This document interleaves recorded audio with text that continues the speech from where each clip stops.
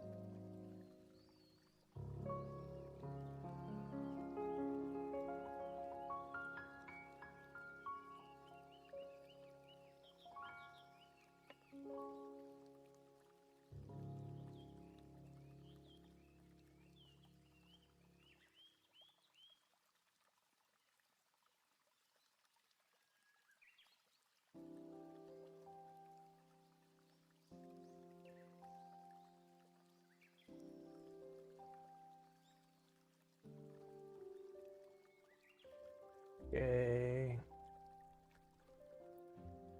Yeah, just take some time to do setups. Please bear with me.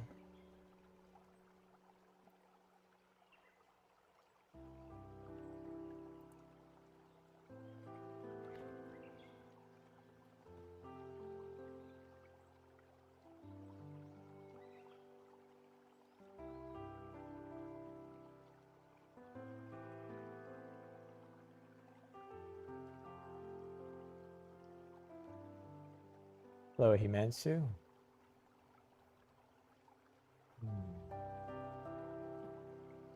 Stream notes.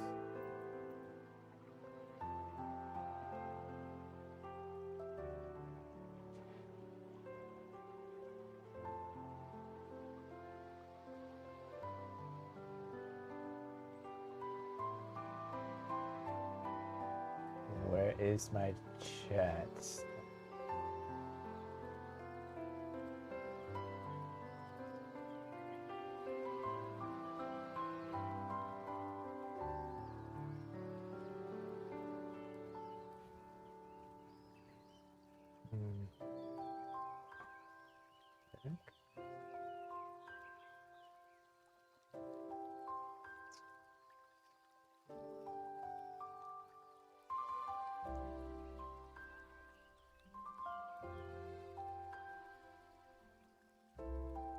Thank you for sending all the love.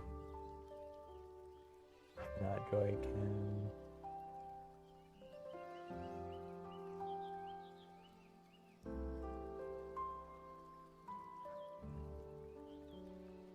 Streamer bots.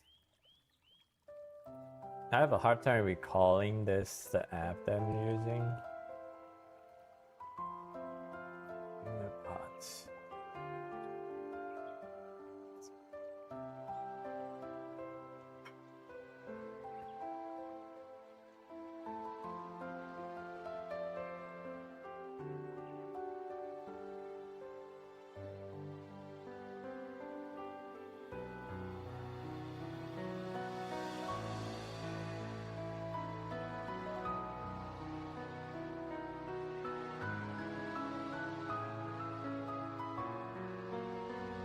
But you eat potatoes?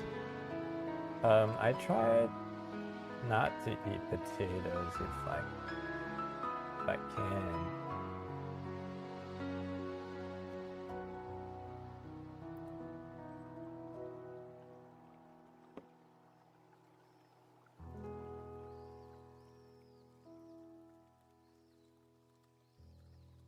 Oh.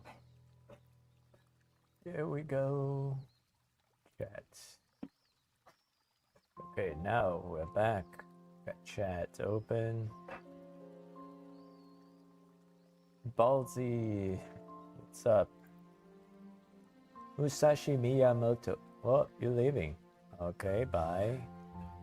Mihansu Potato. Amazing how you're able to use your powers no trouble.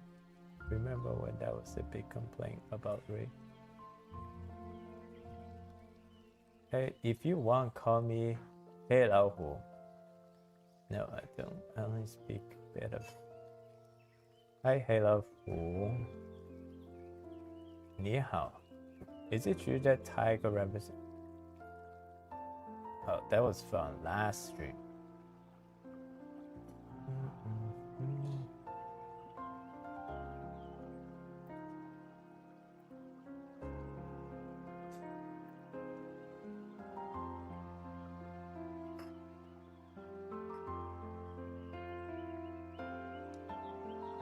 Okay, now I'm actually going to. Oh, let me put this on Discord. Are you guys part of the Discord yet? If you're not, you absolutely should. We got an event that's wrapping up tomorrow. You join now, still can have a chance to win $50. Right, everyone. Stream start.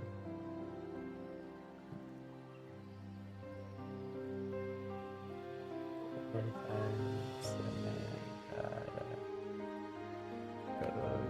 do some work.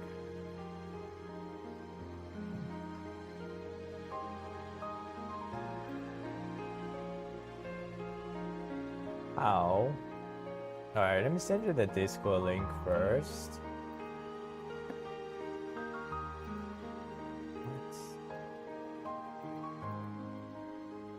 Never generate unique copy. I sent you the link to the Discord invite, and then in the events you can see the message. Then I open message here.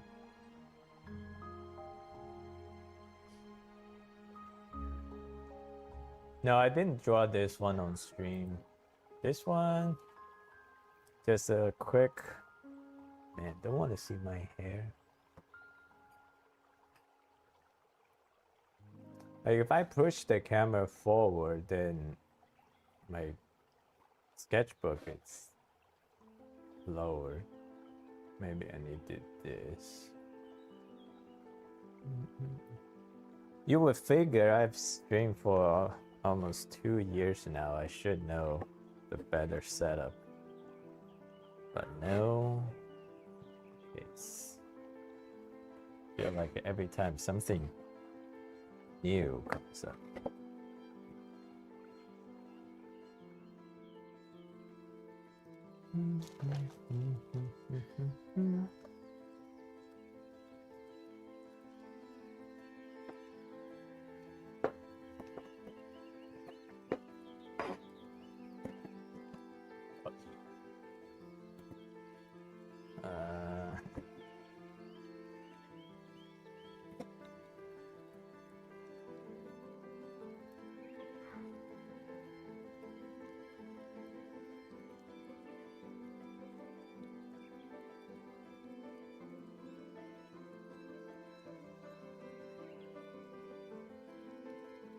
Got something. I like this a little too high. Okay,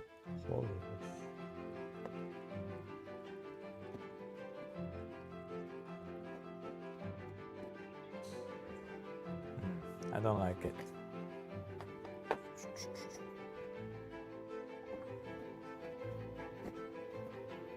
So if I lower this, I gotta bring this thing back, which I run the risk of showing my head. There's no perfect world. Okay, I like this. Let's pick a reference.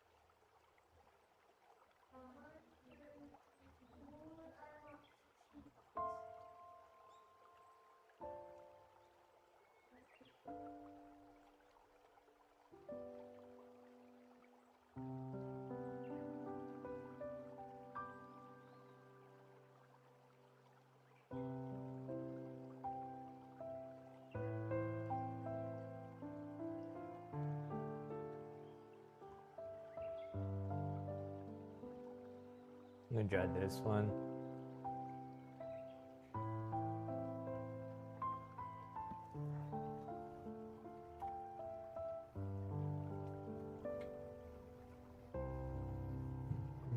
Alright, hit record. Never forget that. The last date of submission. Yeah, tomorrow morning, 11 a.m. But it's not something that's very difficult to do. Just have to give a solid effort of drawing, then you're in. Solid effort definition is 60 minutes.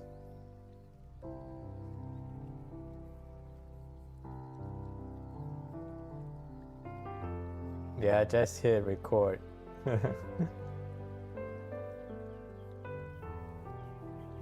Thank you for the reminder.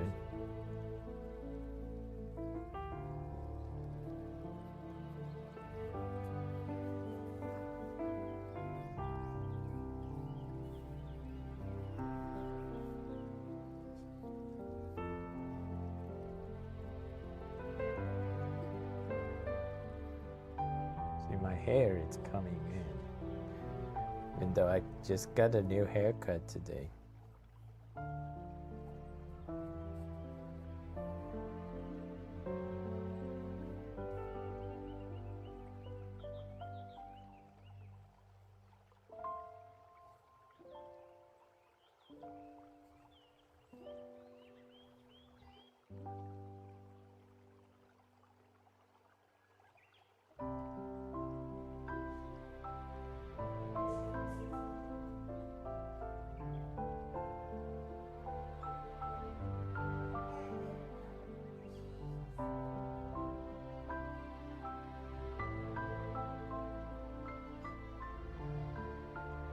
This weekend has been doing great.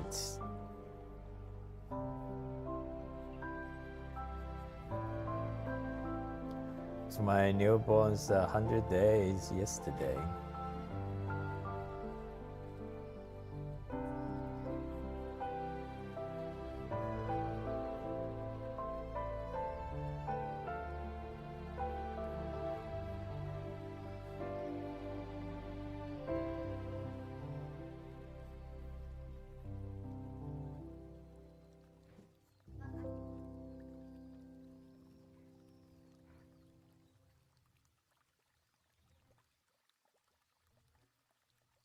Thank you, screen.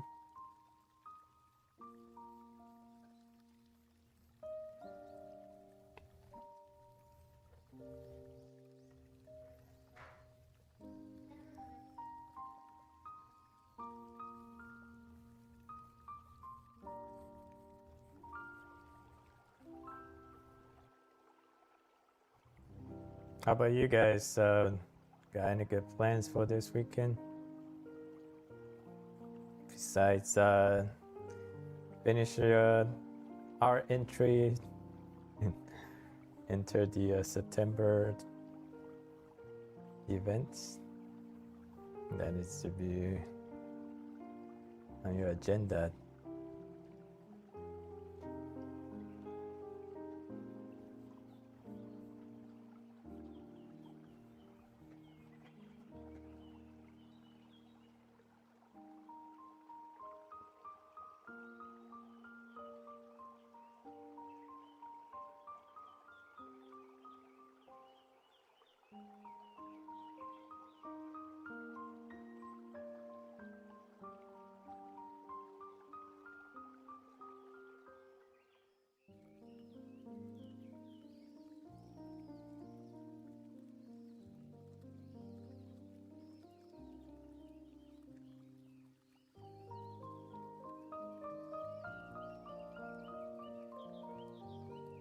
Lin, you draw anime style? Yes. Doing sports and arting. What sports do you play? Can draw stuff. So is it free to join your... Yes, it's free.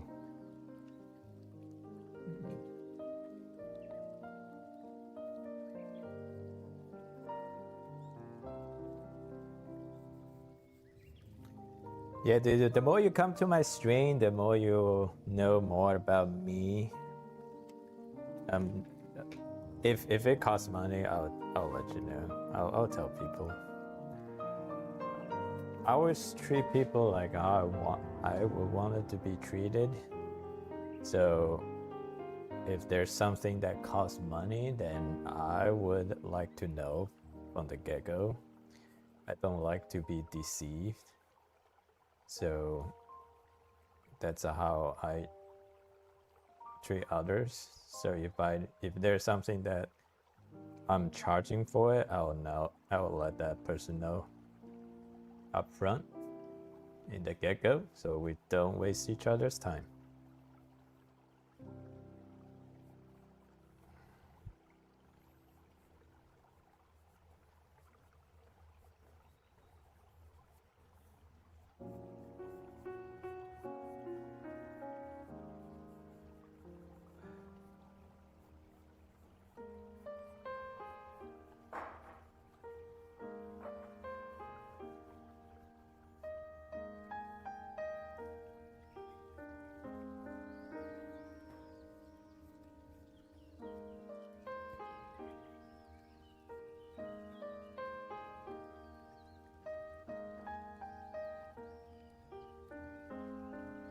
I think the reason probably a lot of people not really taking the event seriously is probably there's some kind of doubt in that I'm actually gonna give people $50.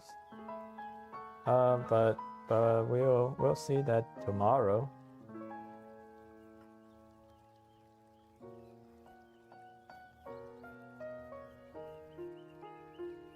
You can come see the stream tomorrow.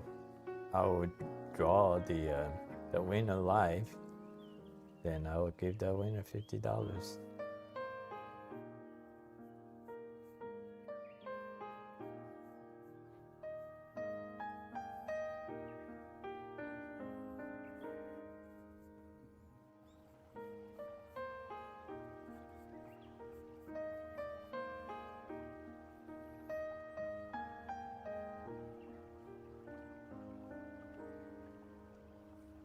I thought I shared the receipts.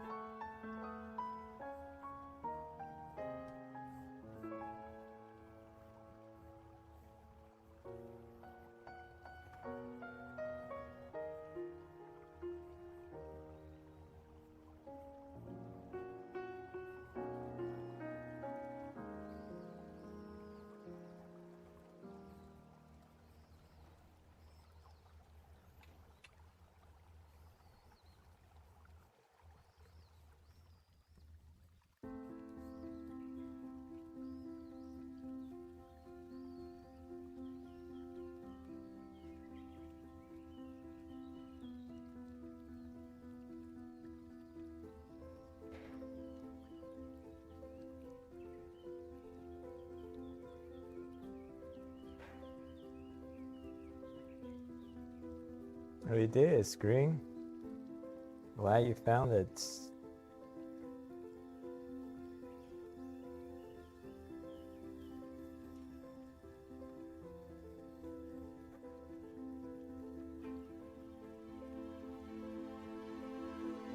a little bit bigger than my liking.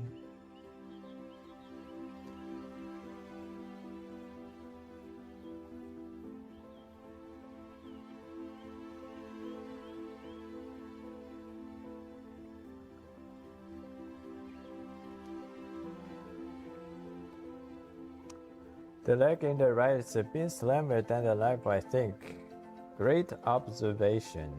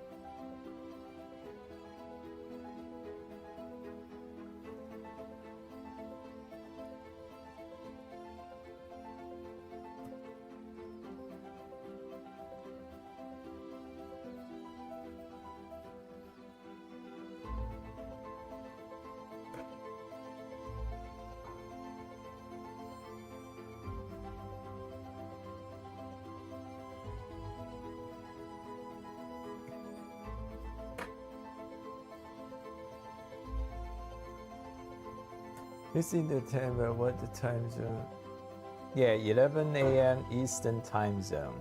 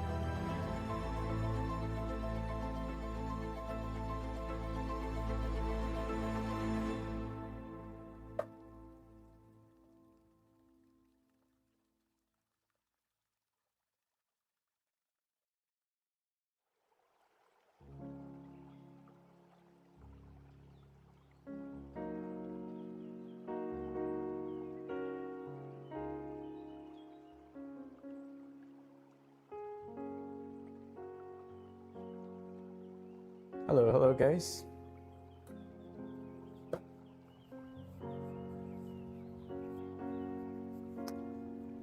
People on the vertical stream, thank you for stop scrolling.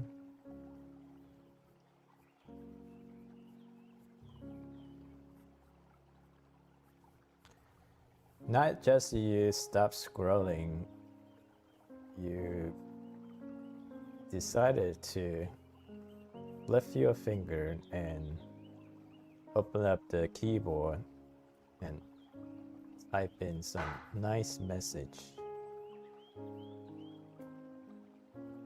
I'm very appreciative of that.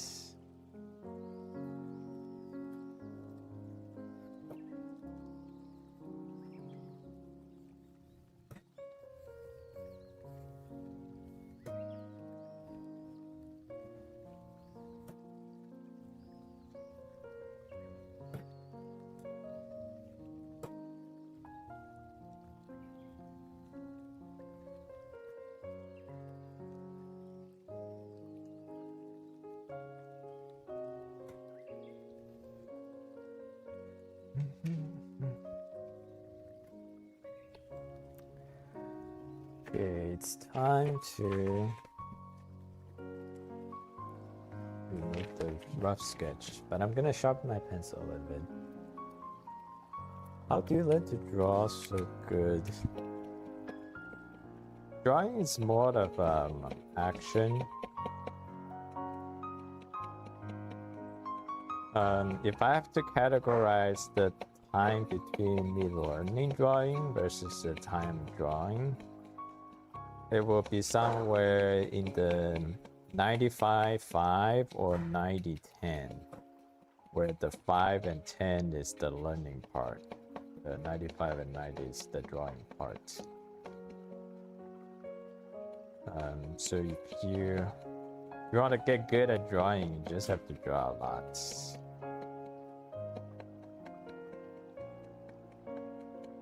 And don't compare yourself to other people. Like you might say, well, so and so only draw for this little, and you could come up with great drawings. However, that person's talents and skill and dedication is irrelevant to you. Are you kidding me?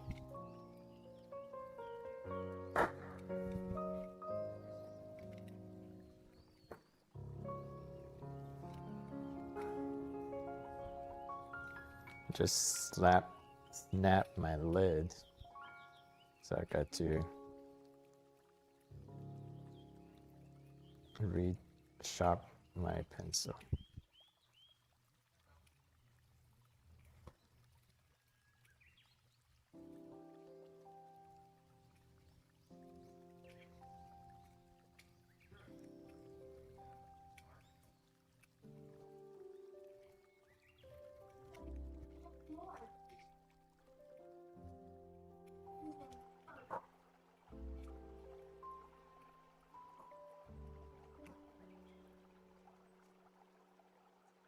This one. So now I just have to sharp the tip without breaking it.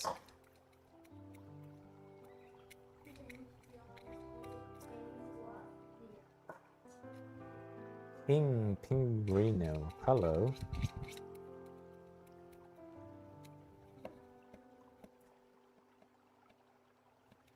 Do you do digital art as well? Yes, I do. Actually, I started in digital art. The reason I wasn't very active this week is I've been struggling on this drawing I'm trying to make.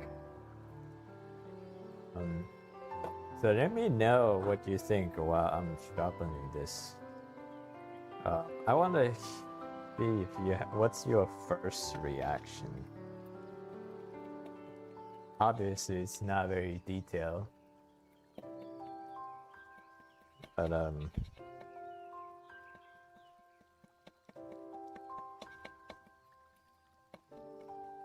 the thing is, like, I get to this point, it was about maybe 5 hours ago, and I'm keeping like adding more stuff.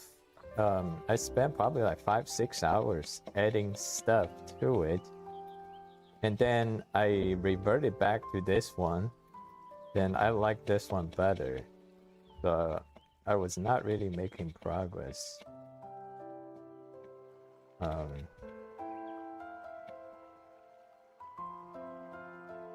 Hi Newt, how do you? Thank you. I have a Pixiv account, but I'm not active on it. I think the last post I made on Pixiv was probably more than a year ago. But I'm pretty much active on all other social media accounts. I have Instagram, X, Terra, DeviantArts, TikTok, Rednote. So right now my main focus is YouTube. Is number one. YouTube is my main platform, and then I upload everything onto TikTok and Rednote.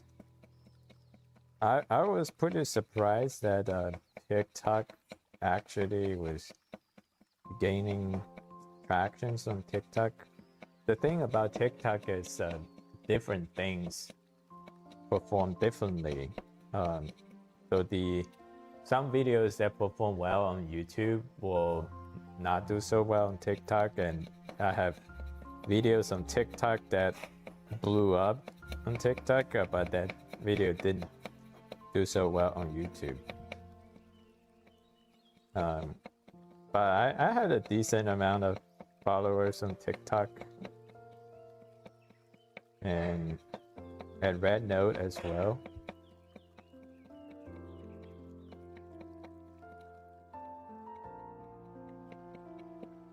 Okay, just checking because I found you that was wondering if you might be someone.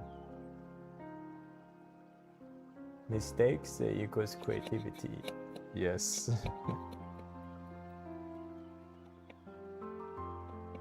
So far doing this.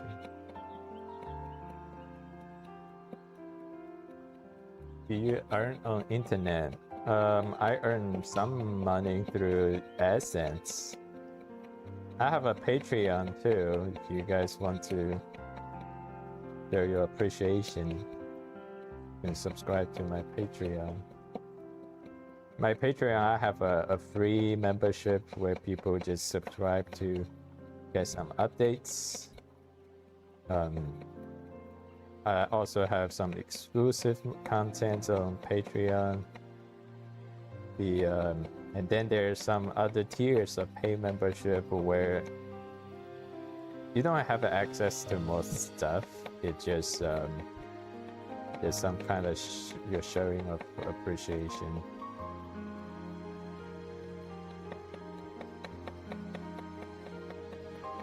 And I do use the earnings from this effort, and I use it as a price to give back to the community.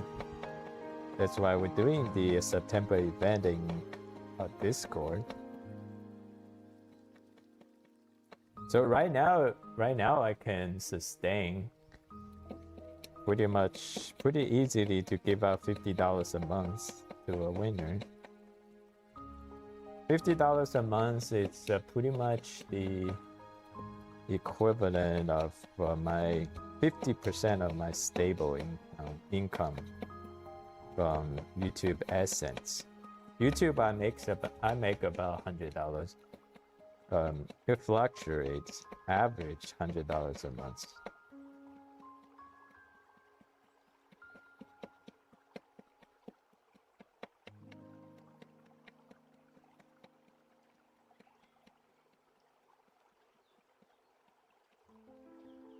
Yeah, if you guys improve the community, then the channel earns more money. I can even upgrade the price in the future. I think the general sense I can keep it about 50% of the monthly income. It's very sustainable for me.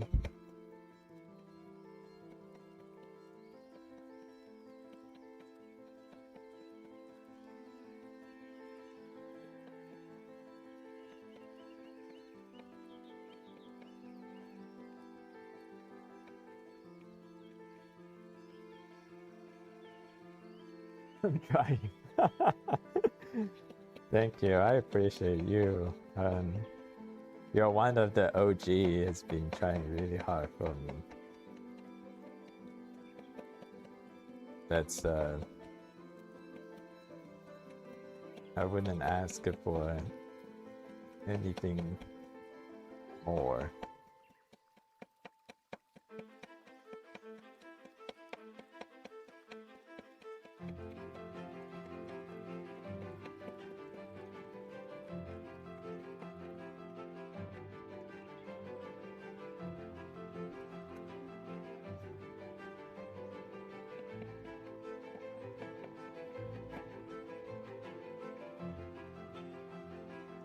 Who we got? Where are you from?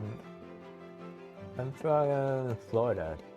Archangel, who doesn't suggest it?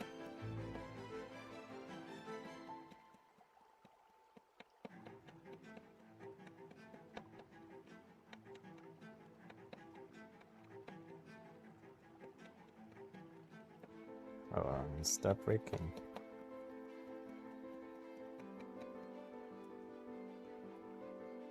Yeah, I think there's a appeal for everything.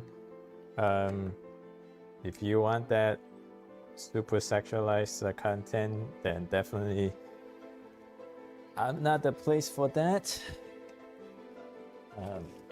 I'm the more, hopefully, more elegant, graceful.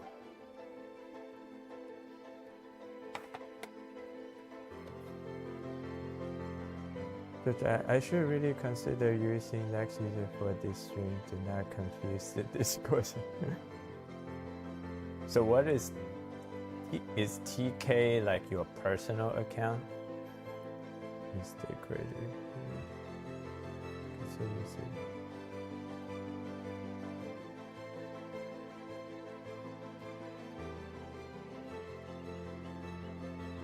Thank you, Newts. Okay, just checking because I found you there. Gotcha. Okay, cool.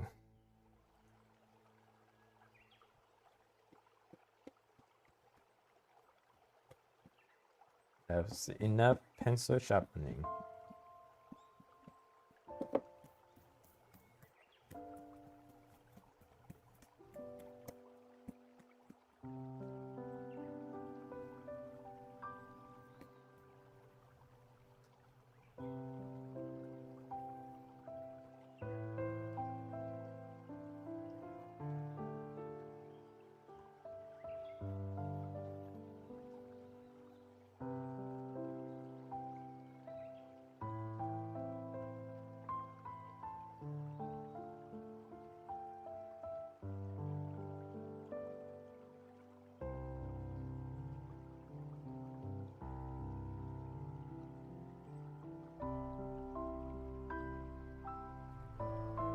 Oh, forgot. I mean, the reason I put my headphone is so we need to get some VC going. I'll be in VC.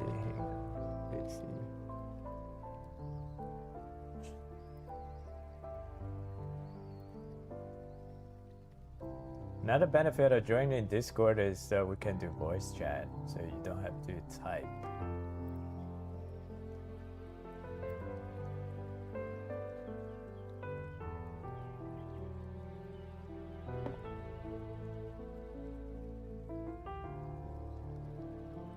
So my art account has become my personal account.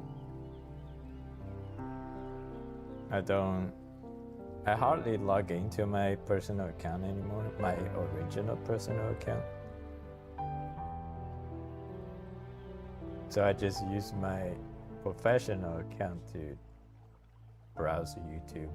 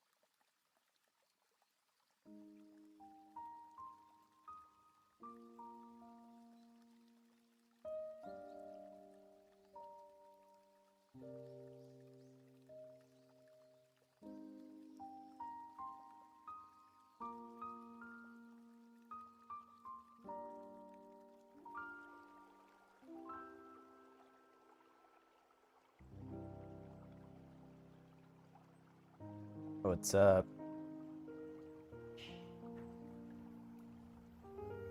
Who is it this time? Let's see. Oh, Bryce. How are you? Good. Got a day off today? You've been working?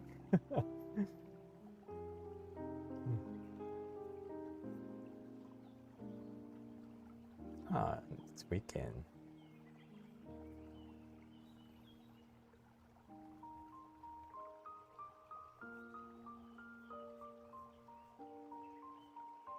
On the weekday, do you have a set schedule or it's different every day?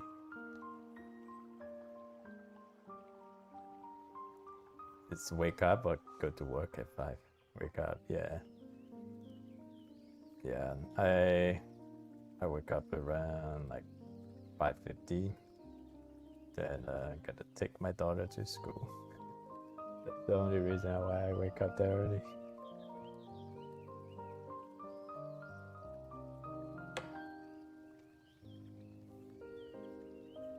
Yeah.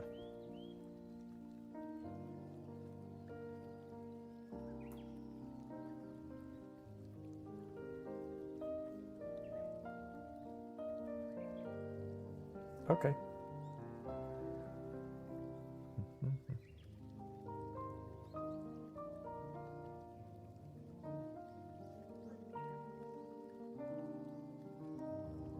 Oh, no problem.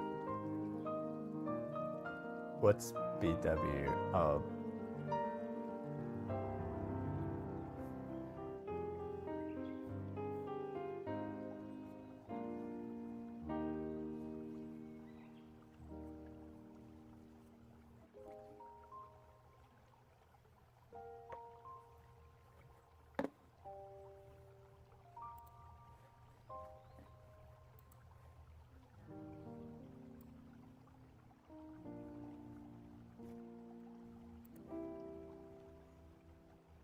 Wow, Vertical stream hit peak at 140 viewers.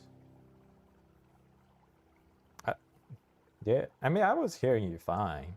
I don't know what issue you thought you had, but I have no problem.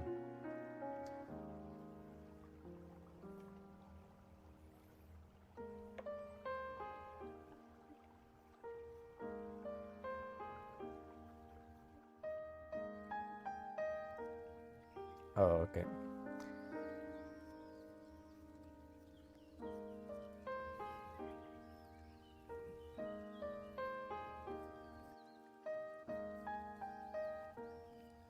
Yeah, it happens.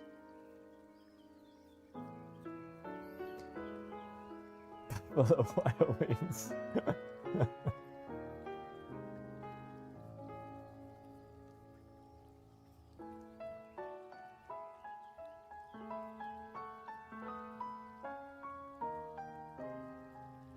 Yeah, I used to love Buffalo Wild Wings until the ones in my hometown ruined it for us. We usually thought the Buffalo Wild Wing was such a nice place to, especially with co-workers. Sometimes Friday night we just go hang out there. That was when I was in DC area. But then I moved back to my hometown and we have another Buffalo Wild Wing. They just so poorly ran. Service was awful, food was awful. And that was, we went there one time and then we thought maybe it was just a miss. Maybe it has to do with staff and other issues. And then we waited a little bit and went back again. It was the same disappointment. So never went back.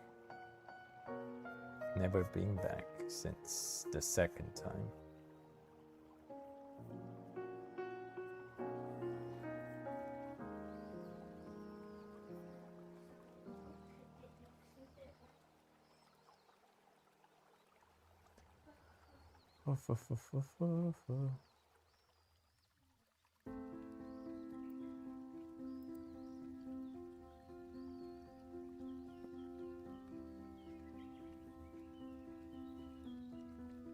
Yeah, I expected Buffalo Wild Wing to be loud.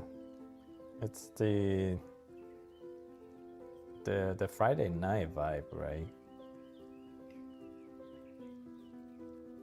I mean, you go there, drink beer, have some wings, watch sports on TV.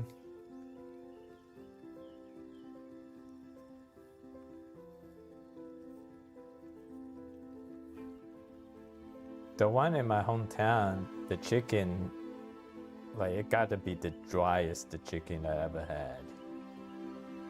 It's just so dry.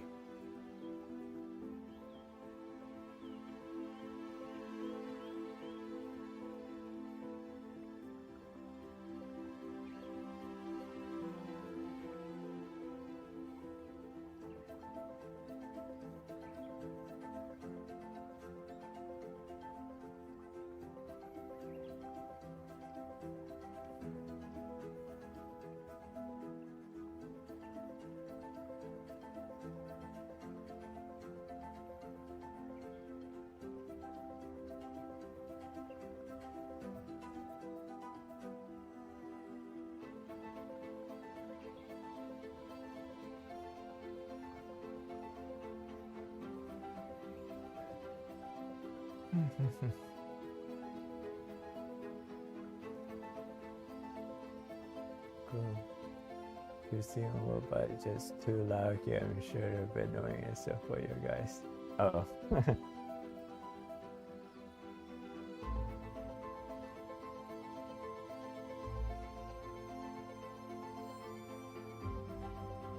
So are you there by yourself or you're with some friends?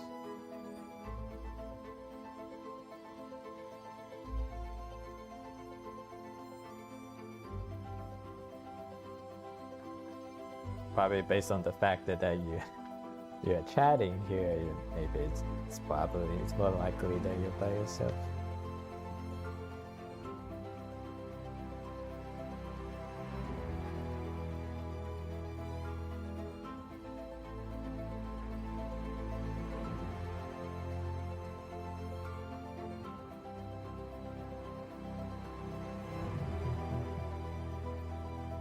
Hello, LiveX.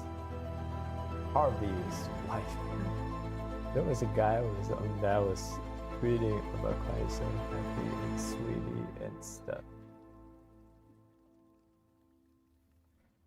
Oh, Harvey's wife. Yo.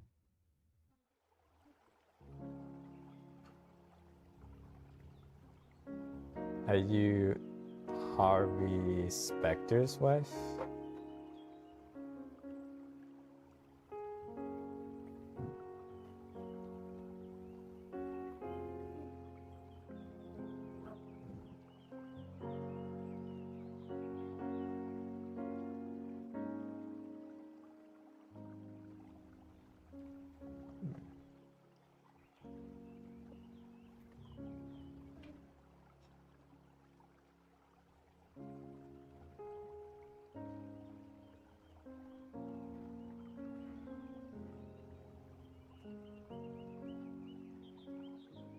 But before the Viva again.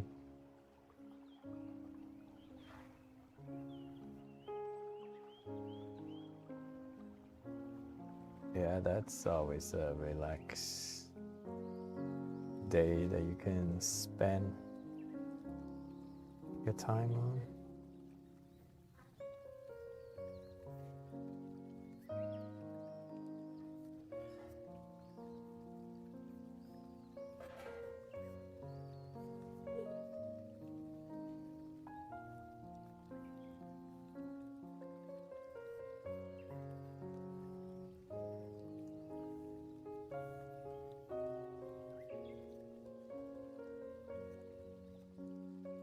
What are you working on, Bryce?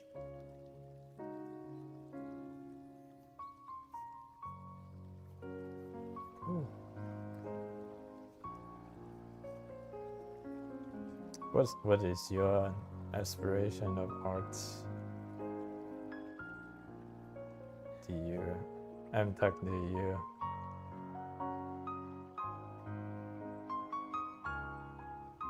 Oh, so basically just recreate what you appreciate.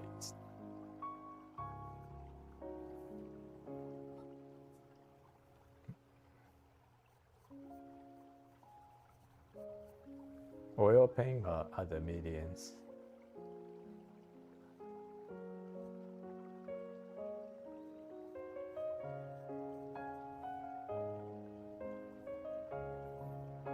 Yeah. Let's see.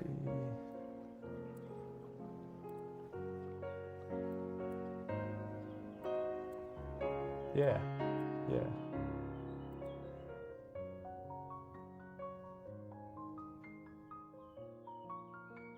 I saw you send a sunset on September 22nd.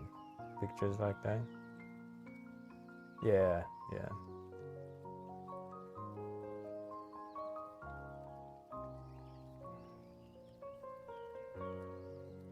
So, drawing versus photography while drawing.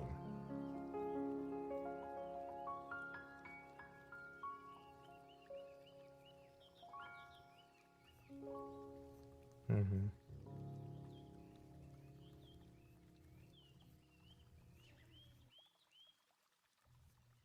Yeah. Yeah, understandable.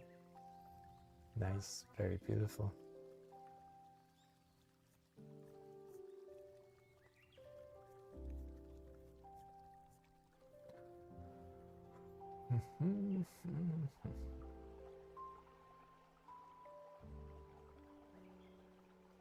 Yo.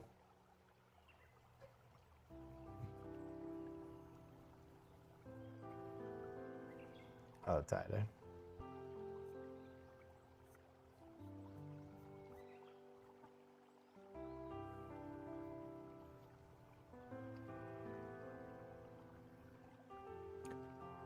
Listening.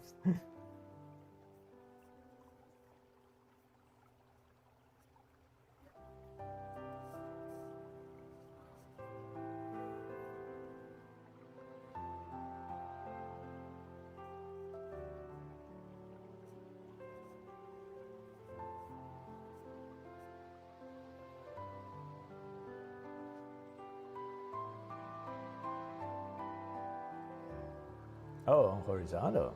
Man, picking up some stuff on horizontal.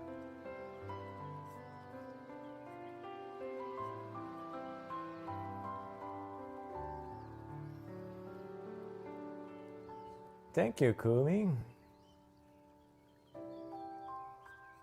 I always appreciate people say I'm motivated to draw. Because I get the same motivation from other content creators, and that is one reason why I stream, is to motivate other people to draw.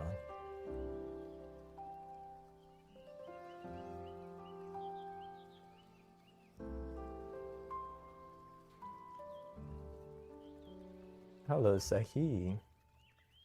Guys, I love everything you're doing. Thank you, Cloud.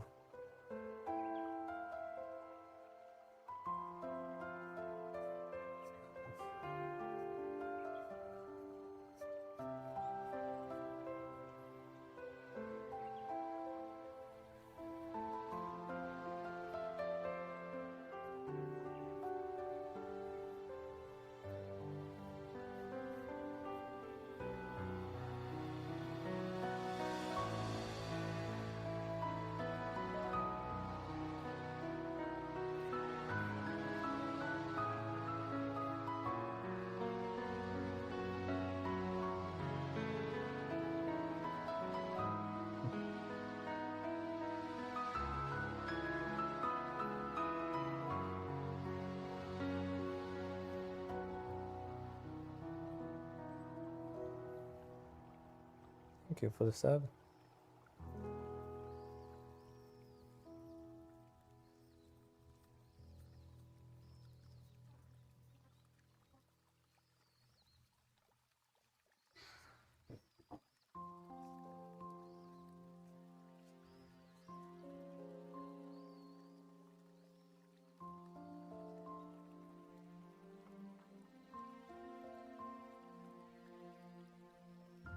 Okay,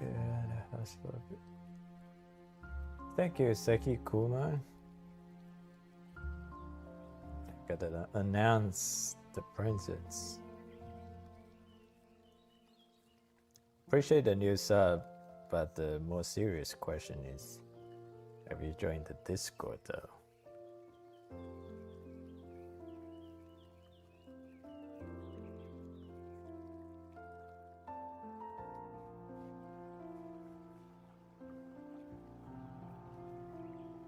Discord is where the real actions are.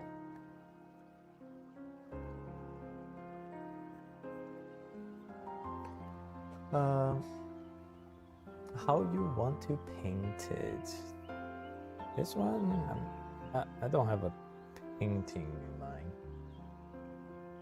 I'm just drawing. Maybe do a little bit of light shading.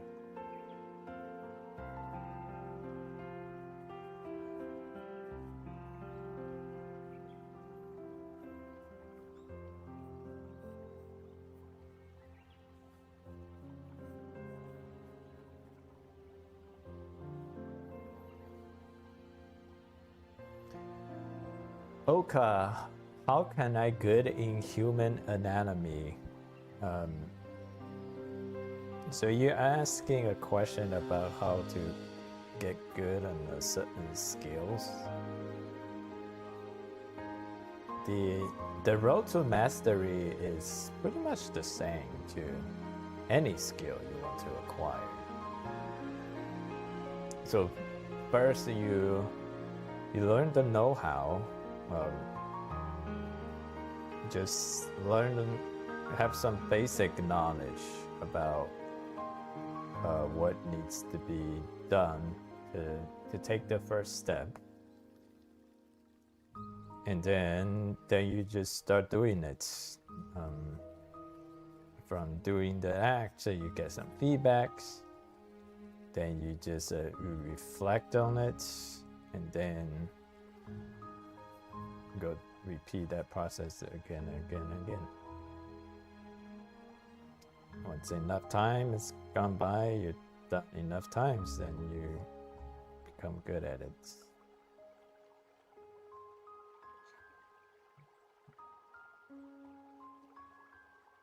And reel that in for human anatomy, it's the same. You learn the knowledge, and then you practice drawing, and then compare that to the knowledge, see what went right, what went wrong, reflect on it, and do it again.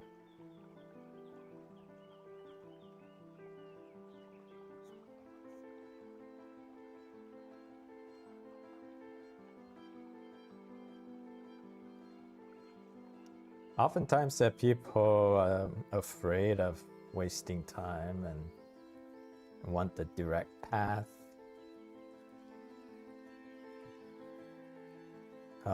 I understand the motivation to seek the correct path, but a lot of times in our road to mastery, oftentimes those mistakes and devious paths are necessary to our growth. If you haven't walked around paths, a lot of times you won't appreciate when you found the good path.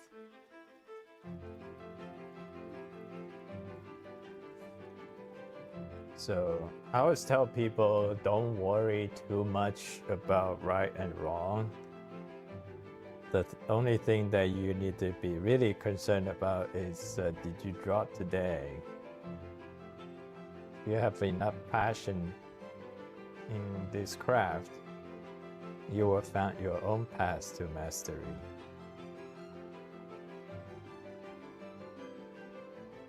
Keep in mind, when I say find your own path, that doesn't mean do it alone. It just means that whatever that path is, either you learn a little bit, do a little bit self-taught, and you find out that maybe you better off learn from this teacher and that.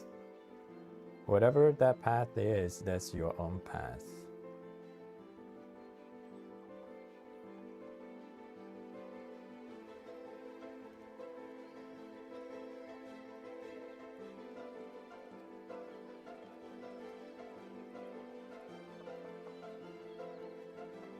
Granted, this is not a channel where you come here to seek a professional advice.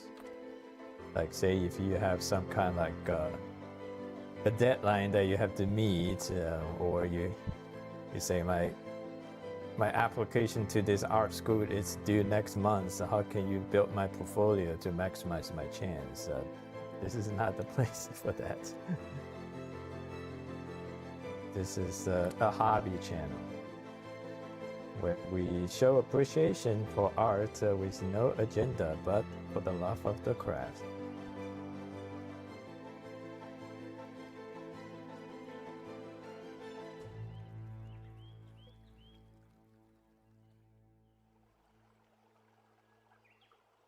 Yeah, for the love of the game, yeah.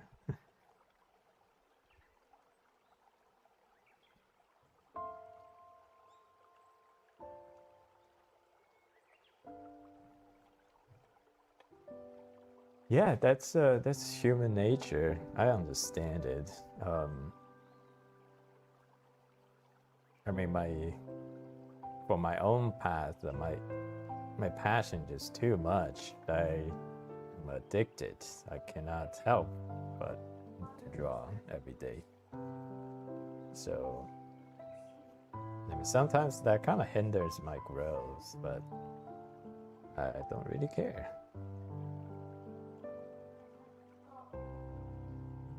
Like what I'm drawing right now, is this gonna help me improve? Maybe a little bit, but it's not gonna change have that exponential growth.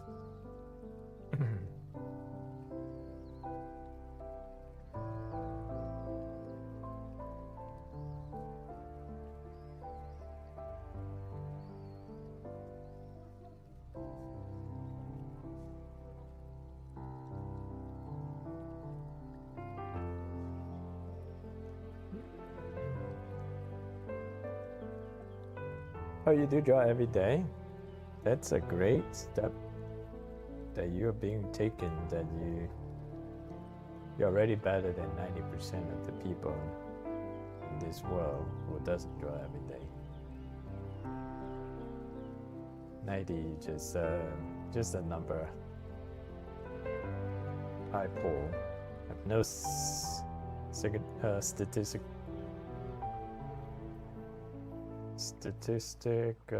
validation.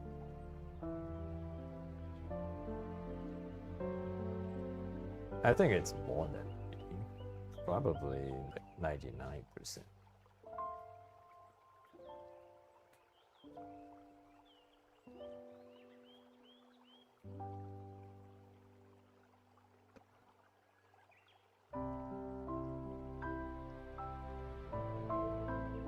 Thank you for subbing. Mohammed, thank you. That was a very long name, so I'm just gonna call you Mohammed.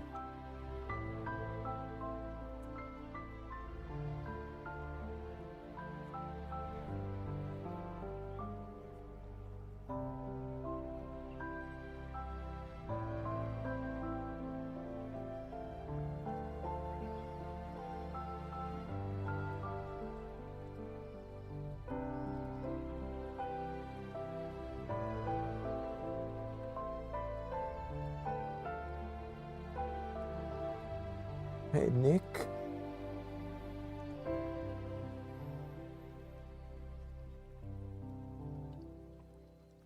Three years now. You've been drawing for 3 years now? Good on you.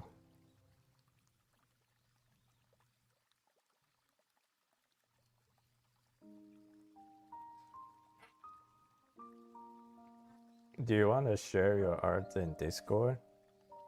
See what your drawings looks like?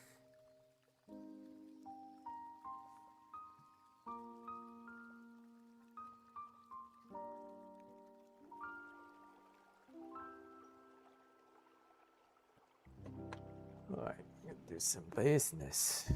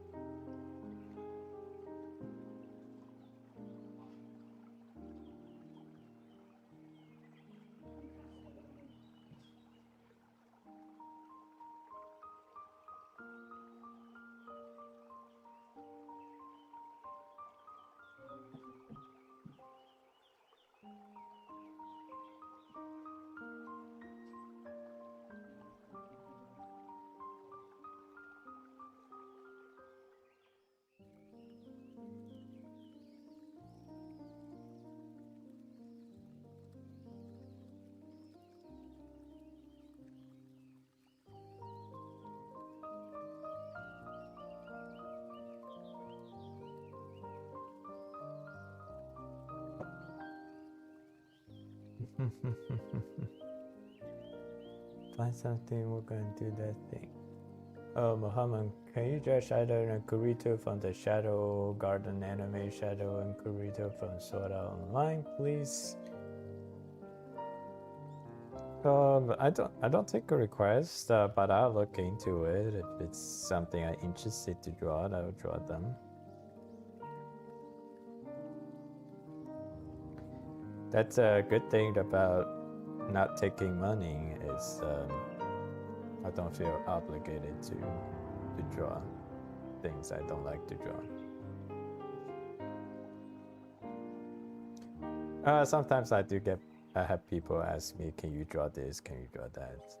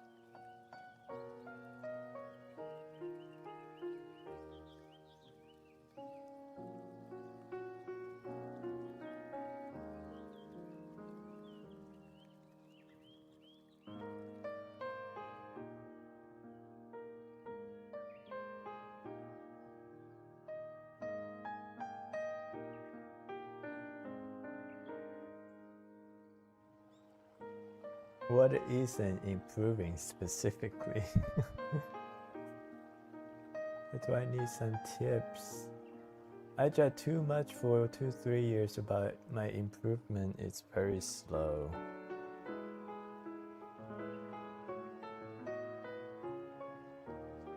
I think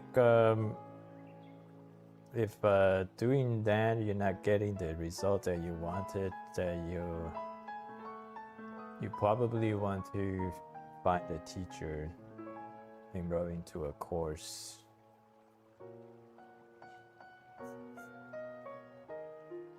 In my opinion, I think the beginner teachers are extremely important. They can set you onto the right path.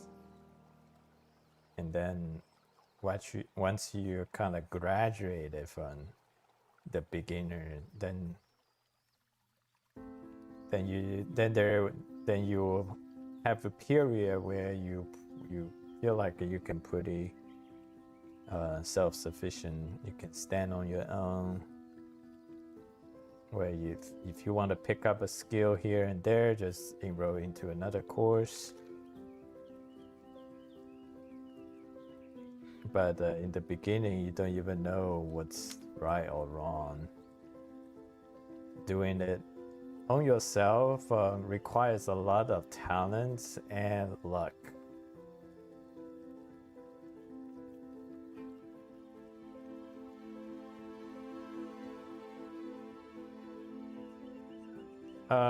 I think it depends on how high of level you want to achieve. I think you don't, I mean, as long as you have average intelligence, you should be able to achieve like decent amount of mastery without any talent, just through hard work. Obviously, if you want to compete at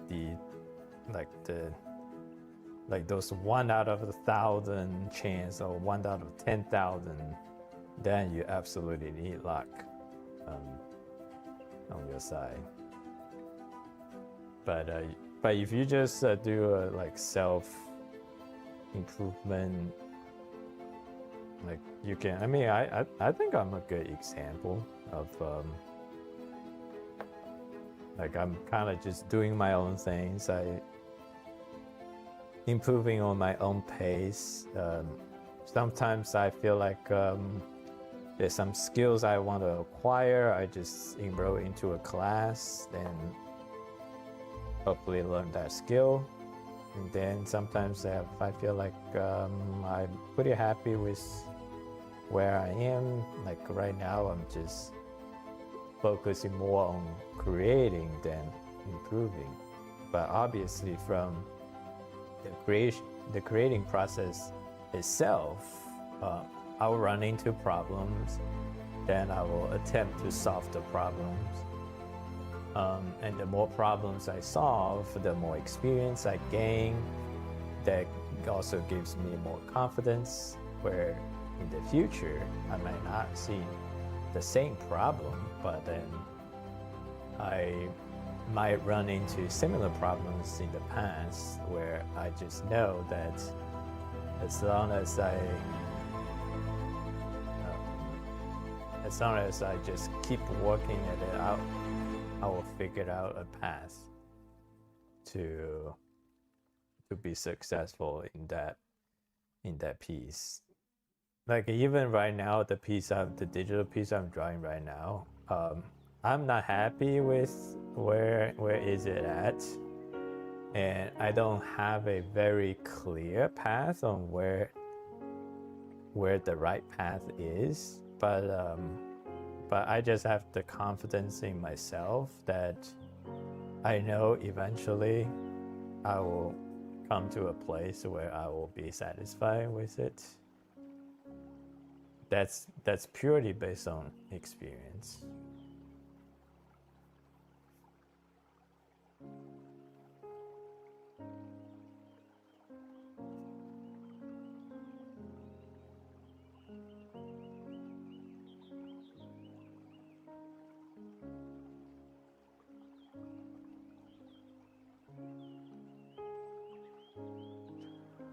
I thought the foundation see these streams to make the way for more art education in public school. Yeah, unfortunately, art it's a luxury. It's not what we people doesn't need art to can't eat or live in arts.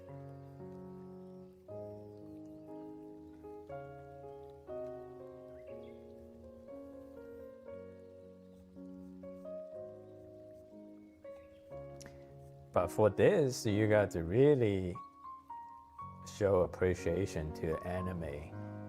Anime and manga, I would say like probably 99% of people take an interest in art in society is because anime and manga.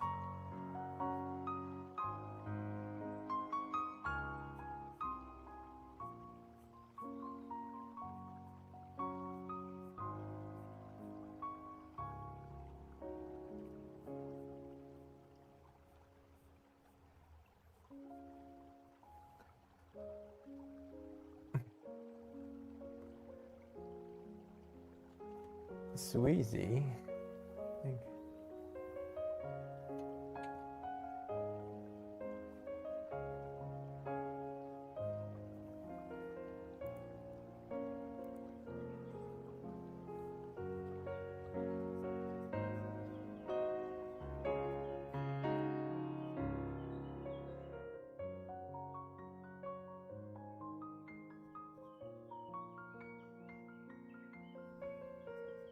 Oh, nice.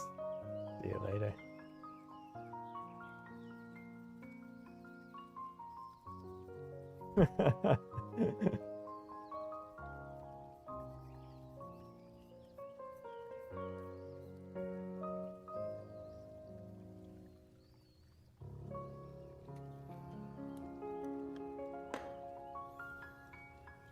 I'm gonna brew myself a cup of coffee. I'll be back.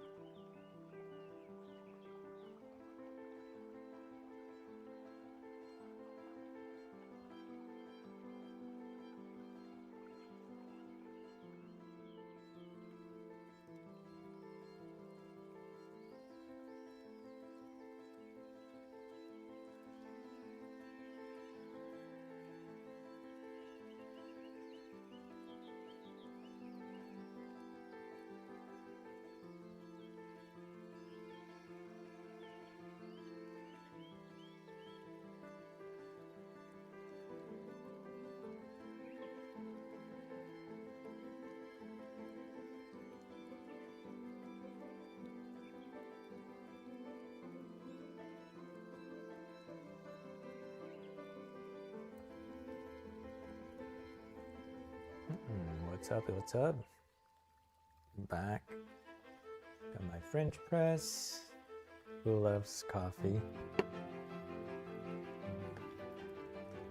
Question: what kind of pencil do you use? A great question. I use Faber-Castell 9000 series.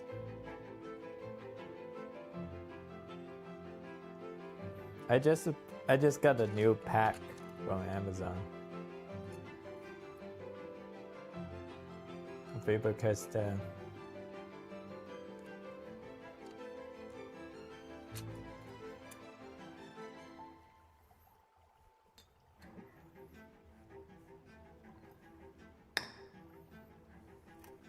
How's your brownie?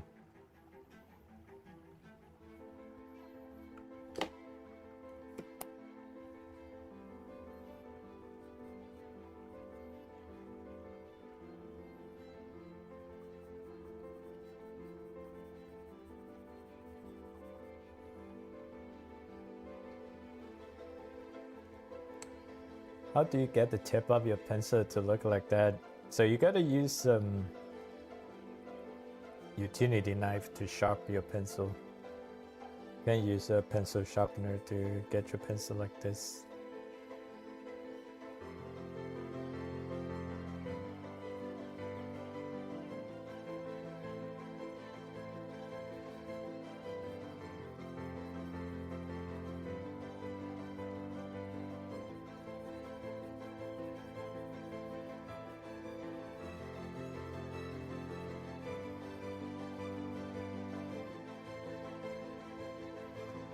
Let's see what Tyler's saying.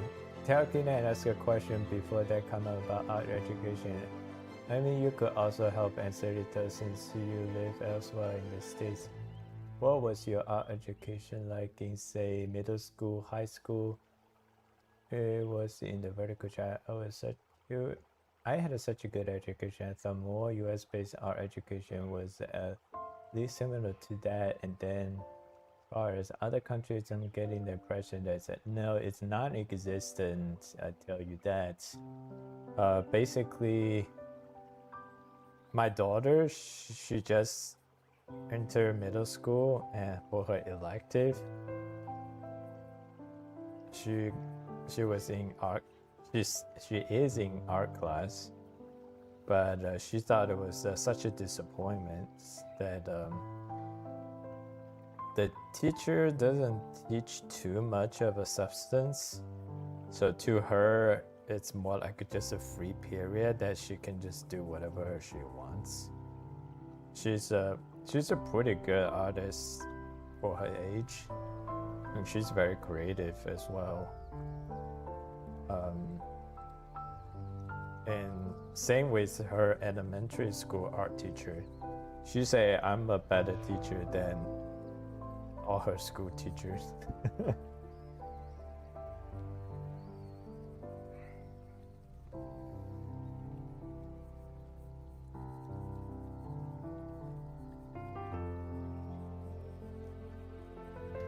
Let's see, publishers offer everything from drawing to graphic design. I take the AP course by my senior years. Feel real fortunate that I had that. Yeah, definitely not our case. My high school, we had a art club, but no, at least I wasn't aware of. There's an art class. I know there was a girl in my high school. We had the same last name.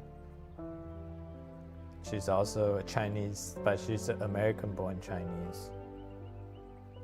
And she was really into art. She's the only person in my class who got into MIT.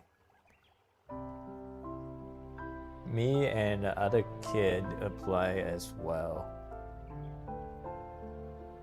And I'll say out of the three, she probably had the lowest testing scores, and not the, I probably had better GPA than her. We're in the same international baccalaureate program, the IB program.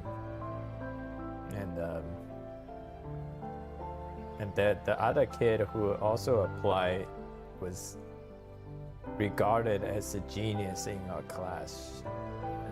Doesn't matter how challenged the classes are, he always had high A's in them.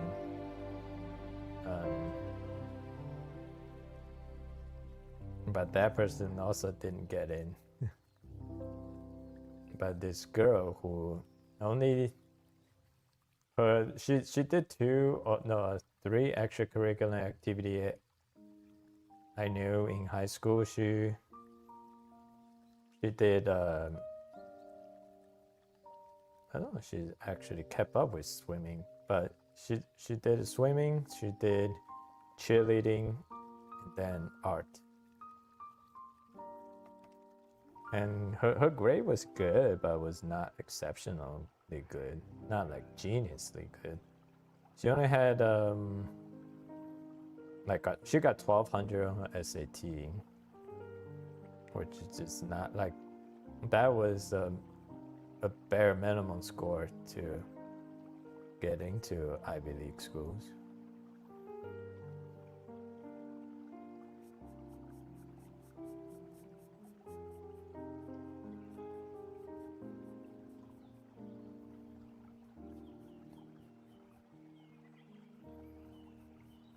But she definitely had the personality and the confidence of someone who goes to Ivy League. So I wasn't surprised that she got in.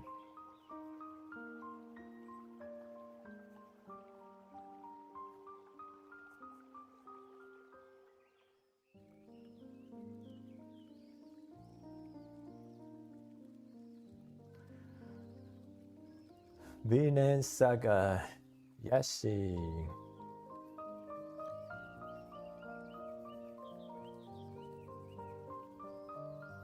Yeah, I could draw that.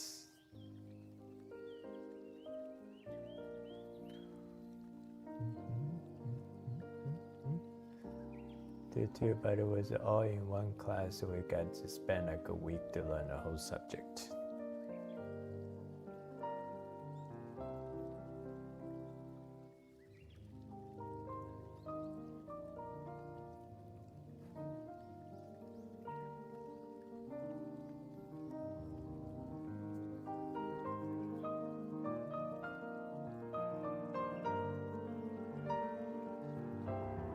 What is it? What do you say?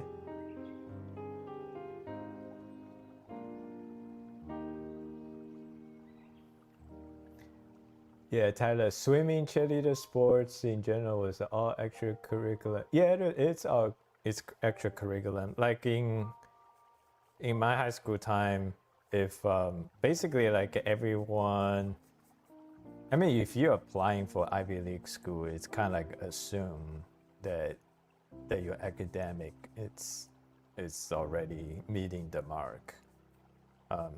So my GPA was good, my testing scores were good, and I had extracurriculum activities and all that. So the only thing kind of like that sets some people apart is what extracurriculum, like how well did you do in your extracurricular activity.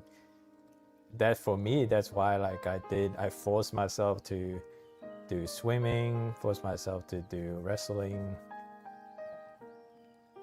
It's all basically try to build as well-rounded me as possible to get into the school I want.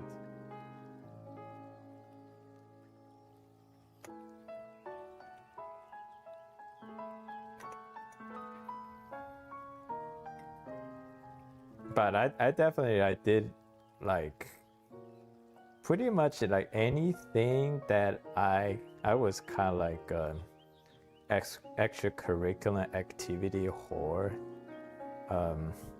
Pretty much like anything I can get into a varsity team,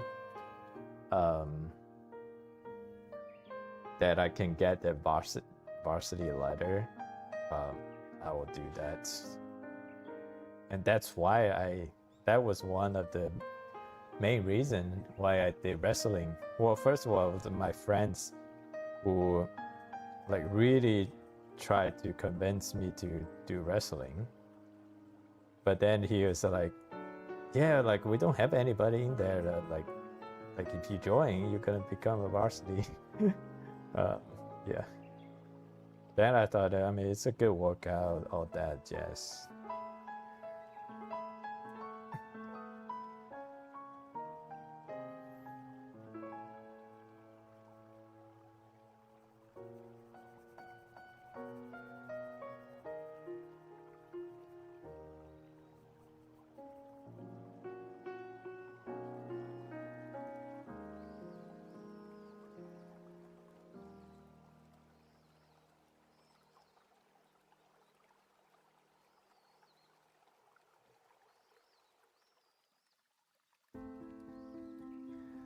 I have a good story, but I can draw sometimes, but sometimes I draw too good because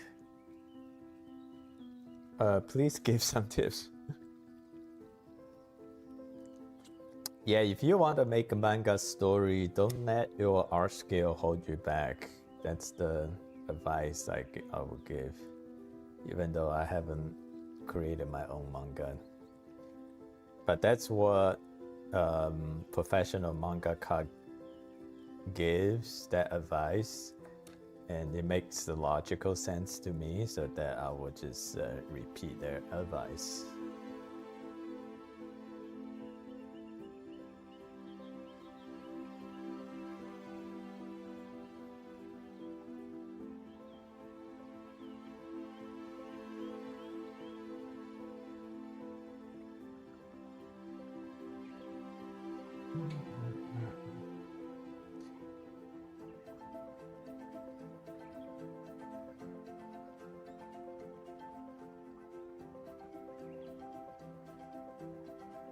So I was listening to Brandon Sanderson's lecture, and he talks about creating or learning your own methods to write novels. That one, I mean, he's talking about writing novels, but it applies to anything creative. Like if you want to be an artist, be a professional artist in this industry, that what you need to learn is the process of your own creation process. So if you want to create your own manga, just have a mindset that your first manga is not gonna be great, or even not your second, not your third. But use your first manga, second, and third manga as an opportunity to learn and develop your manga drawing process. So once in a while, one of your manga, say your 5th, 6th, 7th manga, will become a hit. And now when you sign a contract with the publisher, they're gonna have your thing in a series where you have deadlines that you have to meet. When that time comes, you already have developed the skill to pump up your manga panels at a consistent quality that is required. So if you're spending all of your time to try to make that one perfect manga, you are not developing your manga creation skill process. That even in the off chance that your first manga become a hit, which most likely is not gonna be that case, then when the publishers say, okay, so and so, now I need you to pump out so many series by this amount of time. Otherwise, then, because if you don't have a consistent publishing schedule, then you can't develop a fan base and momentum. That if you only publish like one book and doesn't publish something else, and years later, I'm talking about in the professional setting. I mean, if you publish books for hobby, that's a different story.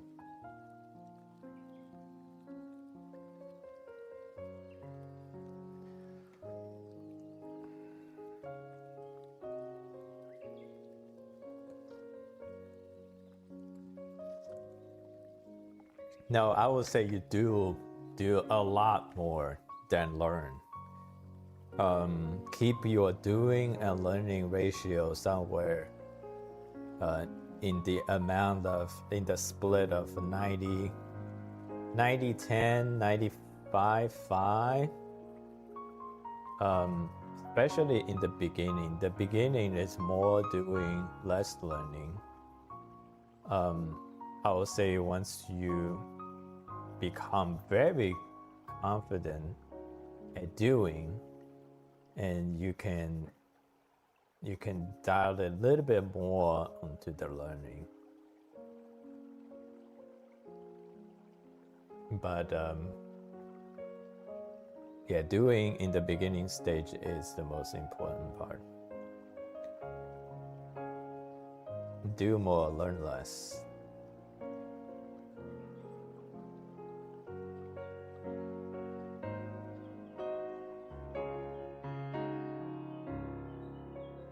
And this is the same for everything. It's not just drawing. Whatever skills or jobs and that you try to get better in life, it's always do more than less.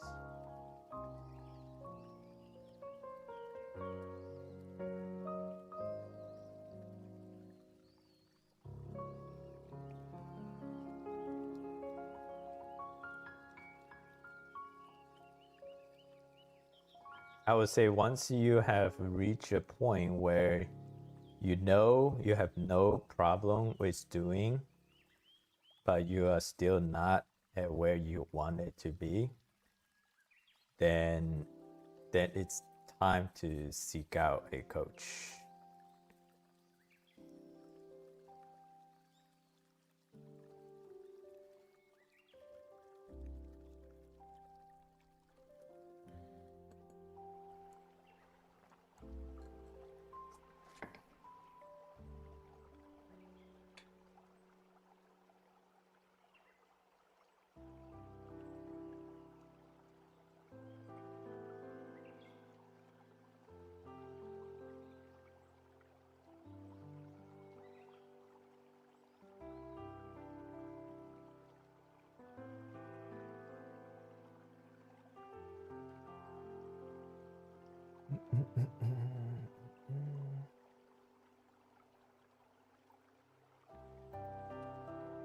Hey, newcomers in the chat room, are you guys aware to have a Discord server?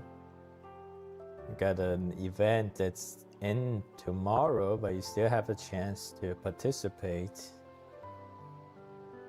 Just asking for a minimum of 60 minutes of effort following a prompt, one of the 3 prompts that I posted in the Discord server. And it's really easy to meet.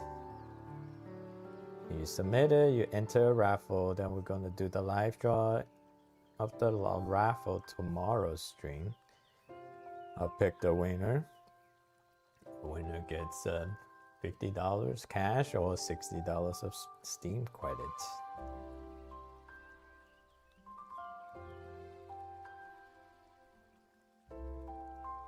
Link in the pin message.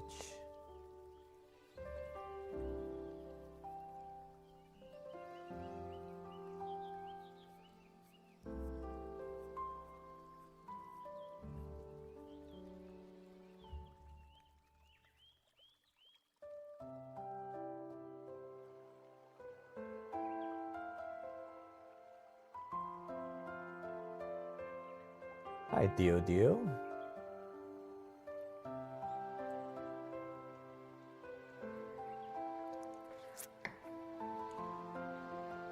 More about learning how to learn than what you are learning you could know. Damn, you guys are getting 3 chats going on. Where people chatting VC too. I find learning any skill is kind of like sculpting your stuff. It's getting the big chunks out of the way, then get down to the nitty-gritty. Good analogy. But then you could know what needs to improve, but if you don't nail down a routine or structure to the learning, it's like a breeze. All those exercise lessons just breeze by instead of sticking long term.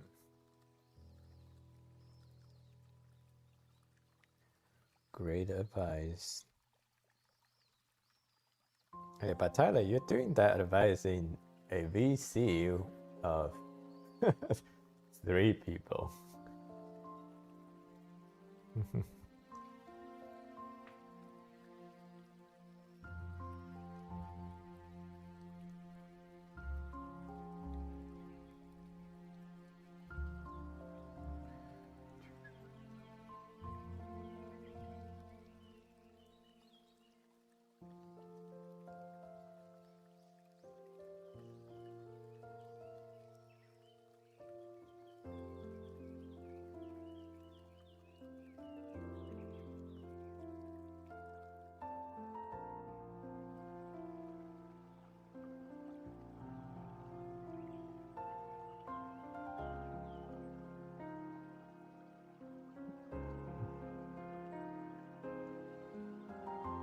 Thank you, Pixie Palette.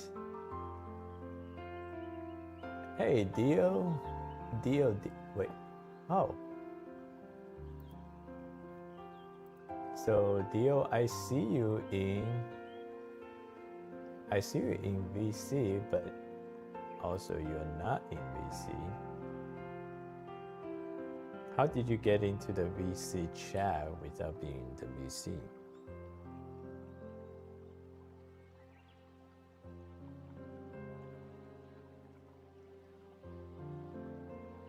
What number pencil is that? This is HB.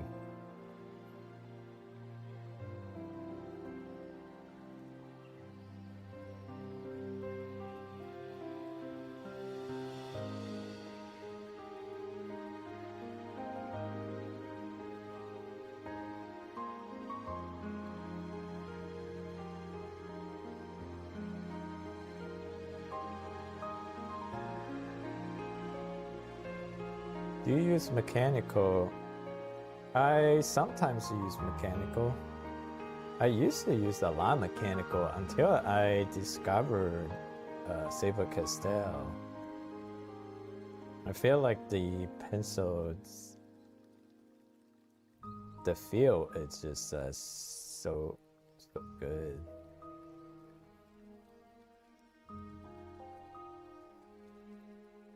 It's definitely more lightweight than mechanical pencil. So you can get like a really light, like this, extremely light.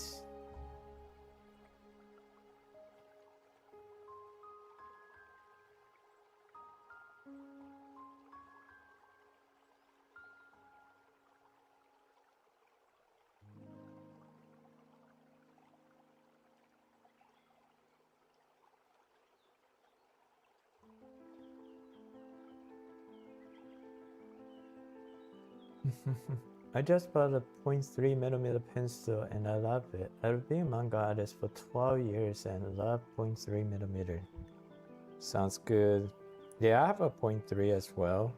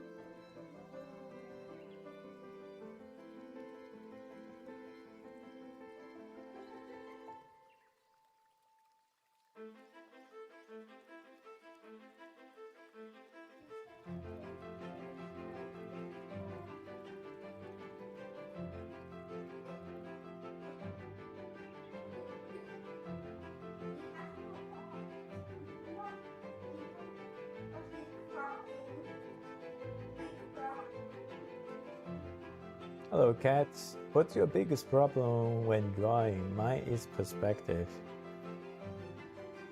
I learned a good model that I don't have too much challenging perspective if I follow closely of a reference. But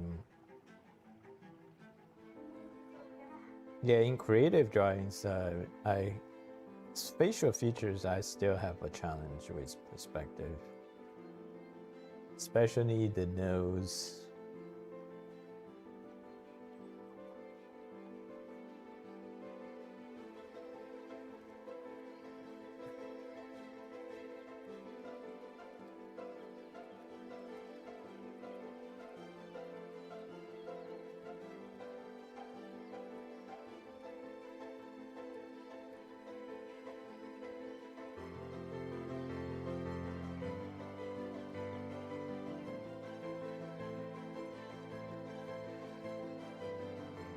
Hi, Dio. Thank you.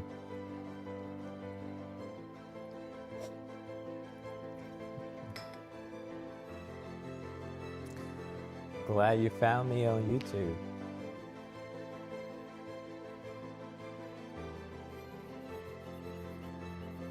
Yeah, I was doing Twitter before I started my YouTube, so maybe you were following me before my YouTube.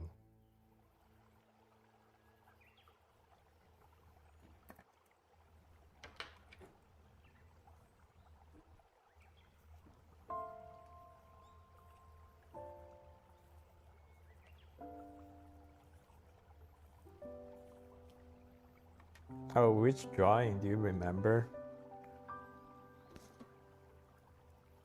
On Twitter, there was only a few work that then they kind of like got a good exposure.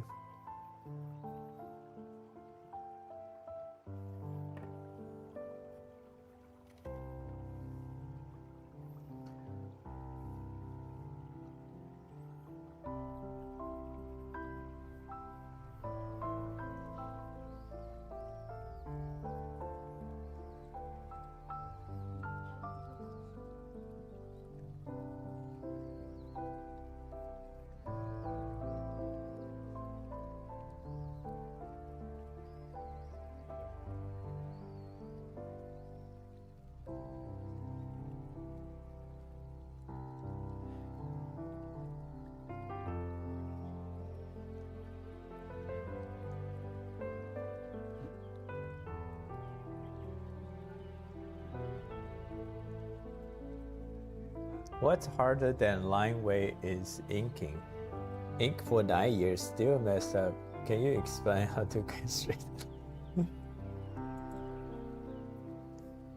Well, thank you for having so much faith in me. Did you see my ink drawing? Is that why you're asking? I just haven't done inking in a while.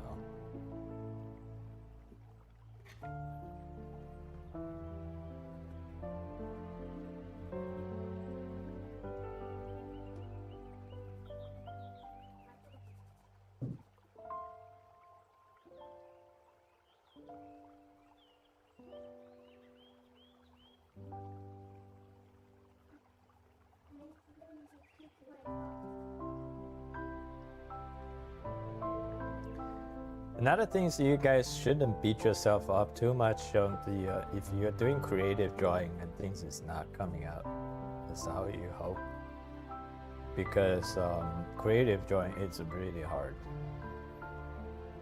and there are definitely artists out there, they you think they're doing creative drawings with really impressive art, but they are a lot of times they just follow very closely on the reference. I mean, they can do minor tweaks here and there, but the overall drawing is closely follow a reference.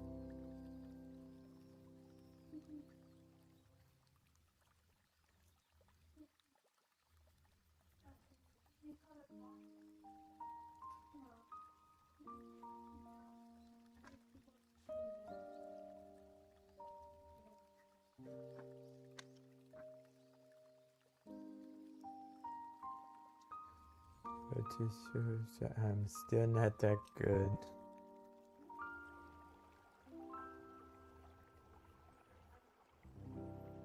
So you say you've been drawing for 12 years.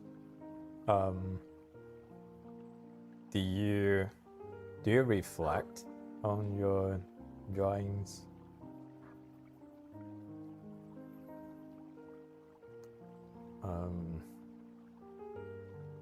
Sometimes the time doesn't equate to progress, or like obvious progress, but I would say those experiences are not wasted, so don't feel like you have wasted your experience, your time,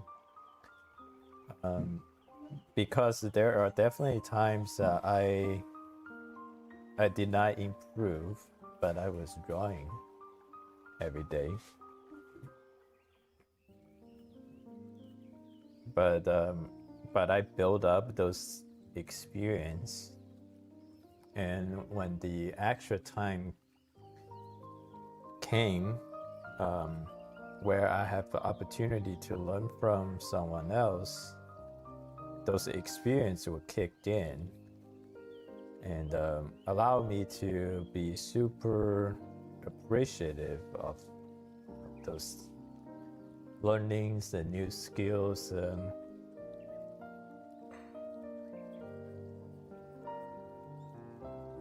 So I would say, like, if I hadn't drawn for that much, I wouldn't be very appreciative of those opportunities, where because I appreciative of them, so I took them more seriously.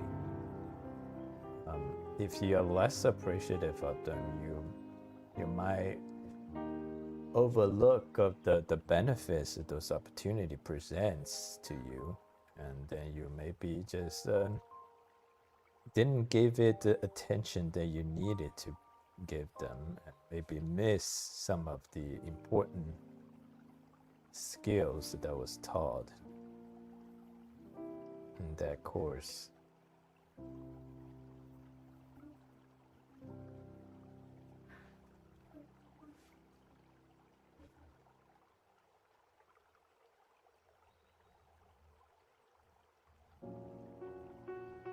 But if you think 12 years that you haven't made the progress that you wanted to make, and you really want to make some progress, I would just look for art teaching courses. I will prioritize the courses where you can have a one-on-one interaction with the teacher. There are benefits of signing up for courses that's just a video only base, where you, like Colossal is a good example, where you can buy a course relatively cheap, and then when you get access to those courses that you purchase, you only get a collage of videos that the artist recorded. So you only basically, it's just an upgrade from YouTube. You're missing a lot of other benefits that you would have gained from learning from a real teacher, where there's a Q&A, there's feedbacks, and also if you're in a classroom with other students, I think most of the students are very helpful and collaborative, with a collaborative mindset. Then you guys can figure out what has been working for some people, why it's not working for you. Those are great learning opportunities that you can get from a real human teacher versus just sign up for a quick video only based class.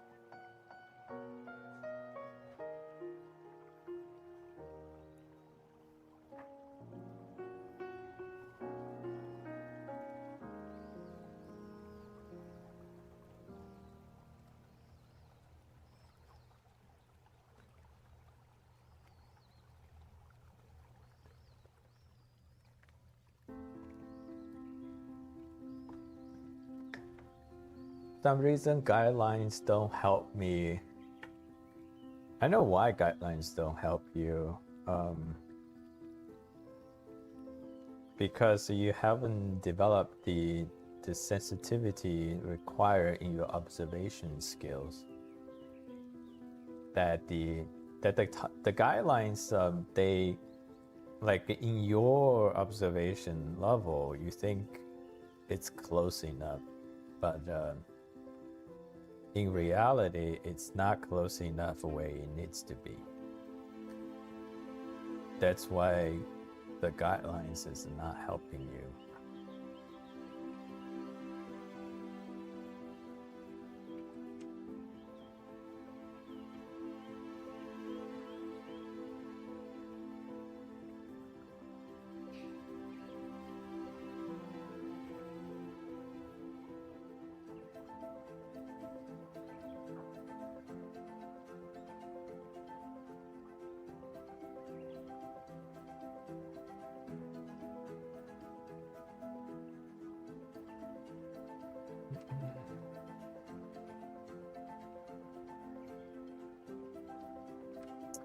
Yes, I have an Instagram.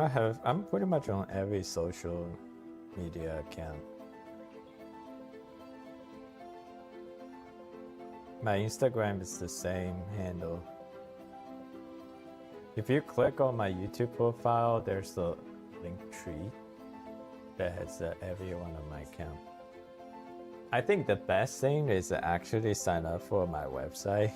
Even though my website, it's I haven't done too much to it.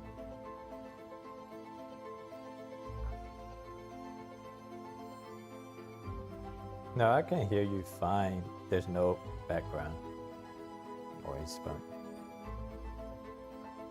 yeah.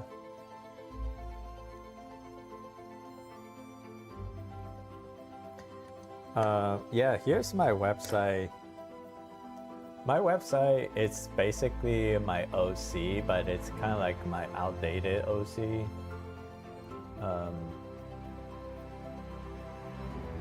It has some outdated drawings. I haven't touched my website other than writing some temporary blogs.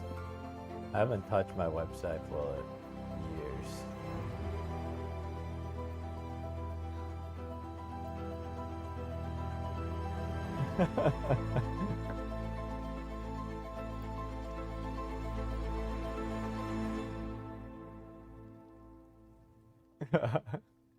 Yeah. The only thing I kind of like the update is kind of like in the story draft blog. Like I did one August 12th, and the last one was April 5th, March 23rd, March 12th.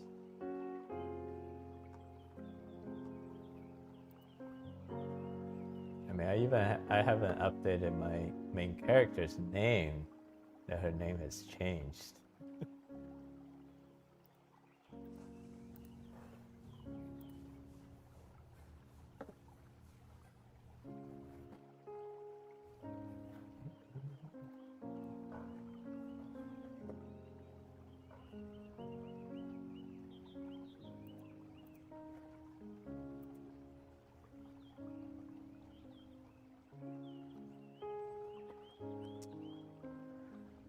This was really early today. Hi, I have to peer again. Hi, Kumi. What's Bryce's question? How's your sheet coming? Oh, what sheet? That's the Inktober sheet.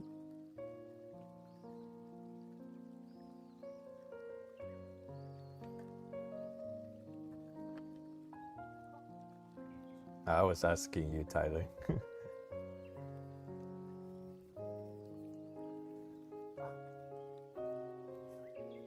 Yeah, that's what I thought.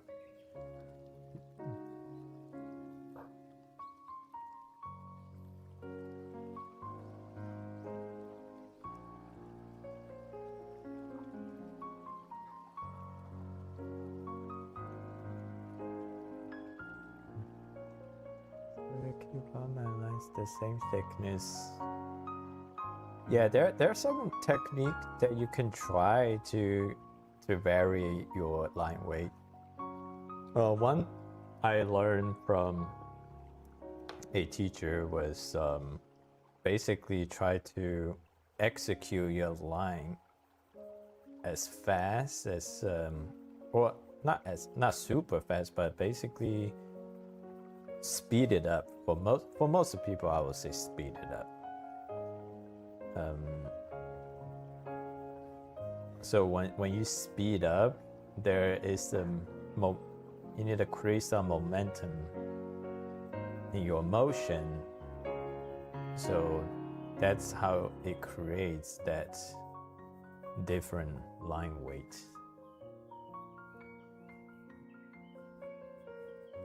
And if you have confidence issue when you try to draw quickly,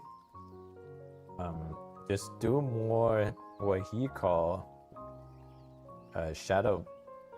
He used the Chinese term shadow boxing, but I don't think that is the correct English translation. But basically, like you just hovering over it. Just say if you want to draw a line from here to here, let's just say, and see if I have a line here, like from here to here. If I want to draw a line from here to here and I'm not confident that I can execute it correctly and quickly, then I just hover over it a couple times and then just draw. So if you do this quickly, oh, ghost lines, yes, that's better. Yeah, if you get some speed into your line execution, then naturally that will come with different line variation.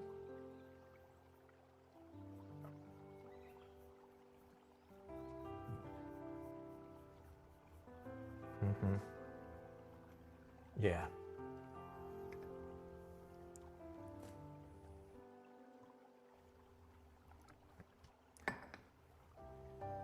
Too bad people can't hear you.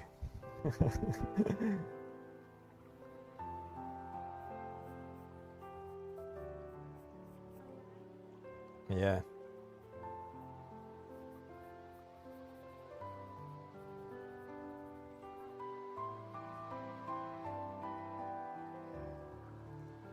Yeah.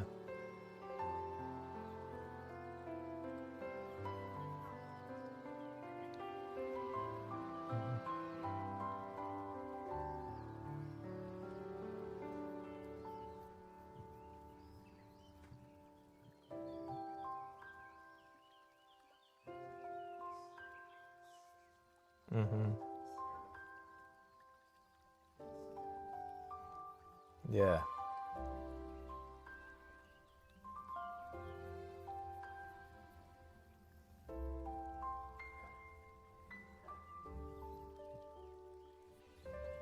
Yeah.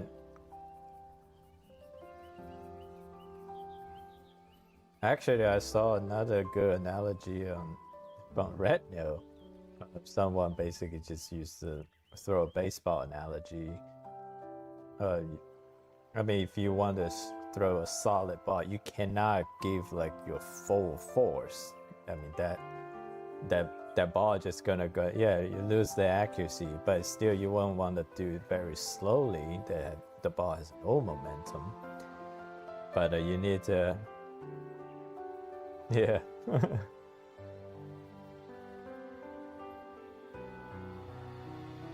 So are you driving home?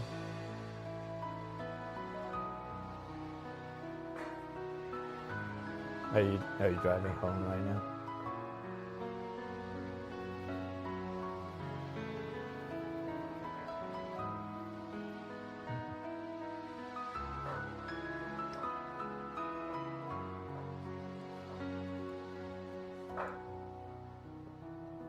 Thank you, Leela. How long have you been driving? I was wondering when this question would come. Yeah, pretty far. We made it pretty far. Yeah, reverb. Not just I'm just making the fun of the situation where every time I do live draw, I will have at a minimum one or two people asking how long have I been drawing. So I've been telling the same story over and over and over again.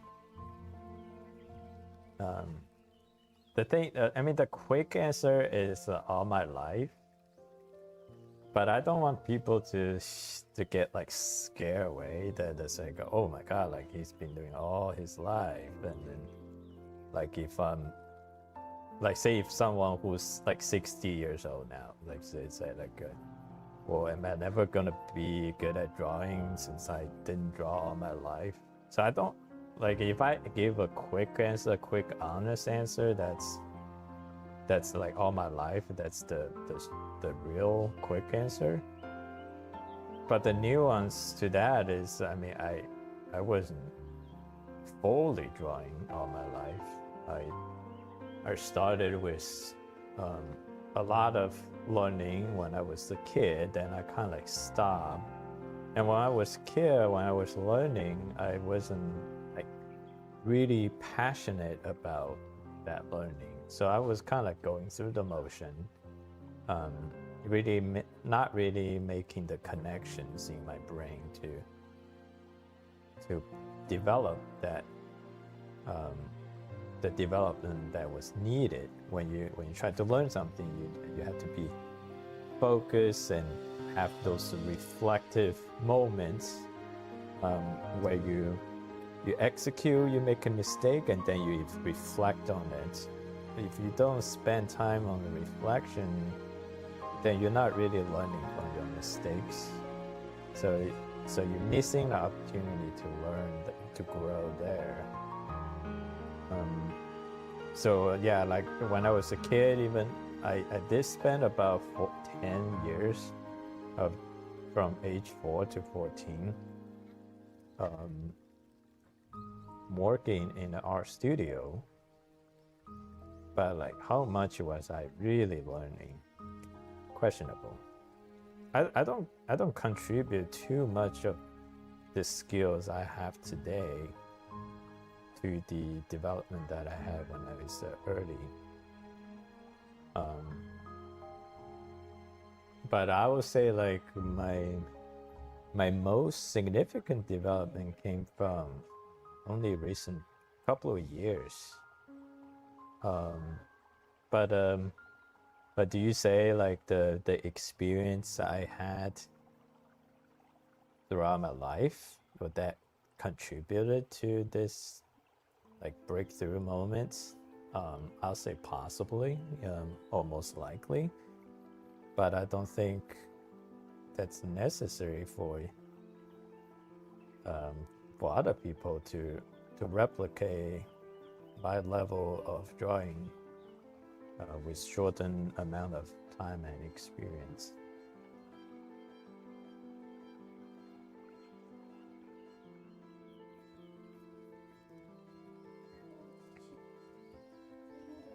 So that's the elaborated answer, and then watch next 10 minutes someone will come ask again, how long have you been drawing?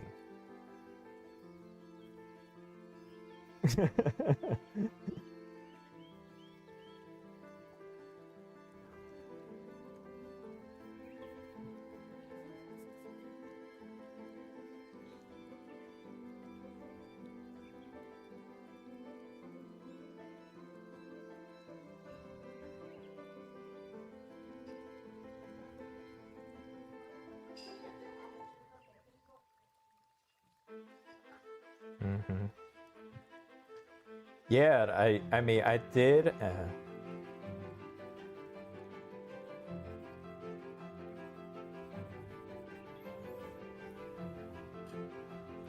Yeah.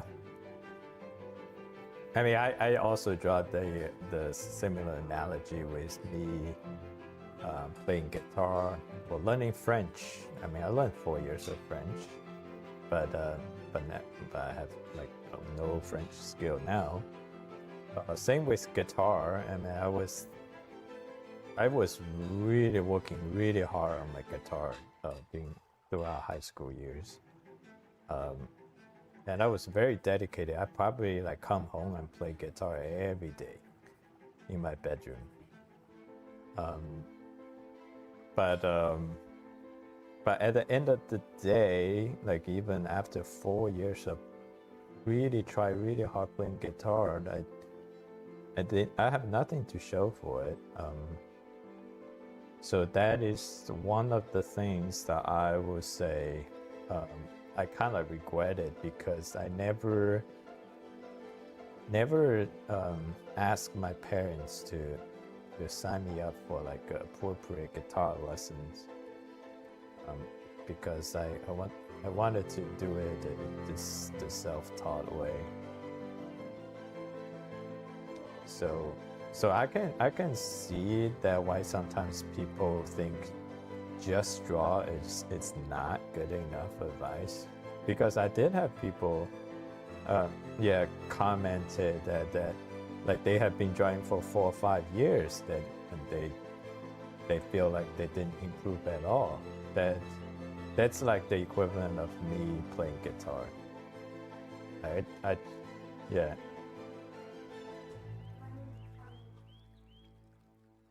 Yeah.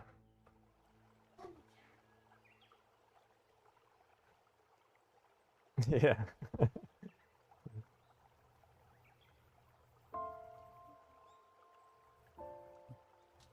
Mm-hmm.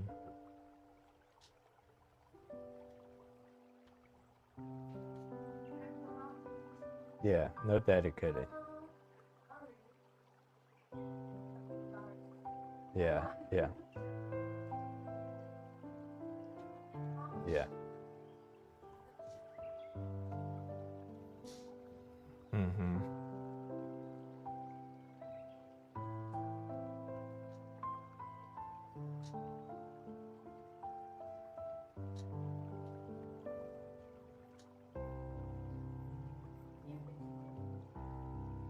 Yeah.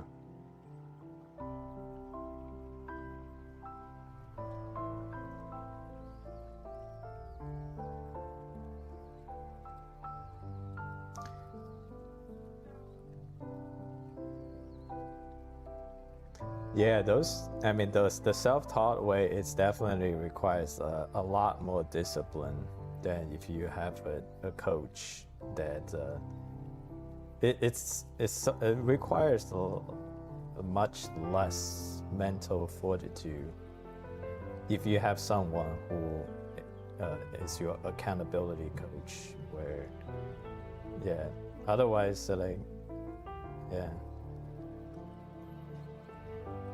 Yeah. Yeah, it's just so much easier. Like if you show up, like your coach tells you what needs to be done, and then you do the right thing. Versus if you're on your own, you're gonna say, "Well, I want to draw the things I want to draw today."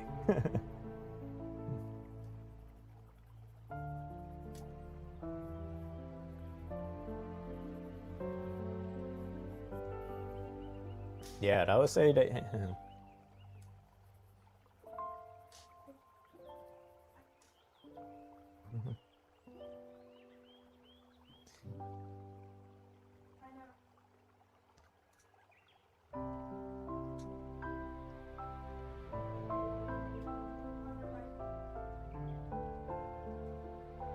Yeah. I mean, there are people that, I mean, that was me.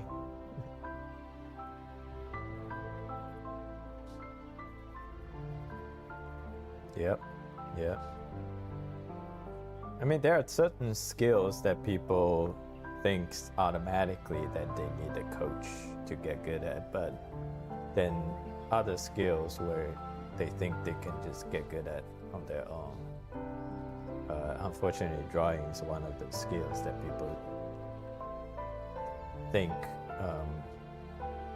I think any skills is always good to have a coach.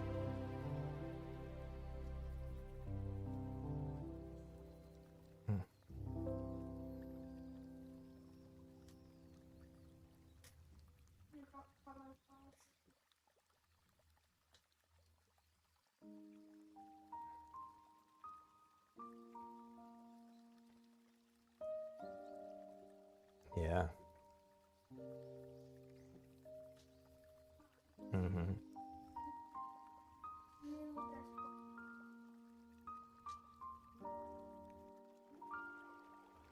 Yeah.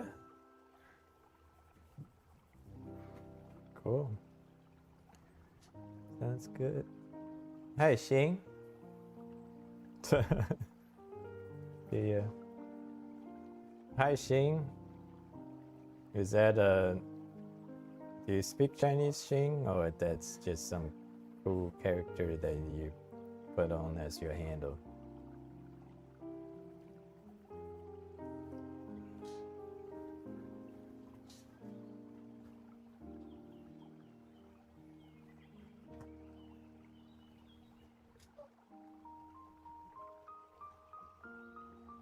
That's hard.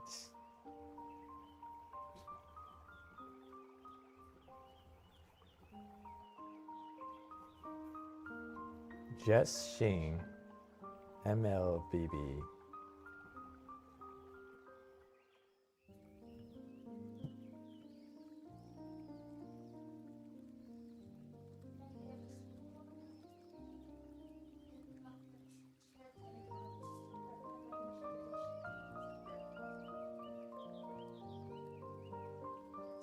Yeah.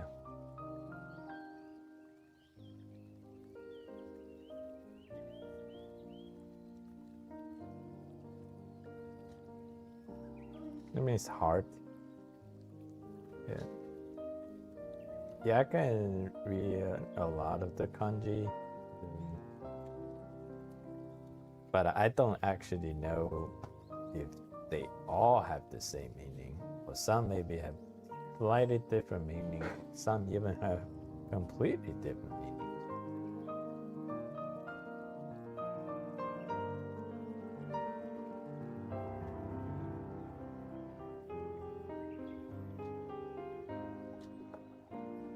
I never looked into it, so I can't make any educated comment on that.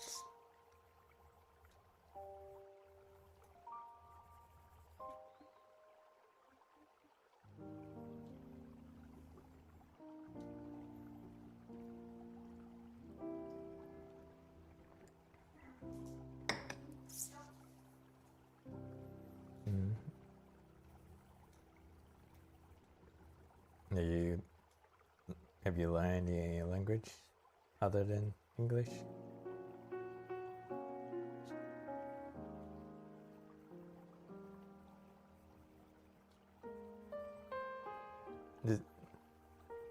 Are you doing through like Duolingo? Do you think it's effective?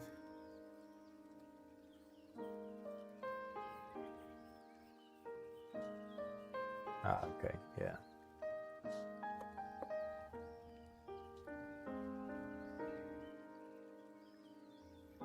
Like, are you good enough to watch anime without subtitle? No.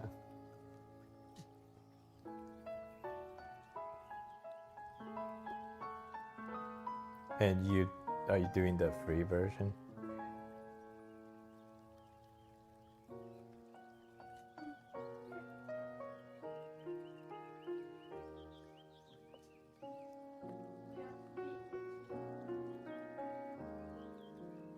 So it's not that much different.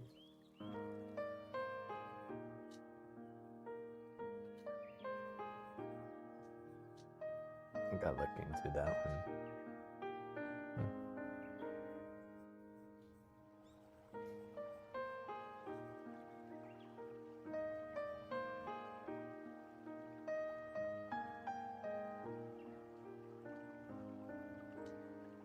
Yeah, usually the older you are, the harder to learn.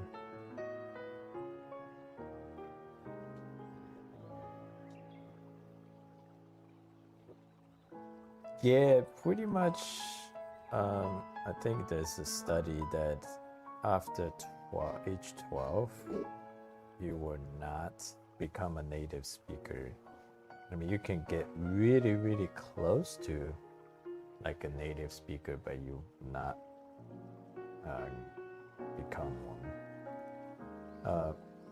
Then I also find that if someone, like a lot of people from European, where in early age they get exposed to multi-languages, and it's easier for them to pick up new language as they get older than someone who didn't get exposed to a lot of language when they're early, their younger years.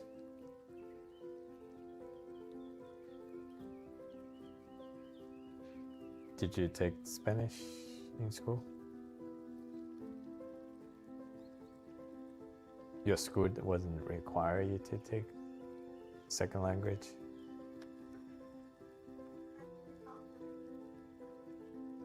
So yes.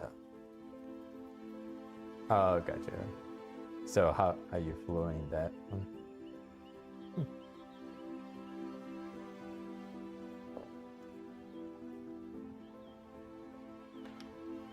Yeah. Yeah, we are through those times.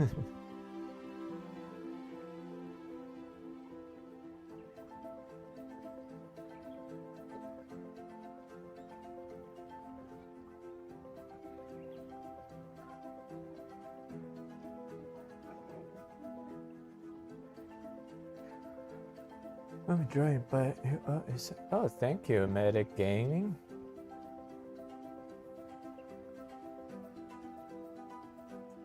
Appreciate you stop scrolling and making comments. Feel free to subscribe. I stream fairly frequently. If you're artists enjoying us doing a drawing session.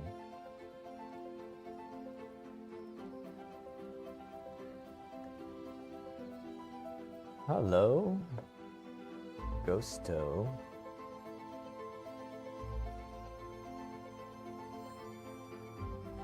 Sukuna.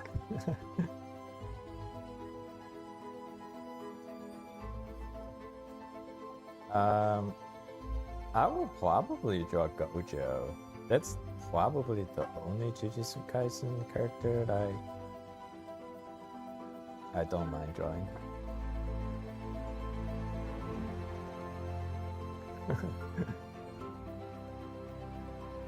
To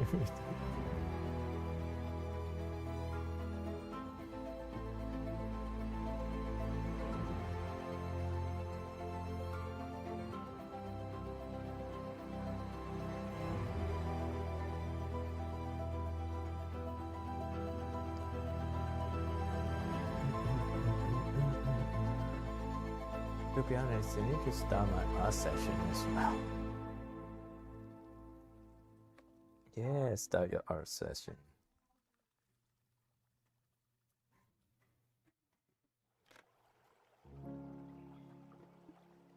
Yeah, I was good today. I didn't. Tyler already tried to remind me, but I beat him to it. I got it recorded before he said. But still, remind me.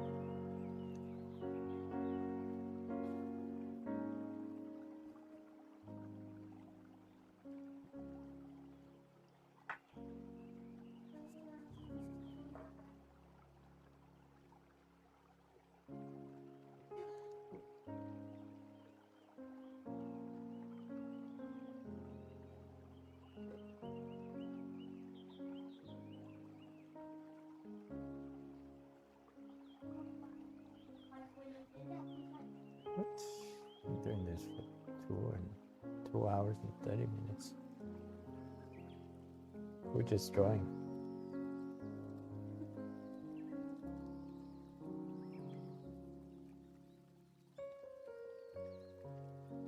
Yeah, you're good.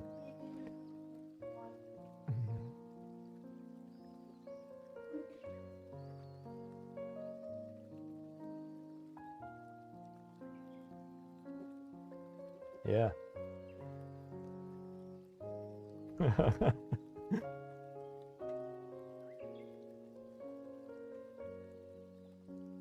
So you did say you have a very, very nice setup. So is your setup like streamers quality setup? Lots of lights.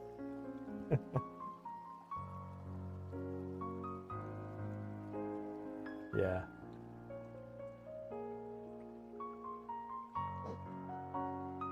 Got your gaming chair too.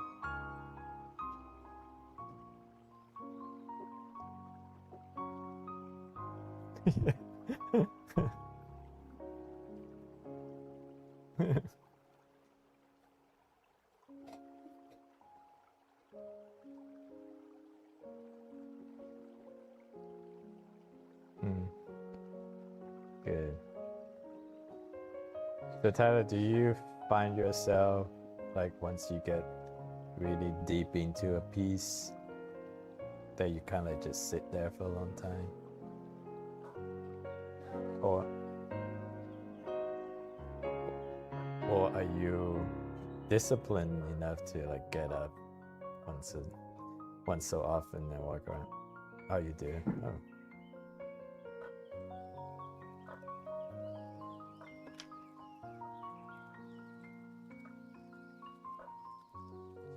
Yeah.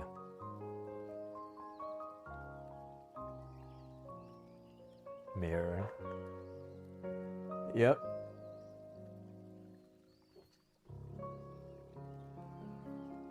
Yeah.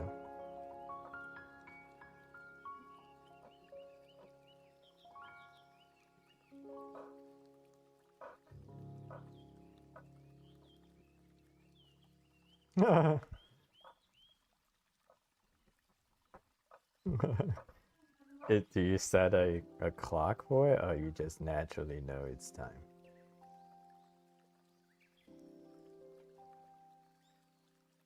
Yeah. Mm-hmm.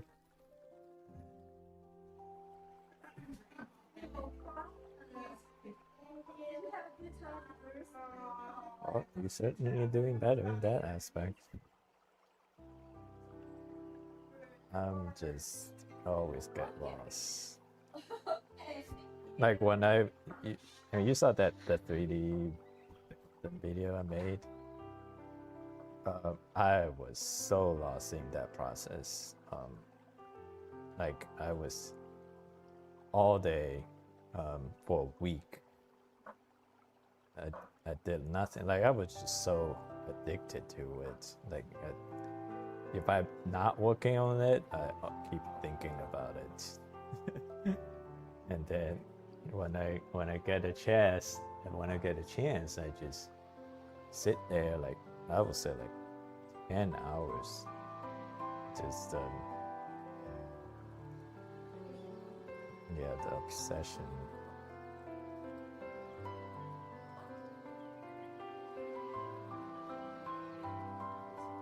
So that's what I found about the nature of my character trait is just so easy to get addicted to things, become very obsessed.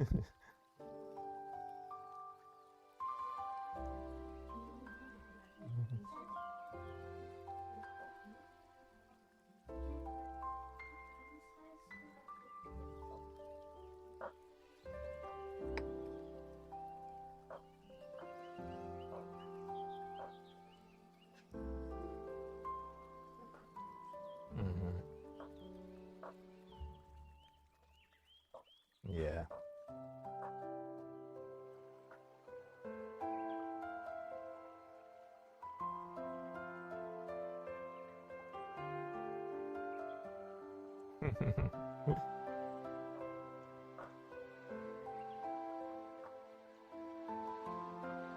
Yeah.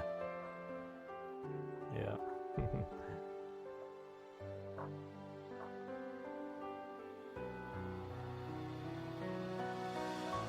Yeah.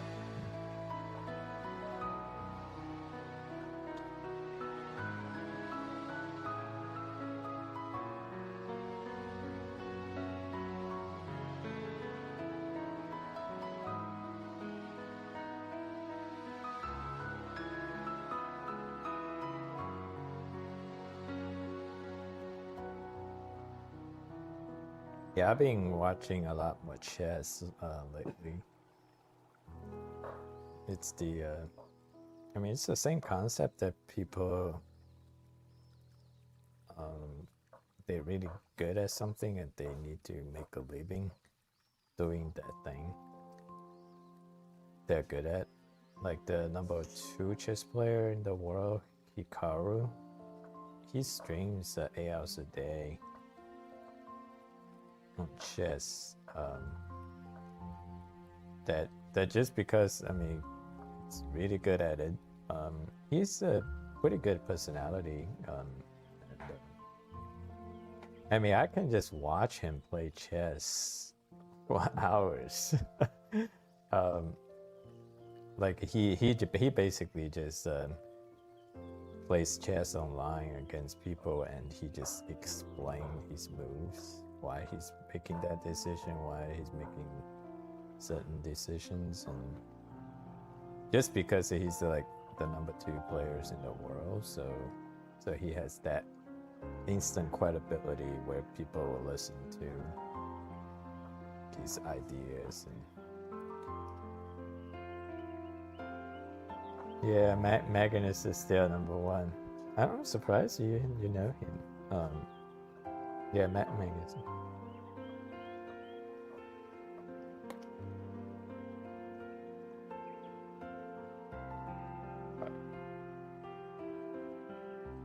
Yeah. Yeah, but Magnus is not like a big streaming and content creation. Yeah.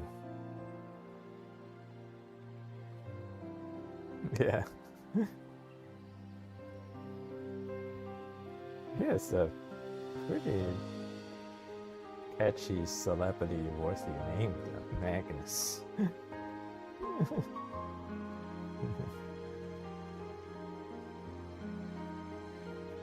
Yeah.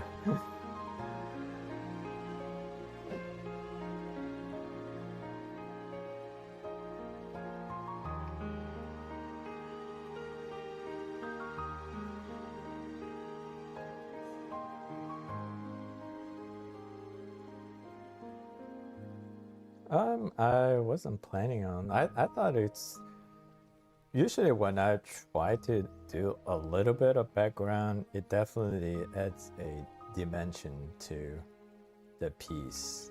So that's my experience. So I always I don't spend too much effort into it, but I put a little bit effort into it. Just do a little bit of background, and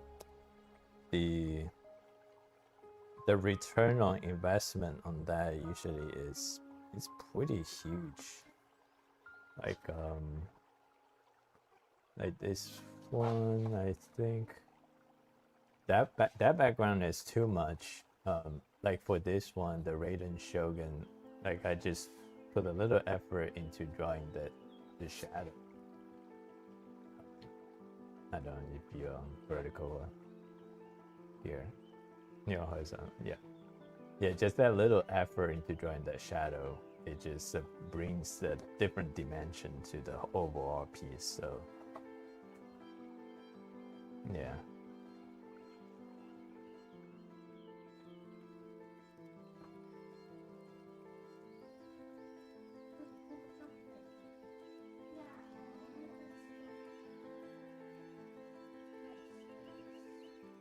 Oh, what's going on? Just paying attention. What is it? Oh, so I stop at why the skirt so high. Are you drawing Vivi? I actually don't know who this character is. This so dynamic, so pretty talks because it's pretty and smart, and you can visualize a dynamic better with this high skirt. I'm not doing anything great creatively. I'm mostly just copying a reference. Yeah, viscosity of this.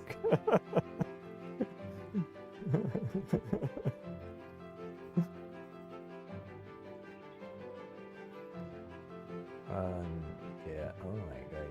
Yeah, I just think I keep on being vertical. Damn, not to draw. No, I know how to pick a cool reference that the internet will like to stop by and make a comment.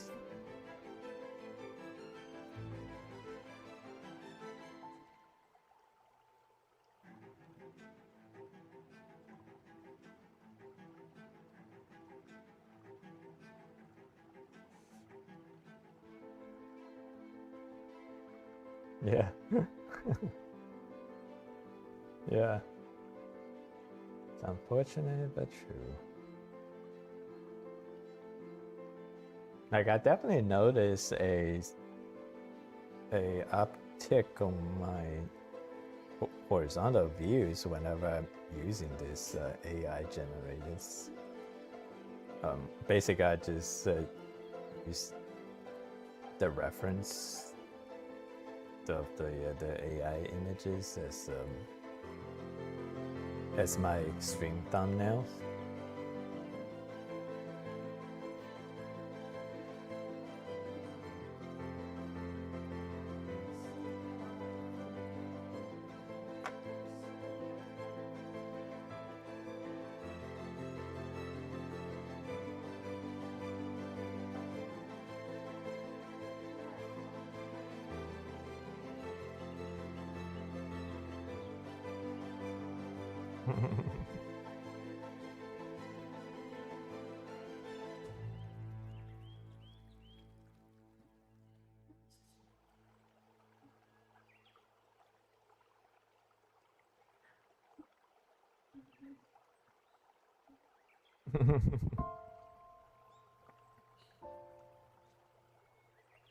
Mm-hmm.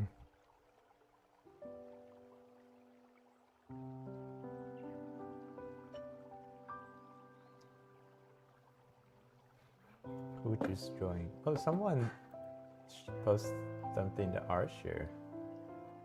Hello. Oh, what's your name? Up for chat. Oh, up for chat? Wow, very good, very nice. You can share your art in the in chat channel.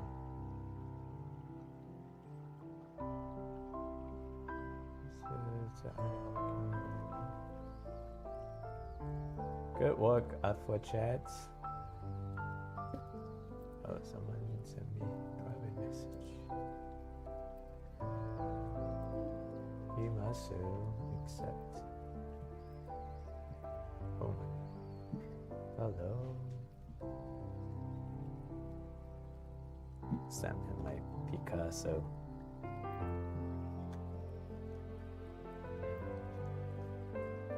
Picasso.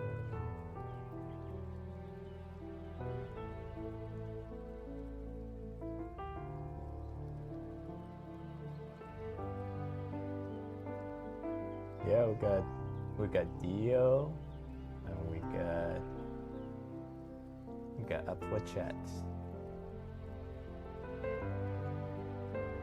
Hi, Teddy Sniper.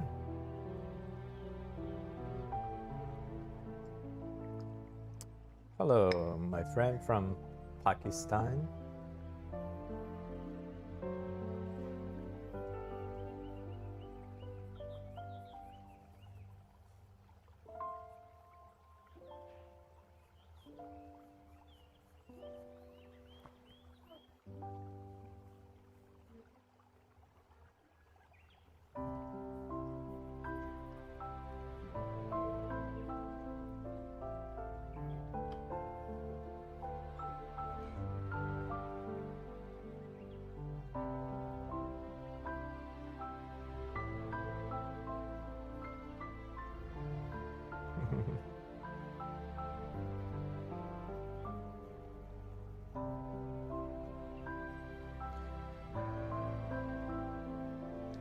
Okay, I'll look into that one.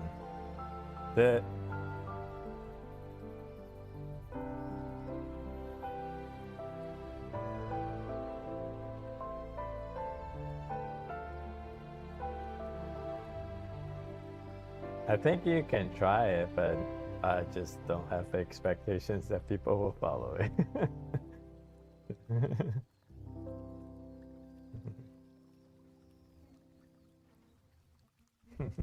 Yeah.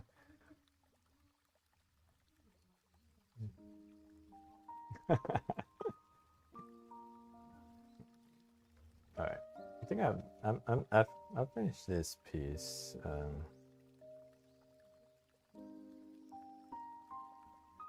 Damn, it took me 2 hours and 50 minutes to draw this one. Let's stop recording. Since I didn't do much this week, I didn't stream at all this week, so I'll do another one.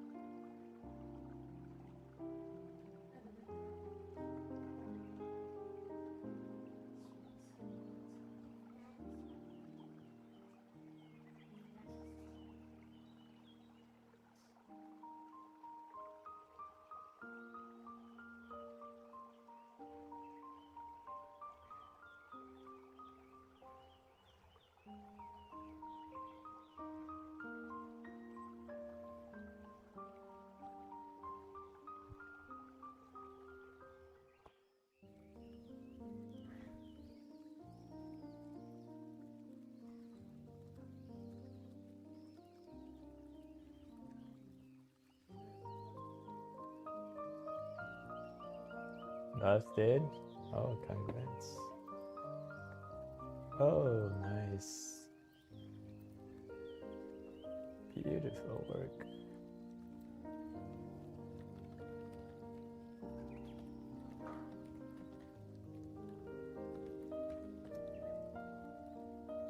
Oh, we got 4 people now, so your odds just lower a little slightly. I'm gonna draw this one. I think this is a easier one where I can show you the reference. This character like really looks like my OC, so I'll bring it to my OC.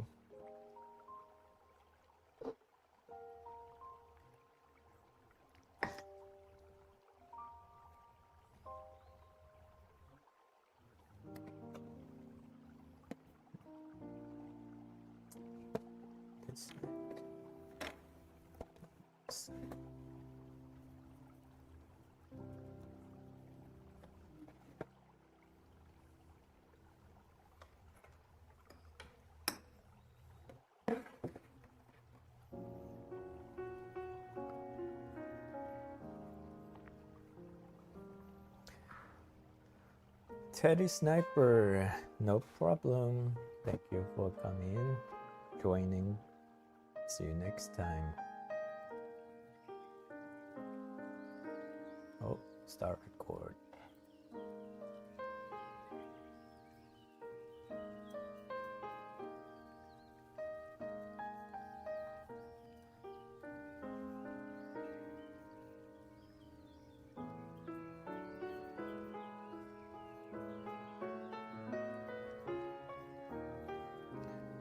Sounds good.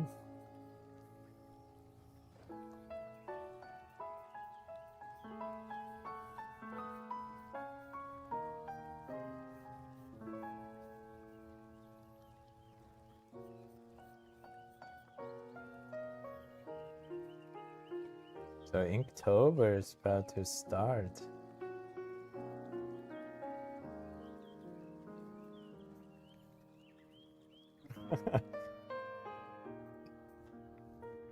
It's self-imposed pressure. Yeah.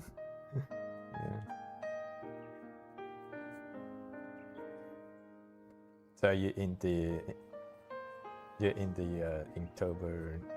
Is it a Discord server?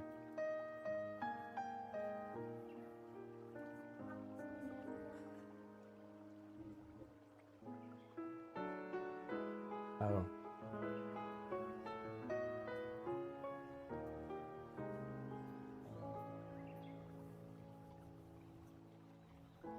Oh. Okay.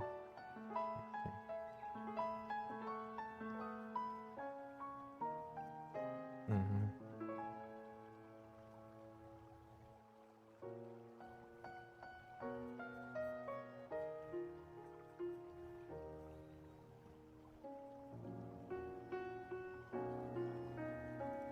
So was he like, was he the quote-unquote official guide of Inktober, or no?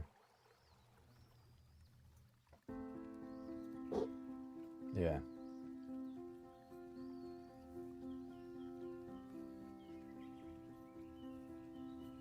Okay.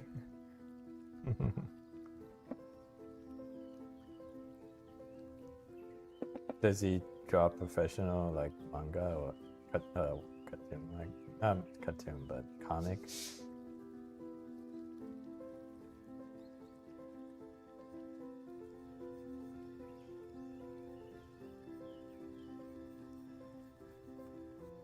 Yeah. Yeah.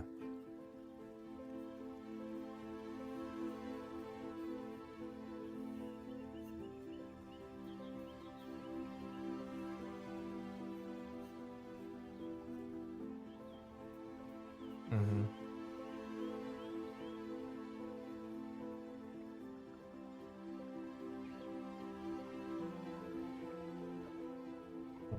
What's his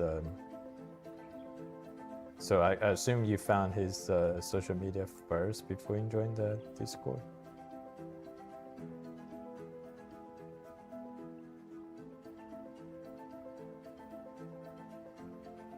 Yeah.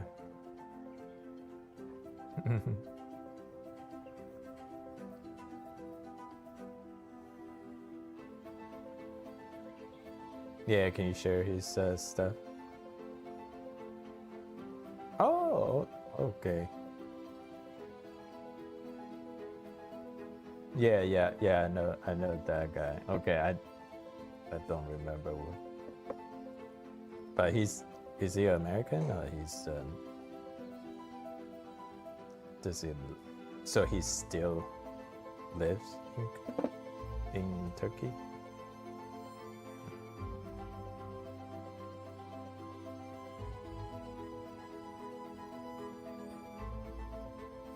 Yeah.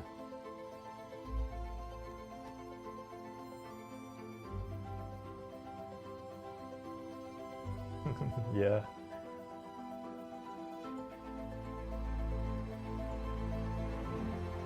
Yeah. We're not supposed to work that way. I mean, it's okay if you do it at a young age. You gotta think about longevity too.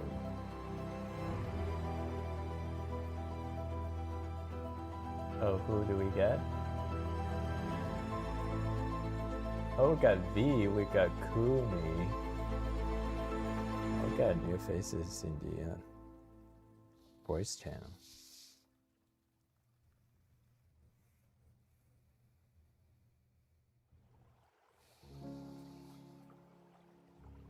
Yeah, appreciate it.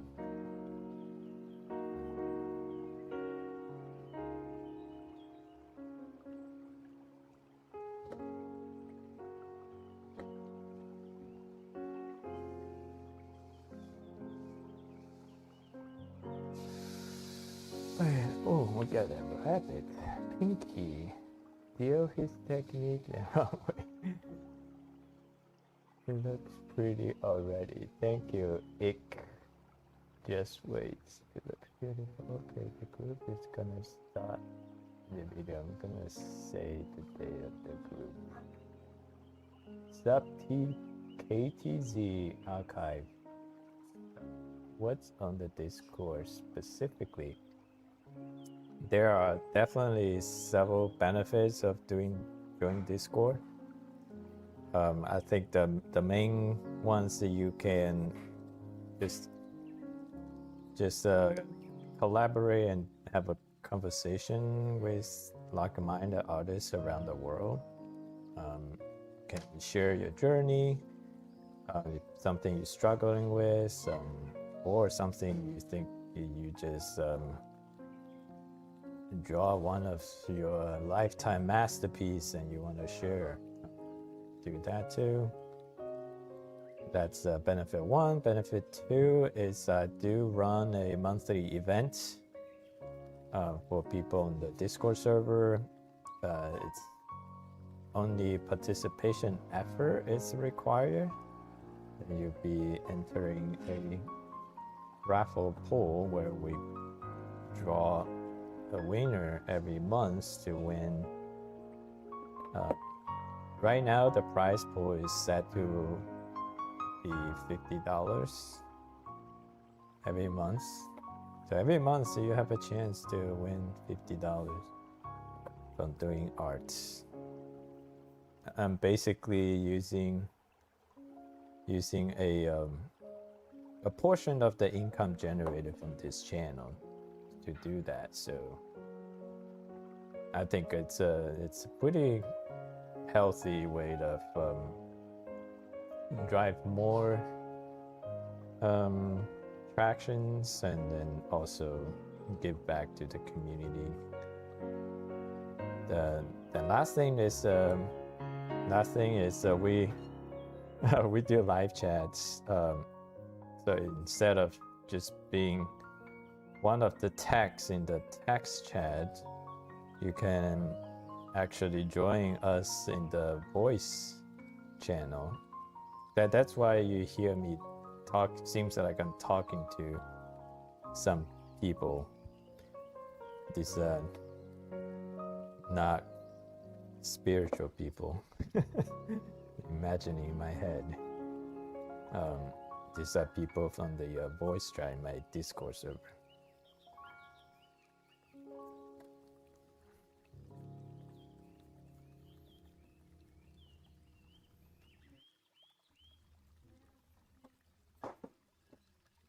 And it's too big. I think it needs to be like this.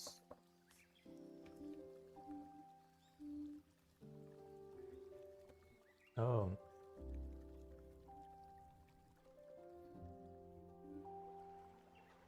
Nice.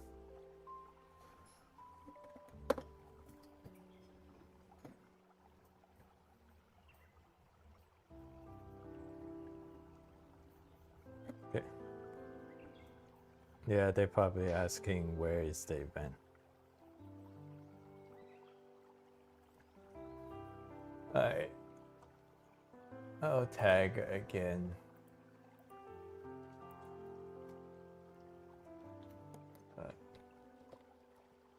I wish there's like a newcomer tag. Newcomers, welcome, and check out this September event. Yeah, there's probably a bot for that.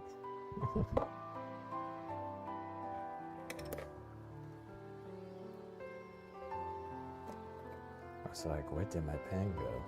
Pencil go?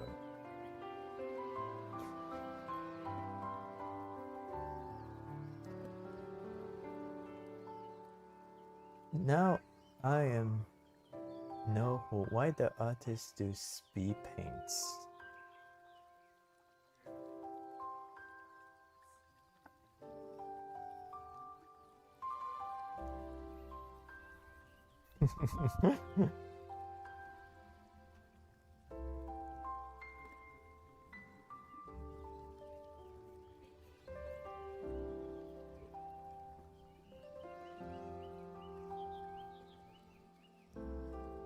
Welcome.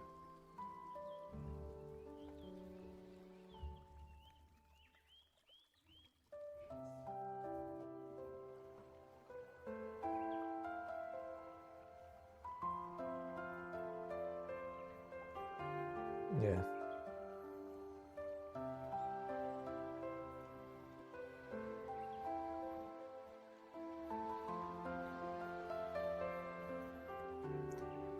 Welcome, guys.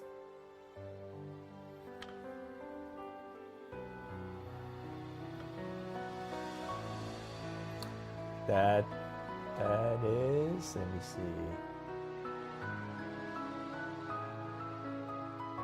Who was that I just heard? Aaron, welcome. Yeah, I'm trying to connect to your voice, to your name. But you've been in this server for a while, right? You just been lurking. You're gonna participate in the September event? Oh, you just say, Kenan, you failed at your job. Yeah, just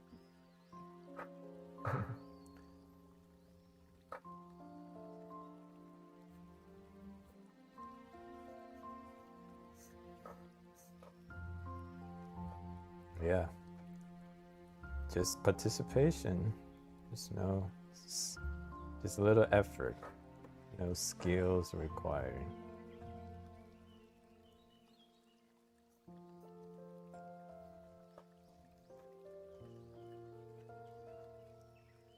How many years of study did it take? Okay, here it comes. Yeah. A drinking game.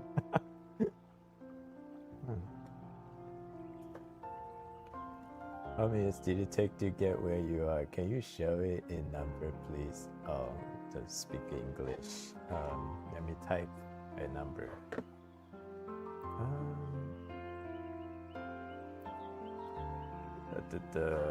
What number should I say?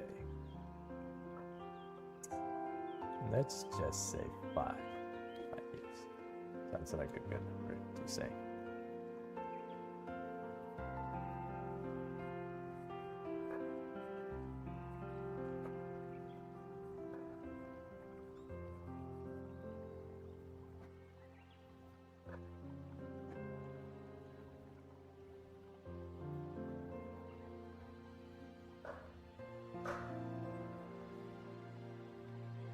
Yeah, you can definitely get to my level faster if you do dedicated training. But if you just draw whatever you want with a little bit of structural learning, then you're probably around 5 years.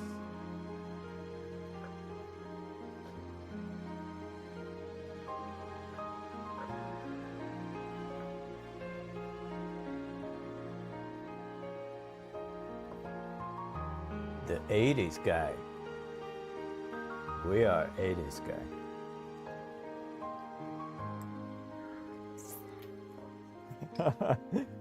I've been talking about it for a month.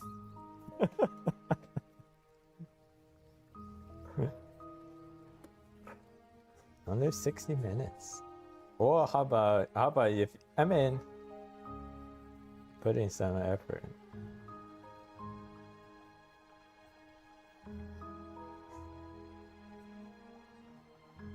Yeah. And the 60 minutes is kind of like arbitrary. There's no way for me to tell. So yeah.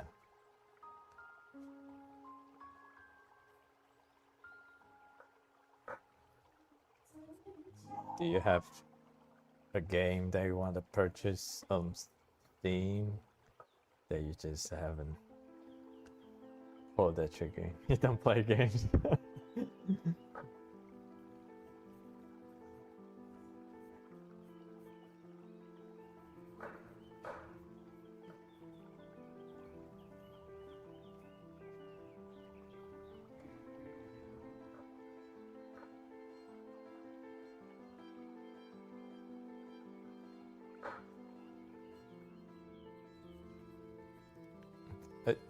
Are you guys playing Destiny?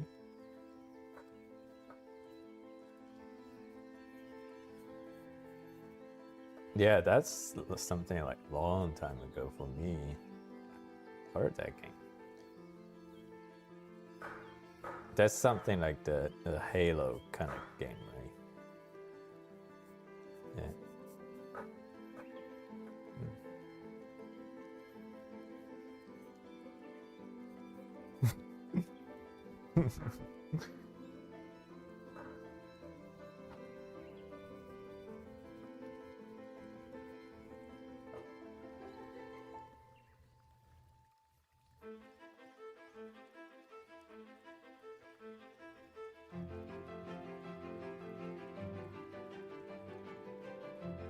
Yeah.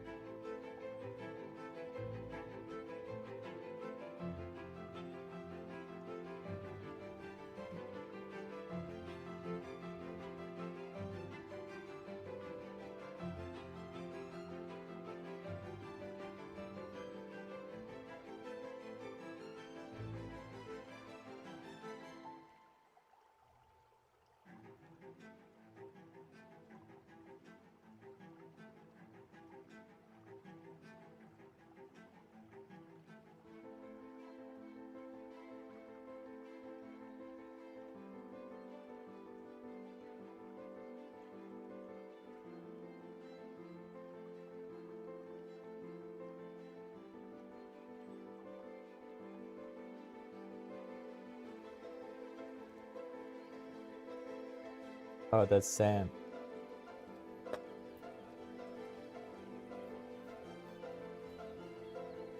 Oh. Yeah, please do.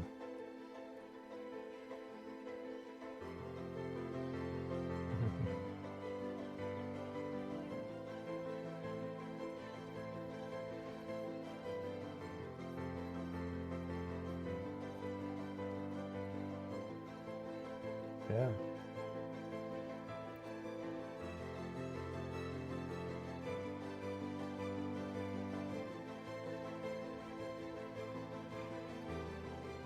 Do people doing text in chat or they're just listening?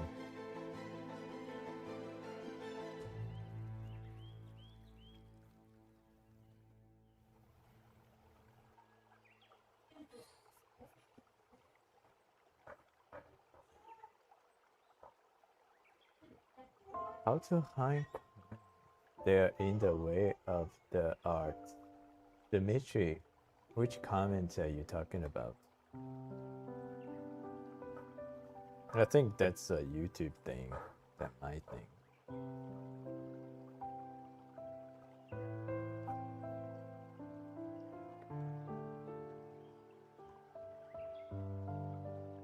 Cool.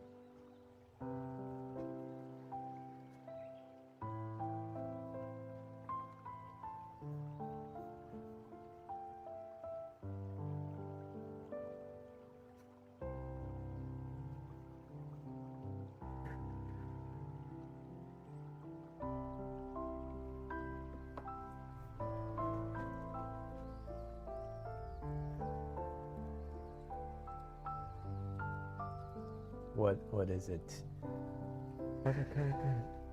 Some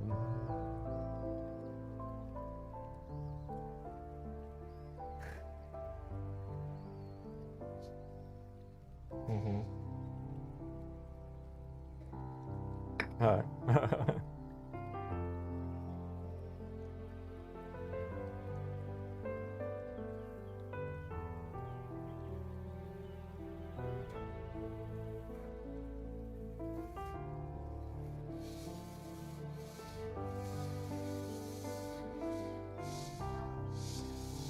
Do your channel better go now. Do you like his style? And thank you, Dimitri.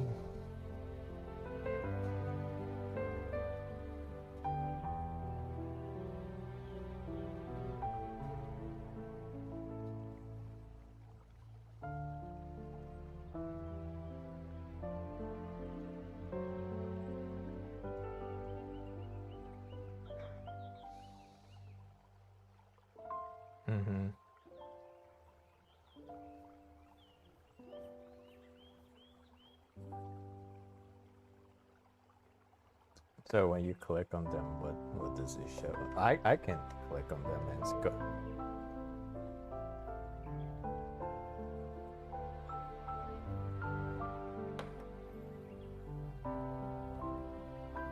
Oh yeah, I just realized there were bots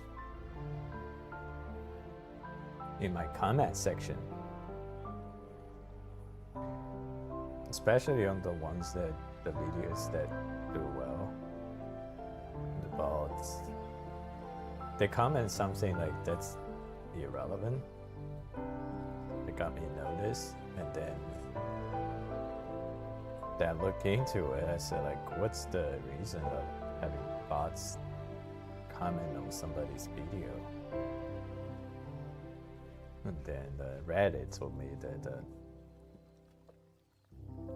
Reddit told me it's being shown that the bots first. Well, there are two most likely theories. One is they just want to gain credibility at basically try to mask their true nature of being a bot. So they want to build some kind of like common history, so they engage with videos. Another one is that they actually, once the channel owner like whenever someone leaves a comment on my page, it will show. But once I heart it or make a reply, then that comment will go away in my notification tab. So it's being noticed by other content creators that some of the bots they first leave a nice comment, then the content creator heart it or say something nice in reply, say thank you, and then they go back and edit the comment into something like a scam or advertising. Then because the owner already replied it, so we're not going to see the change. All other people see was just something like the owner says thank you, but they could change the comment into like a scam related or some advertising of a different product, something like that. So that's the scheme. So nowadays I pay very special attention to comments like that, and if I see there are suspicious of bots, I don't simply just like a reply or heart and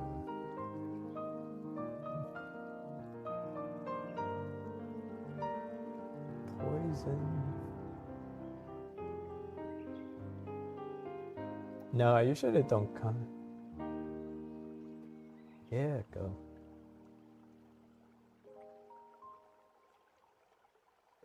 No, I normally don't color my drawings unless it's digital art.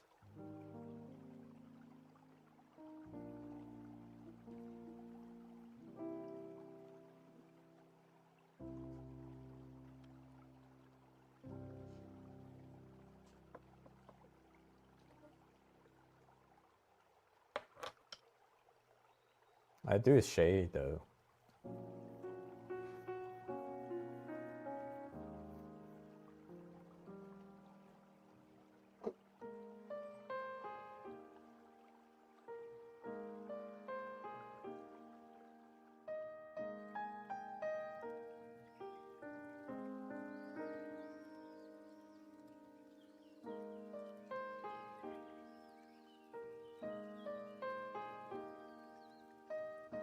Yeah, I can draw, man.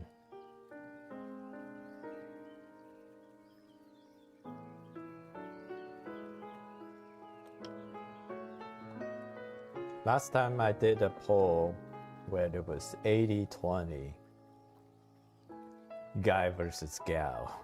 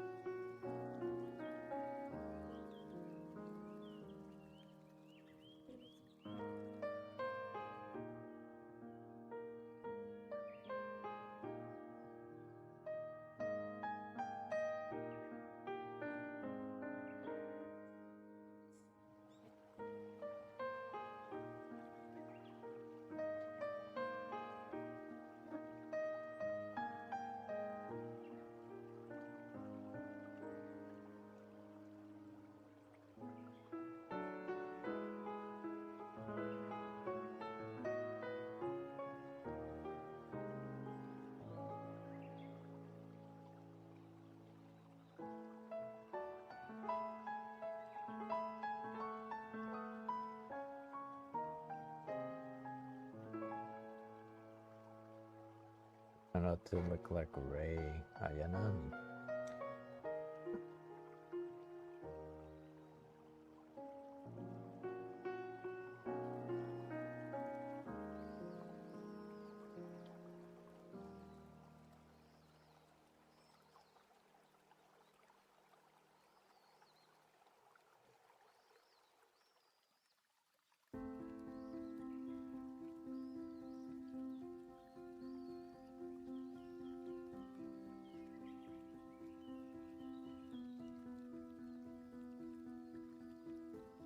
Tips on shading. Number one, I think the huge difference that you will see right away is to have patience. I think bad shading a lot of time comes from people being impatient.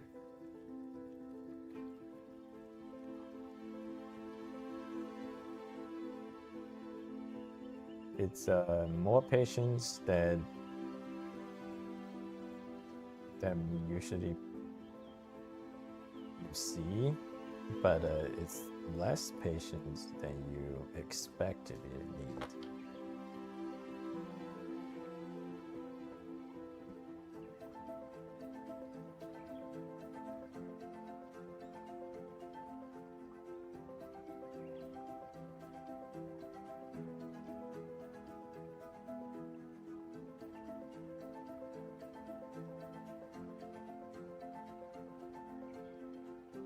And the second thing is, I would say don't shade it by objects. Shade it by a holistic.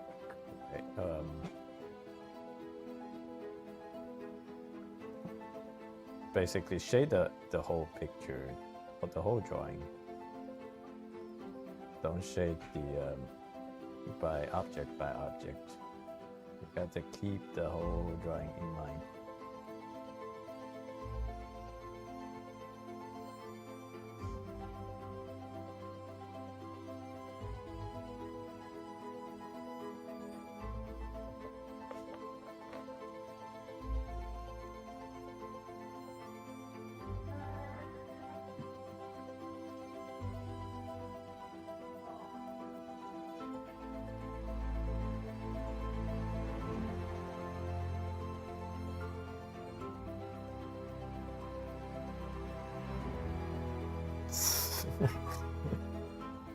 So when you watch something dominating like that, what you still enjoy it?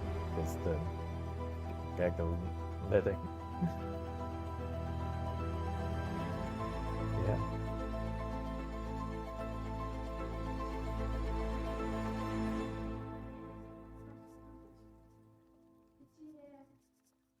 Yeah. It's good.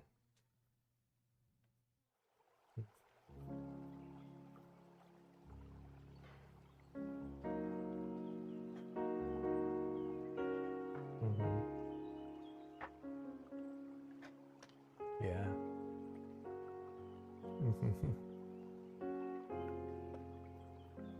So have you play volleyball?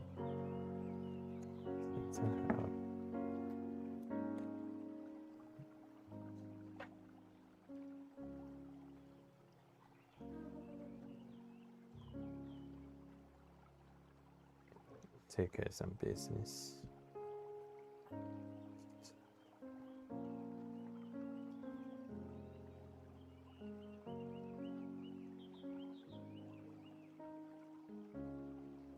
There you see the attackers here. Yes, you are ready to.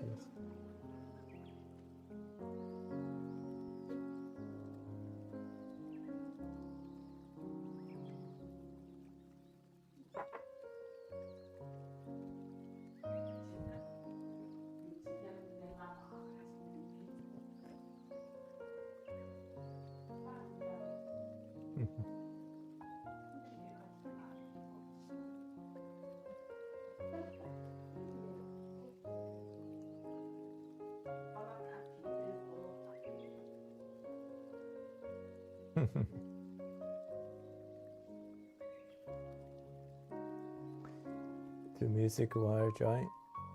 Yeah, I'm listening to the background music you're hearing right now. But if I don't stream, I'll actually listen to some real music.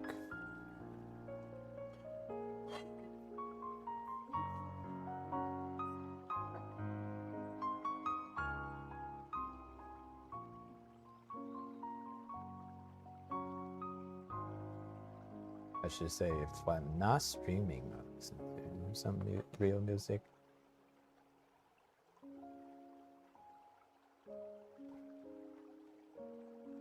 Right now, I can only play royalty-free music.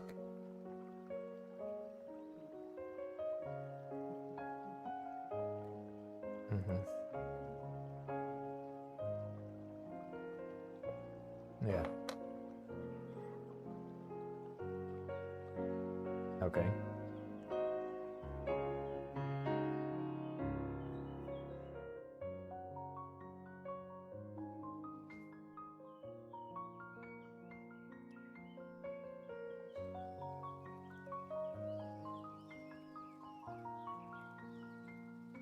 Credit.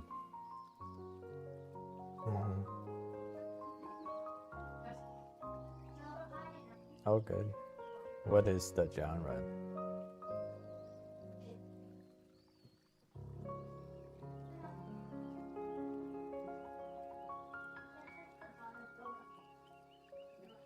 Yeah.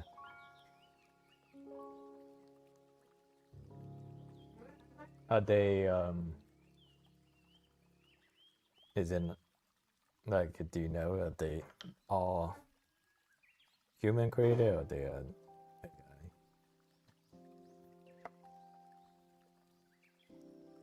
That's good.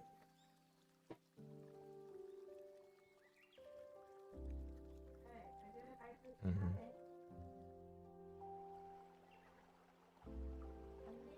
Screen Heaven, thank you.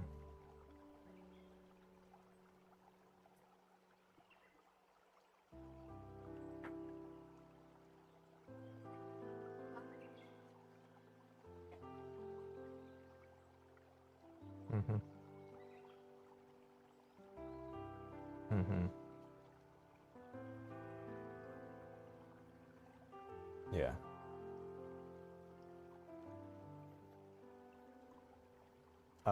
Yeah, that's what I mean.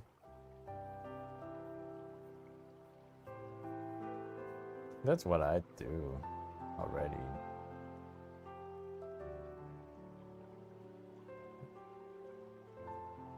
Yeah. Is it still like synthetic or did they have like real?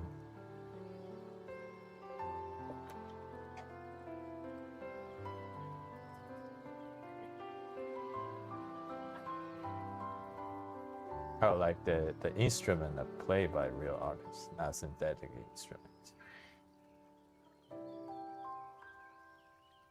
Mm-hmm. Yeah.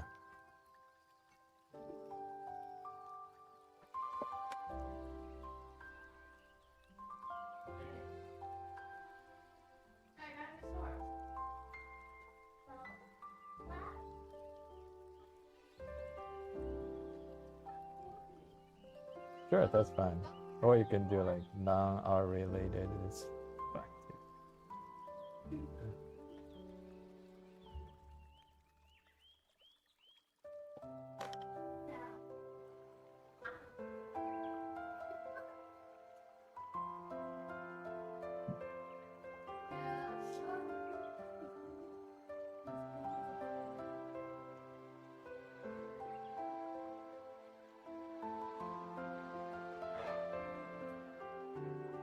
Hello.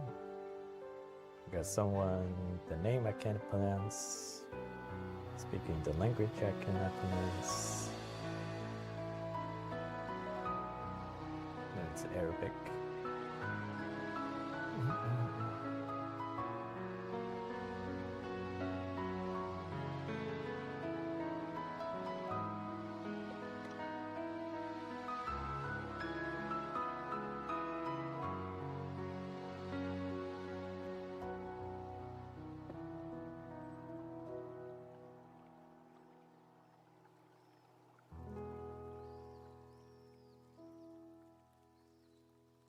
Well, someone say good night.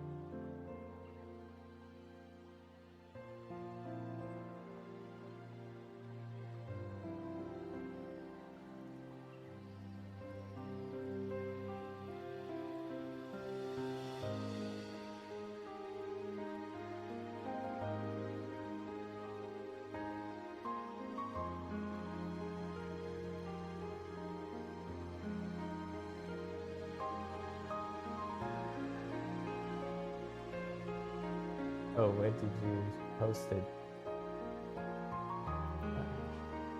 Oh, nice. Nice. Thank you, Phoenix. Can you text me the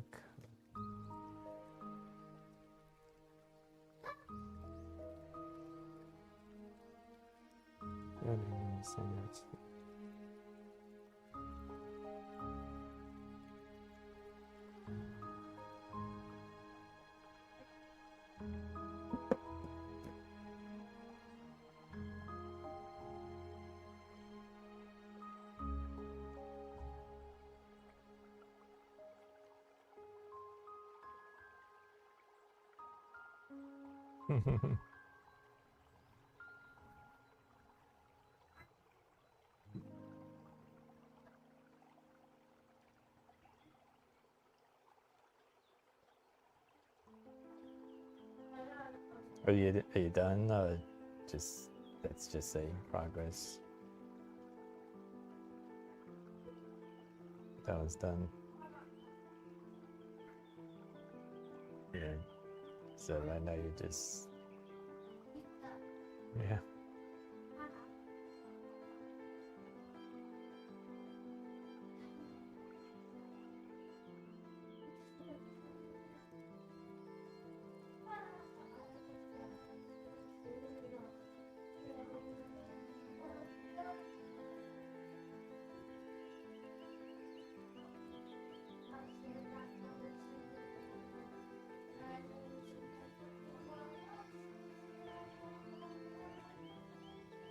Mm-hmm.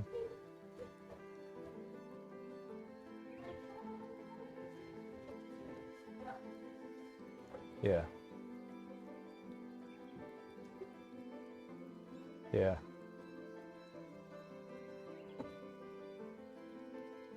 Yeah.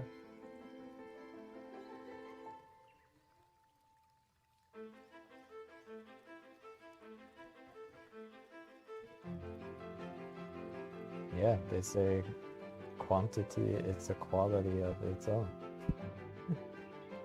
Yeah. Yeah.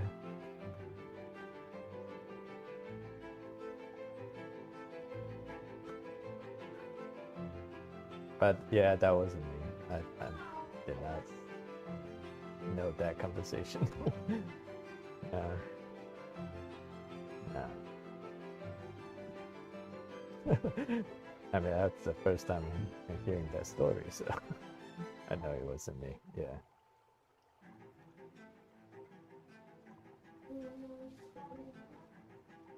Yeah.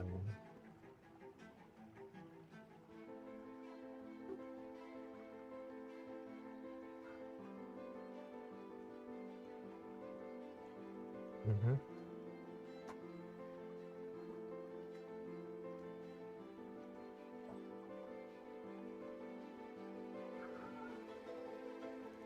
Mm-hmm.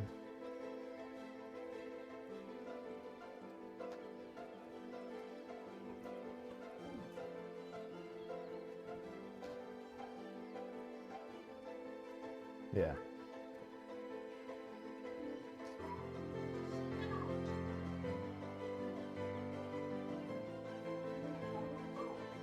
Mm-hmm. Yeah.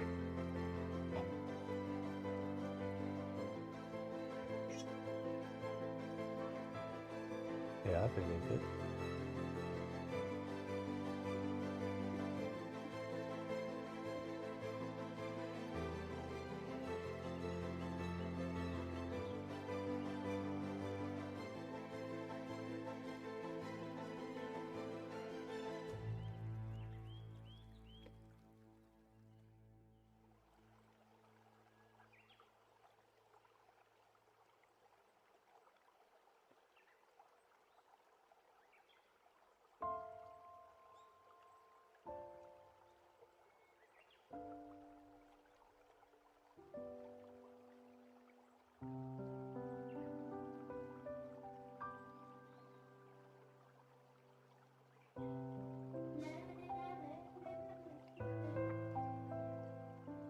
there anything I can do to practice and learn from mistake at the same time? Yes. I think the thing is, for a lot of beginners, you don't even know what your mistakes are.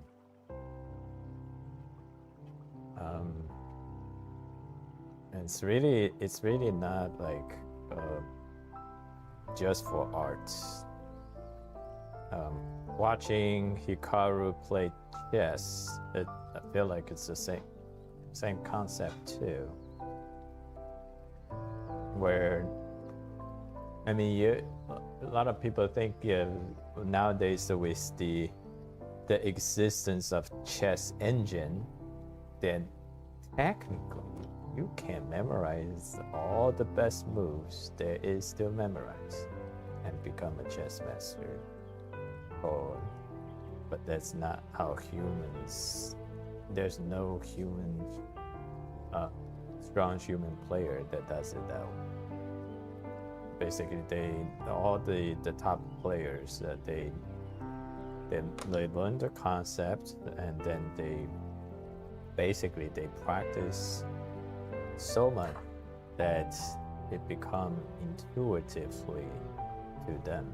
Where there's like the one when I watch Hikaru play speed chess, he just say there are moves that it's very difficult for him to explain why that is a good move and the other one it's a bad move. He just plays it intuitively. He just, with so much understanding of chess and played it so many times, that he just know if he puts this piece on this square, and that just looks right to him. That's the level of mastery that when you learn, get better at a skill, that's just how we internalize that. The same with drawing. It's theoretically you can get down to the very technical side. You say, well, if drawing just basically put the dots on paper, then I mean theoretically I can be like a printer, that if you tell me exactly where to put my dots on, that I can print something else that's gonna be the same as the reference. But in reality, that's not how real master artists learn. Eventually, it's a development of that part of the brain that that you appreciate, you see what you need to be done. It's that if you only focus on the technical side and not in the overall your mind or appreciation for good, like what is the, how do you get something that's visually appealing? I'd say that it's more of a development of the mind than your hand-eye coordination, than how you draw physically. And this mental development, you cannot cramp something in a short period of time. It takes time. That's where the draw every day kind of comes in.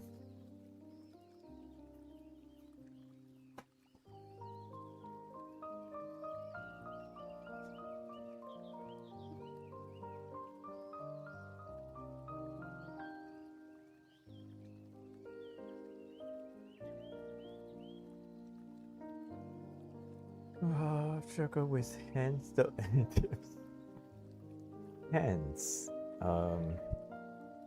I think there's some proportion and fundamental structure with hands the way I draw hands, I mean, first of all, you get a no. So basically, your hands is the size of your face, roughly. That's your hand size. So know this proportion, and then usually the palm is about half. So this is the proportion. The thumb starts in the middle of the palm. So here it's half. So these are the proportion, and the first section of the finger is about half. So this is a little bit longer than this, and so know these proportions, and then there are different methods of artists talking about how to draw hands. I myself, I use a particular system that I think it works for me. So what you do is you kind of like draw a shingle, and then you get 2 triangles.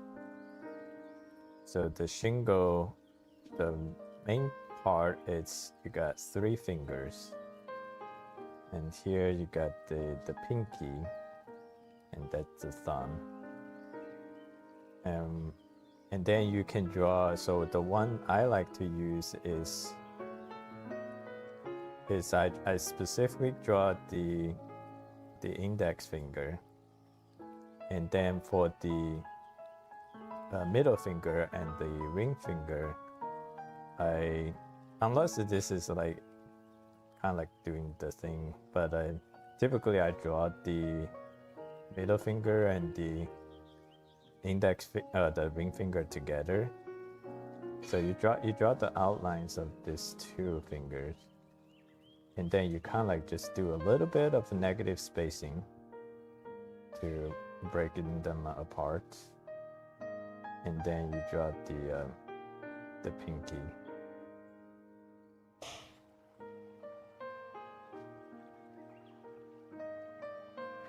And then here's the thumb.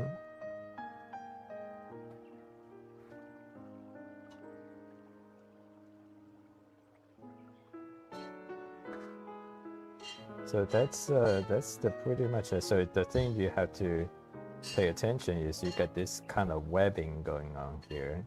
So you draw in the webbing.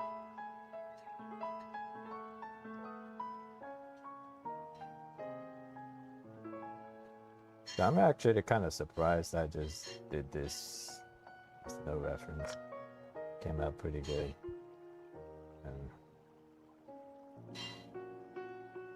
Then you got your knuckles. So most of the part you don't have to draw the middle section. So you got the first section here. That's about halfway. And usually you can ignore this section unless the fingers are bending, then you got to draw them. But if the fingers are not bending, you don't have to draw that section.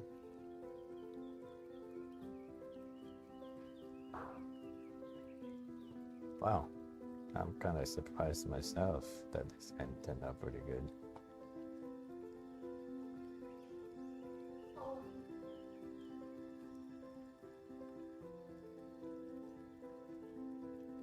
Except the thumb's kind of broken.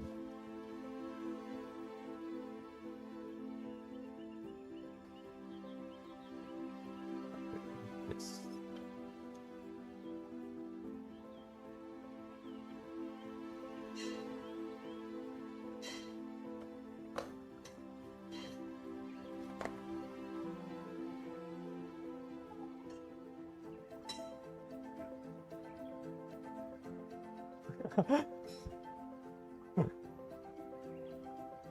Do you actually want to watch me digital drawing?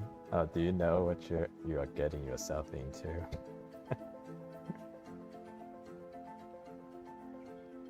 No. Fuck, I'm speaking to Dio.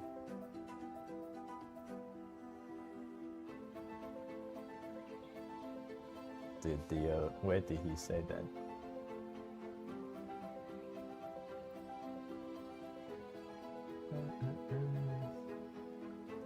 Where did Dio say? Oh, I mean, like, oh, gotcha. I love to watch you draw a digital illustration garage. Do you make sketches a professional? It's your hobby. It's my hobby. Okay, Dio. Let me ask you. So you're saying that it was it because you watch my digital drawing from scratch videos before that you like them?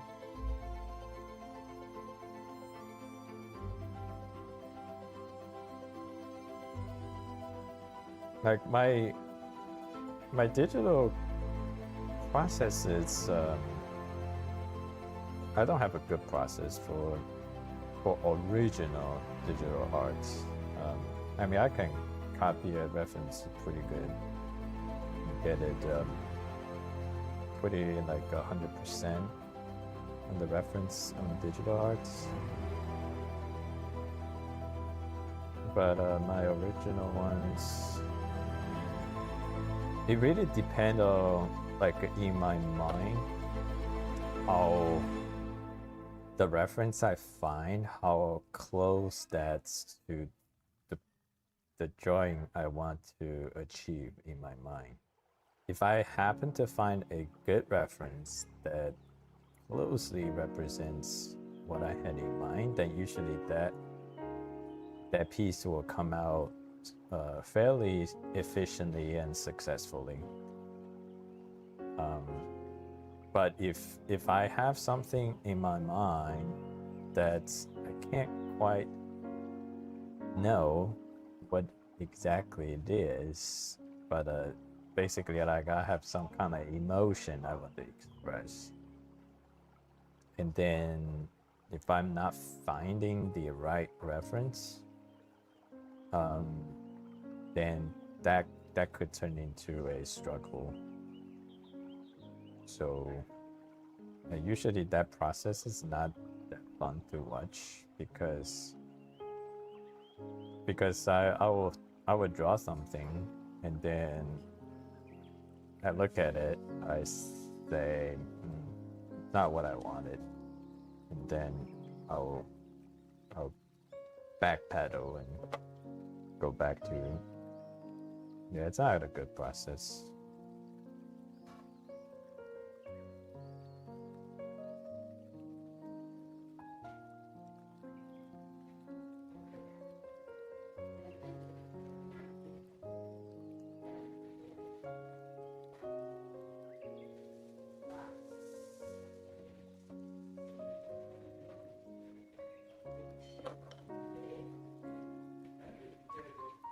The door to show is open, Cat. How do you find your style of drawing? There, I think, yeah, definitely don't dwell too much in finding your style. Those, yeah, like Tyler said, the style finds you. Basically, you're just gonna draw so much and you learn so much technique, and usually you keep the ones that's working for you and discard the ones that's not working for you, and eventually that become your style. So yeah, that I know, like, in the professional art world, that's probably what people like to talk about. To find your own, to have your own style. Otherwise, the drawing, it's not unique to you. And that's if you want to make it in a commercial world. But I think there's no rush to that process. You're gonna force a style out of something, it's not authentic.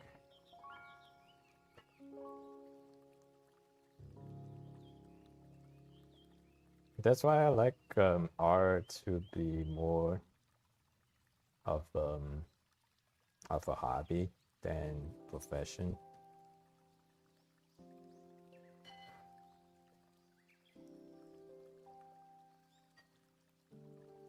Yeah, because if you make art a profession, you pretty much have to listen to the market.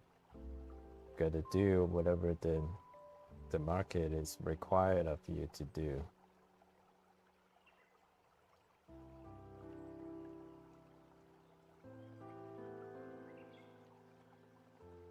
And that even means you got to do AI.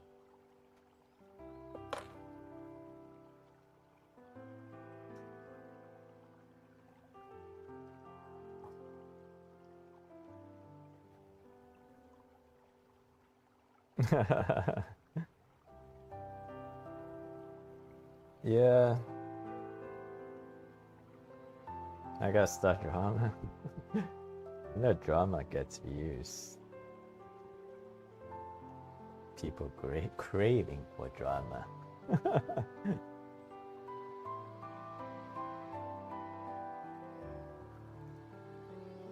I mean, AI.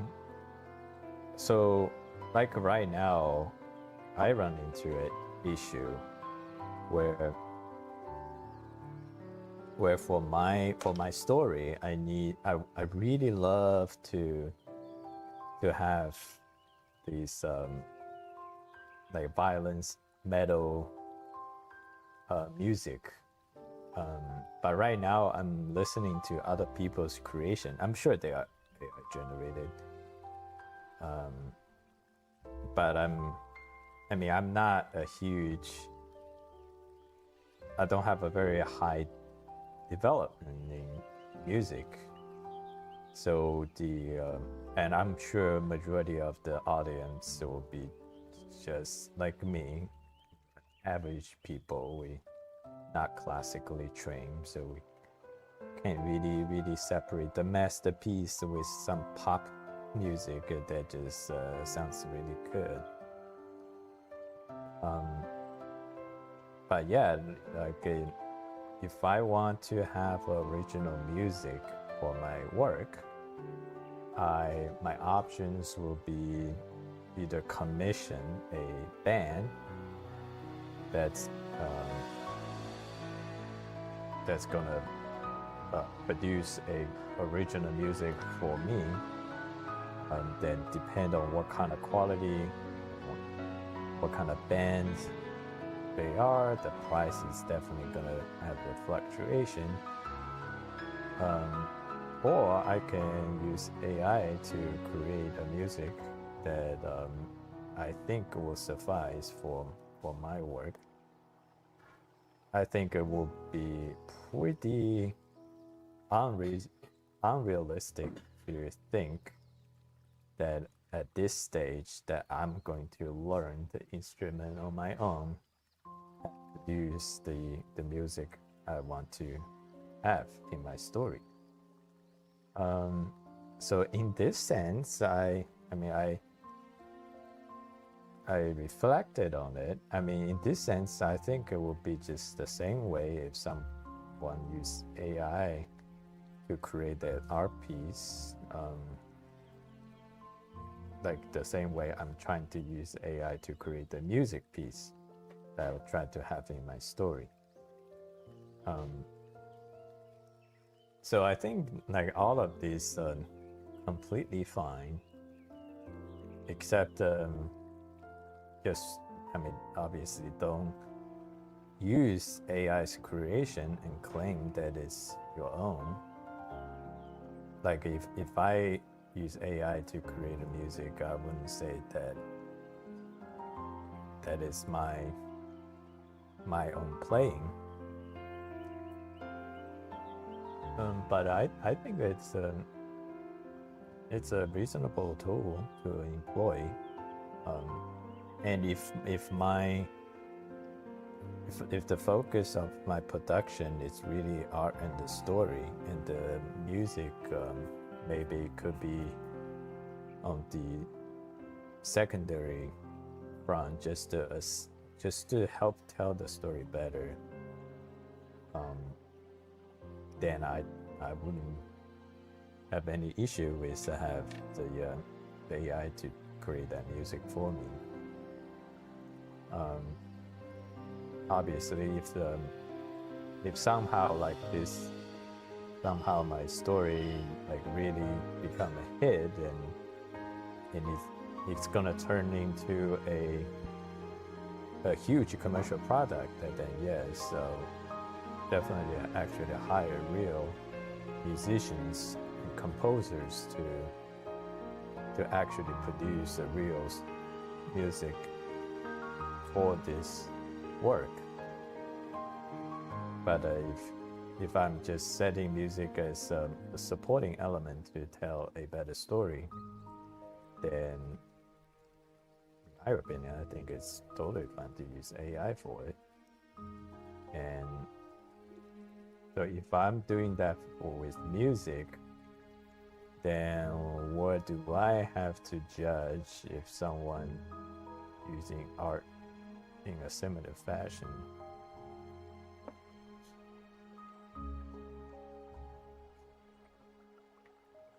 So that is the little revelation I had with myself about AI recently.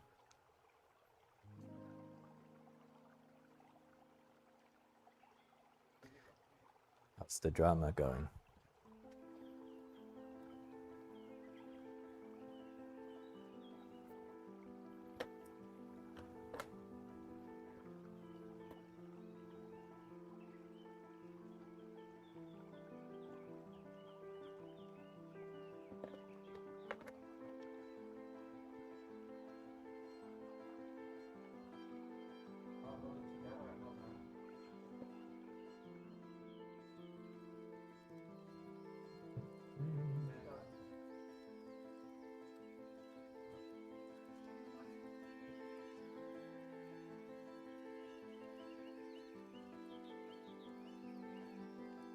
Why is your pencil list so long? So I can sharpen it less.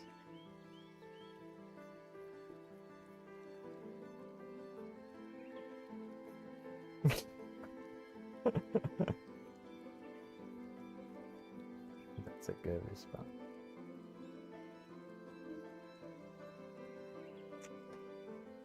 Yeah.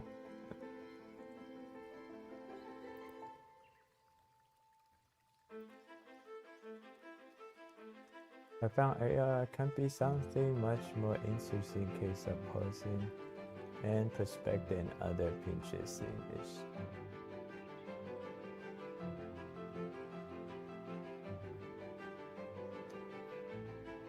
Yeah, I think, I mean, right now the movement is definitely people are still gravitating towards AI art.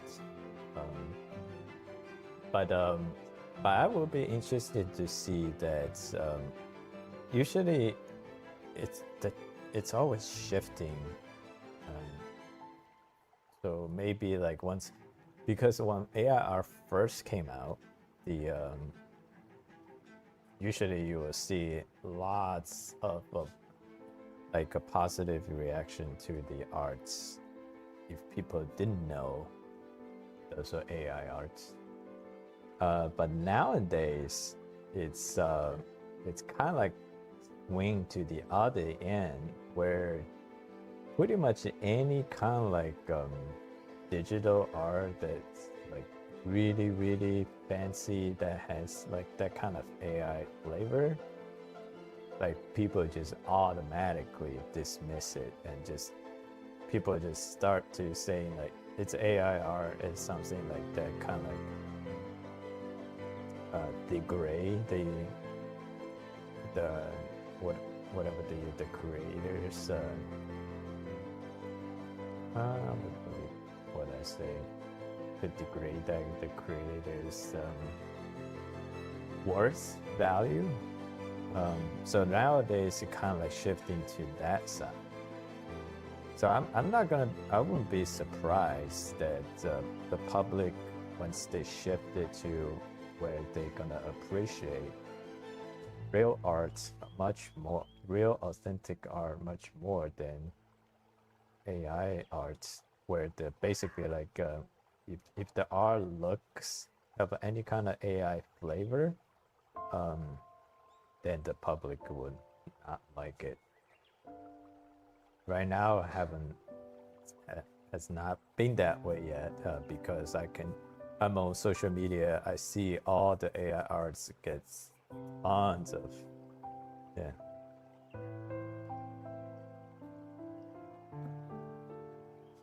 Yeah.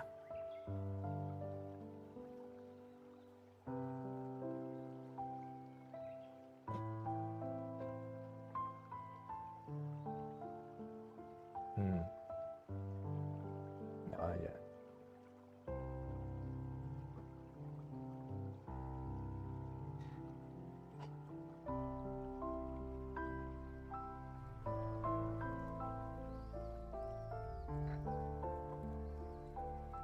I mean, unless I mean, I can see. Yeah, yeah.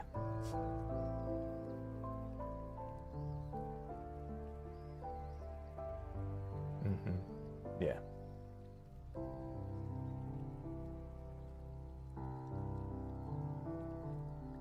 Yeah. Yeah. Yeah. Okay. Yeah.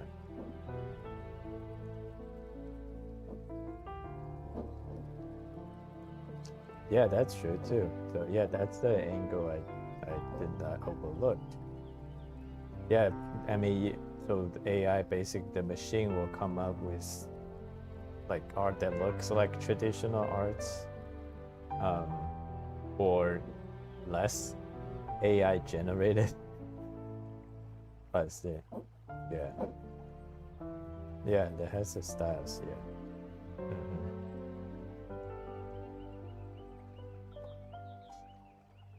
Yeah.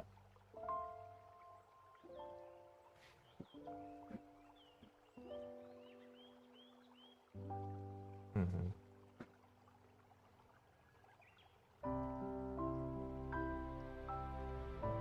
Yeah. I would say it's tougher to because there are some legit artists that create like really awesome art that looks like AI, and they yeah, like they have to keep fighting against that because every time like people just say, oh, it's AI art, it's AI art.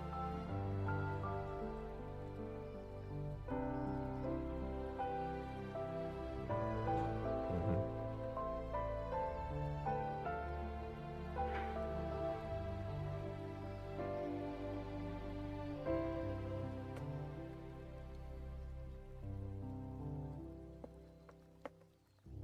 Yeah.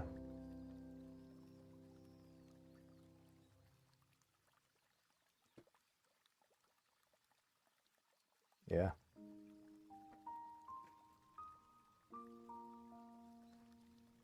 Yeah.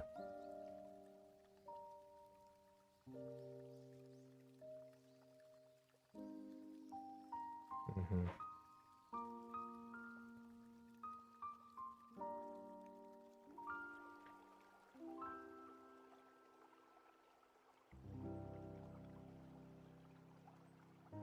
Yeah. Yep.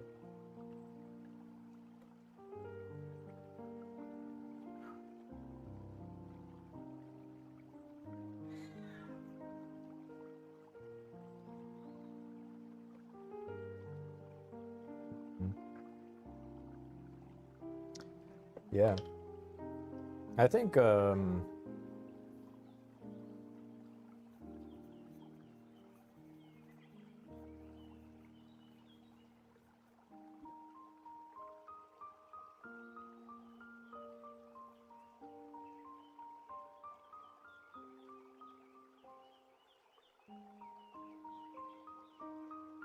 yeah, I think yeah.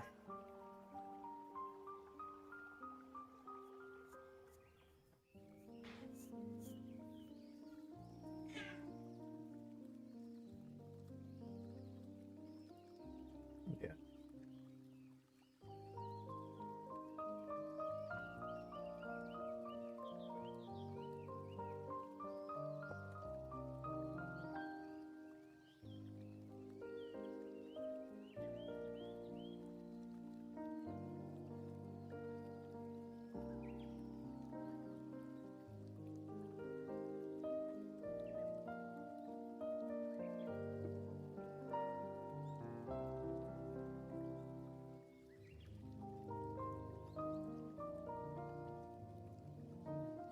No, you're fine. You're fine.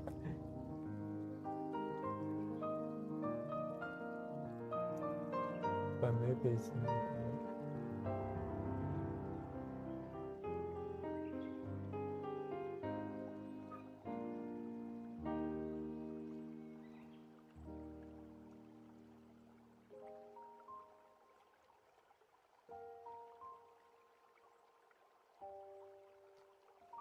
Yeah, I think like the pure spiritual sense of art that's in the perfect world.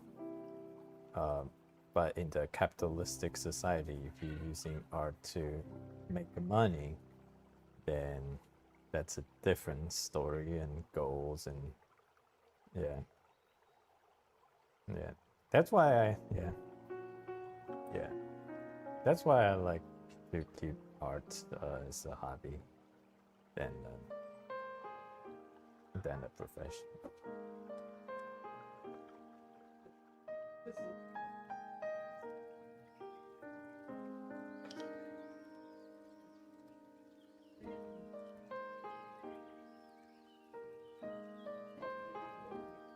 Mm-hmm.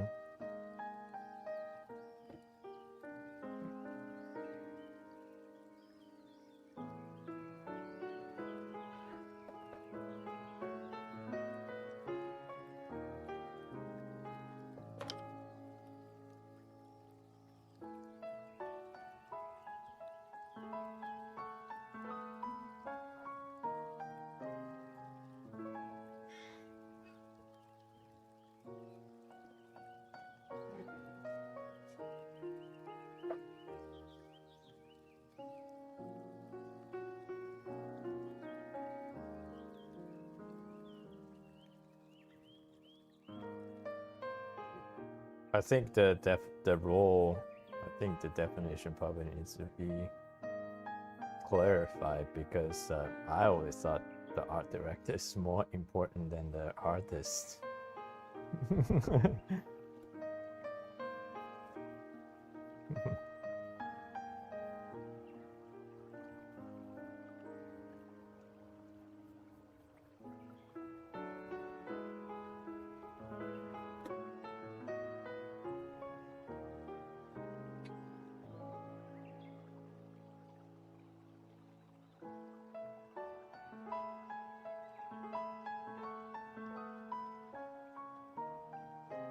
Yeah.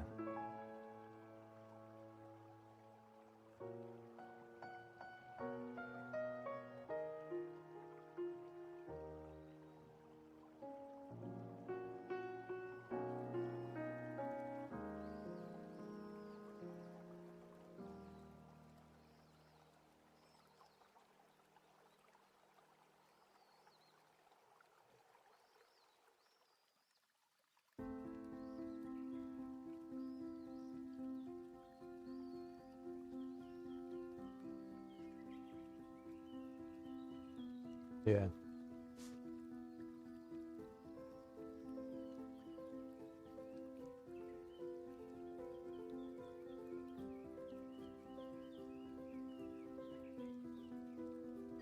I think you definitely take different types of appreciation the more developed you are in the world.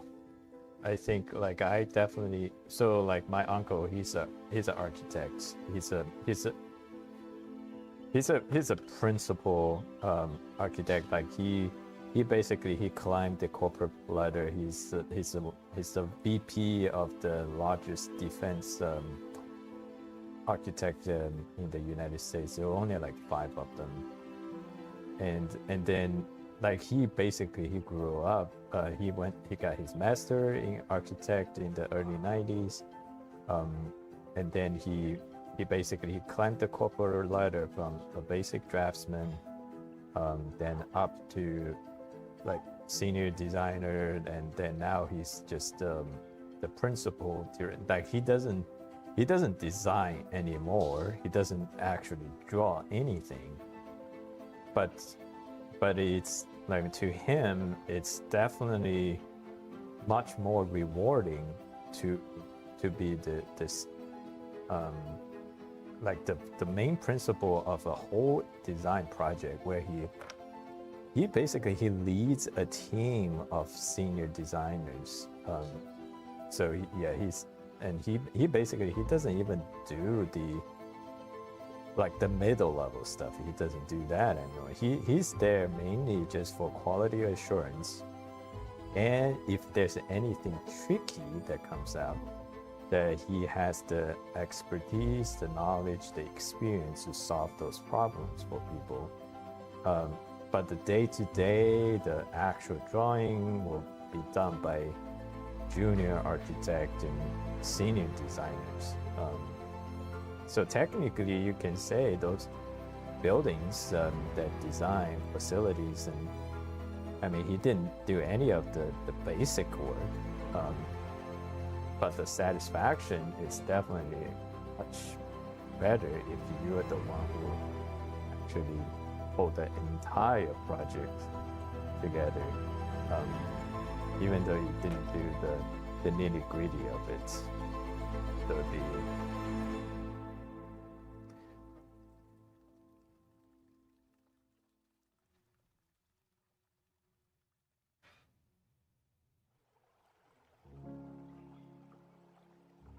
the thing is that you wouldn't know what's good or bad if you didn't have that discipline, the early development discipline. Like how would my uncle be quality control the project? Risk management is basically quality control and risk management. That is his main role, because all the basic design, those are all things that like junior people can do. It is the tricky parts that you need someone senior to oversee the projects, and he would know when things about to go bad, that hopefully that he's there to catch it before it actually goes bad. So that's why you need someone who has that knowledge and experience there to oversee that project. Yeah, but he's not the one who's actually. He doesn't even come up with the design. He has senior designers to come up with the design. He just gives them ideas. Yeah.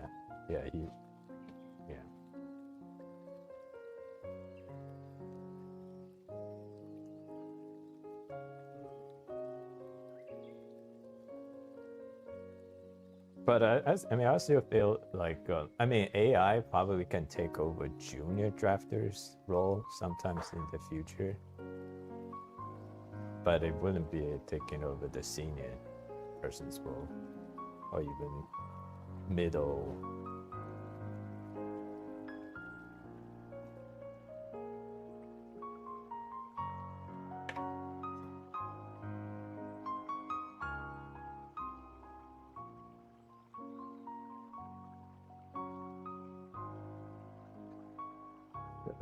What emotions the character experience? What is the story? I think the story here is some kind of like a probably self-reflecting emotion. It's an emo moment.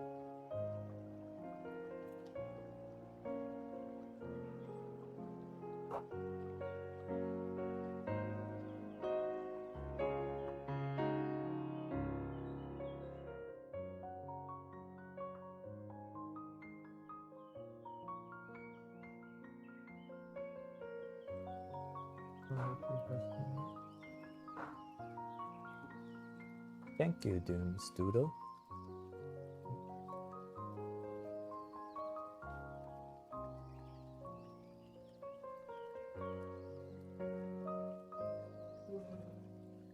Yeah, for shading here is the patient parts that come in. If you rush this shading, first of all, it's gonna tell. You can tell somebody rushed it versus like the way I do it. It's just a slow and steady build up the shading. So it definitely takes more time than what most people used to. But at the same time, it takes less time than what you think it would take doing this way.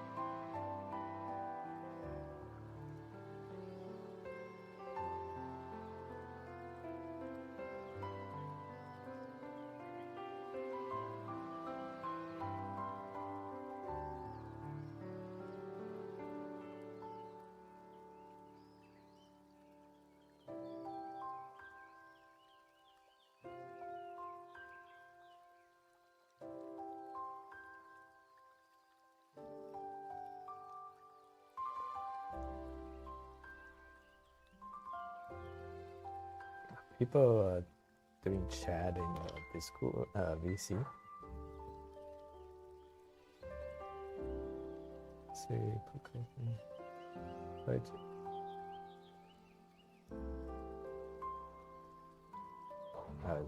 I thought like VC is being quiet, even though I see a lot of people in it.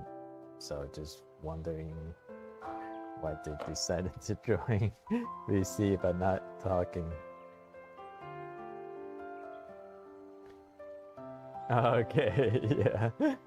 How are you doing, Les?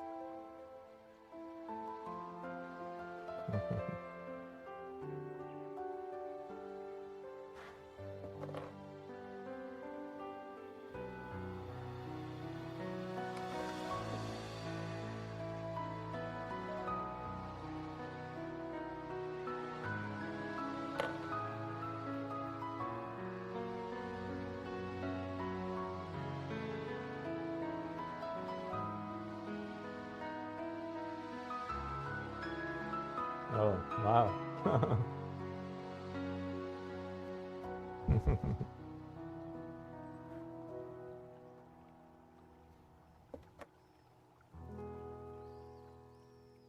Yeah.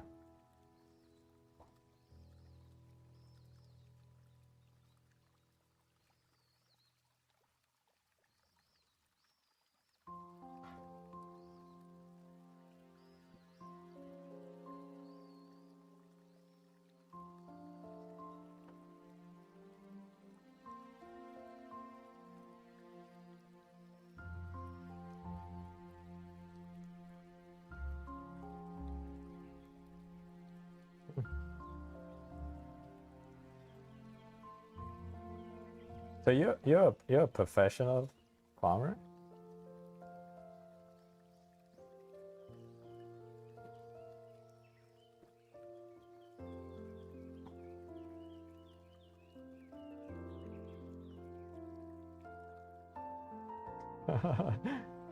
Yeah.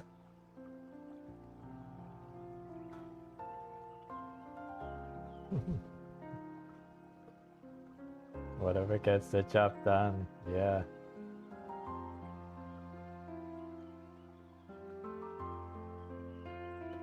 So are you like basic like farmers for the locals farmers market? That kind of like farmers, not the... Oh, just for you. Oh no.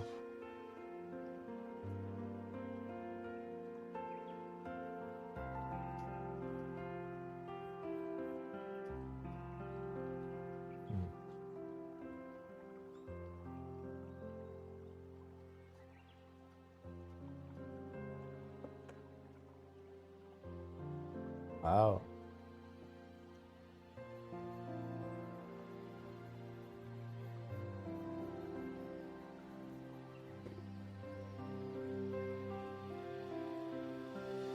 So doing some kind of like zombie apocalypse.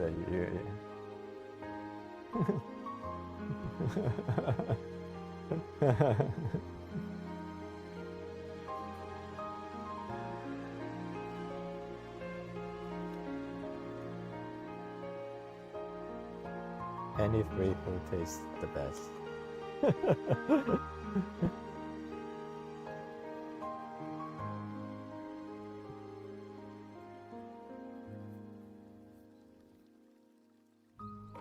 You with just with the tomato.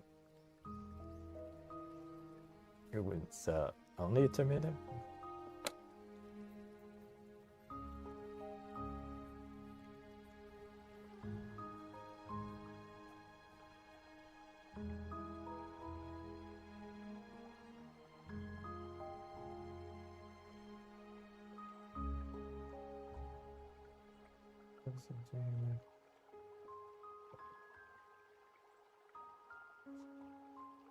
Hello, thanks for looking. Somebody say, you are very focused at drawing. You are like a zombie. I take that as a compliment.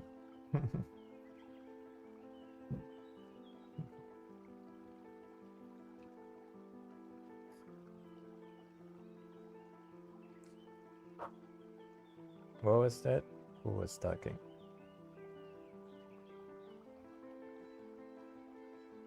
Catch your breath.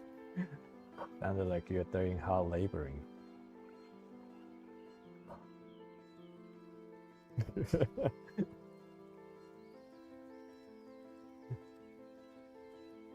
Fill up some water. I mean, this one turned out to be almost like a great iron. Need to make it look a little bit more like my OC.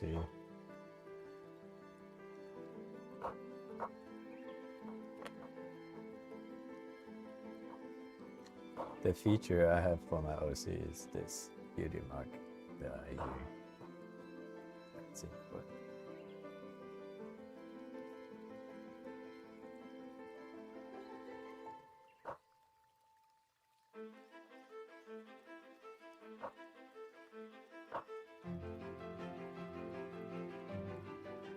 What are you working on, Luz? Is it Luz, right?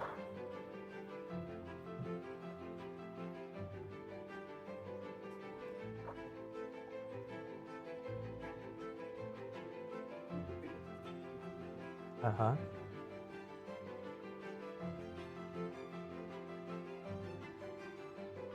Okay.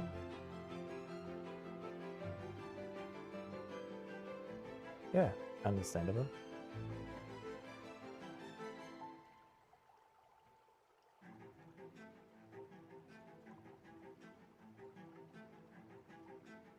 So it's supposed to pronounce loose? Okay.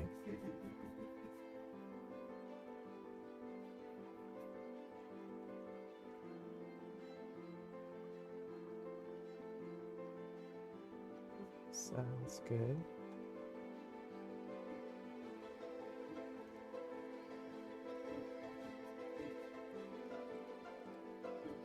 So you say you killed some chicken today? 2 days ago.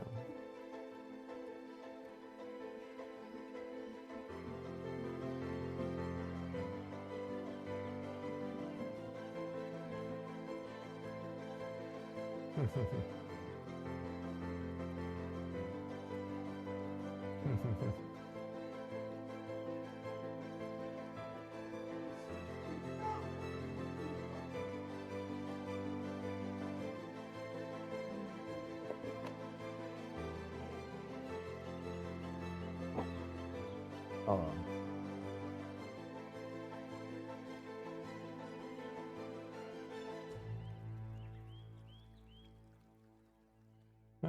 Oh, you done it too?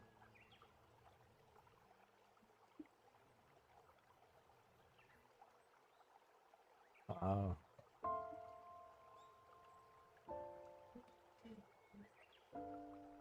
Yeah, I can get a lot of farming advice from you guys.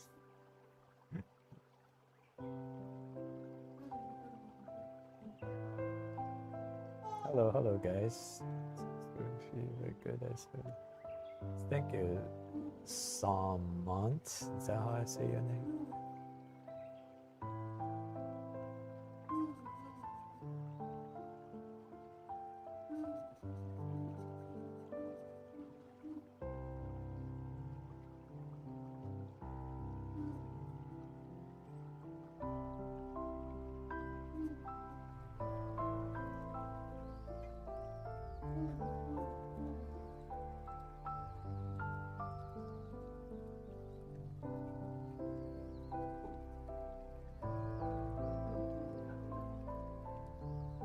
Do you feel like it's worth it than just go buy some pork from the supermarket?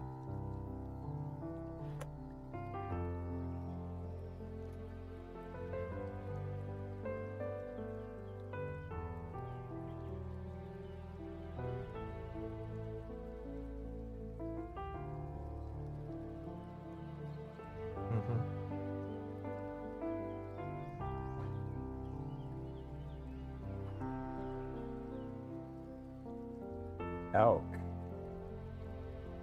Wow.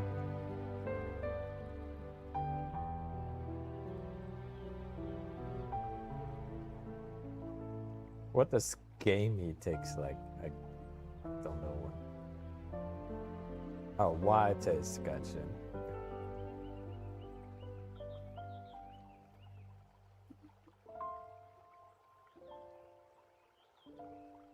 Mm-hmm. So you call it gamey. They have that wild taste. Okay.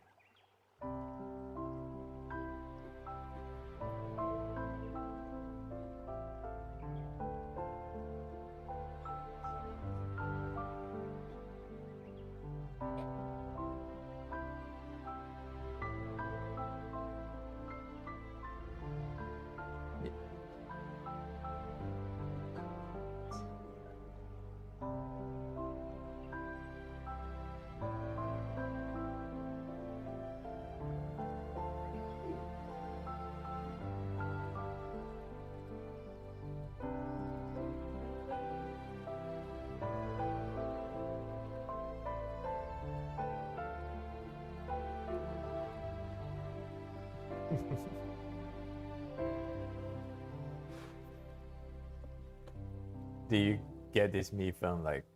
Do you eat them from restaurants in your area? Or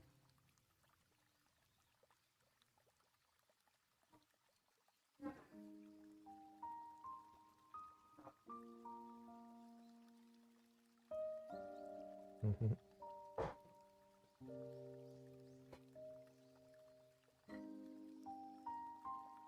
Wait, how do you guys have access to? Do you have farm? Oh, oh, wow.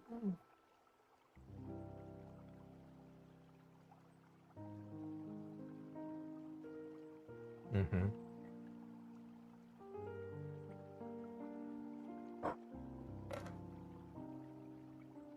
Yeah.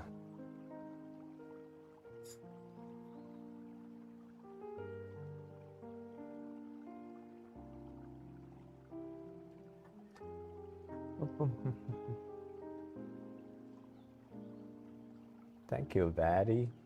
Yeah, I agree with you. It turned out to look like Ray Ayanami. Well, the reference is not Ray Ayanami.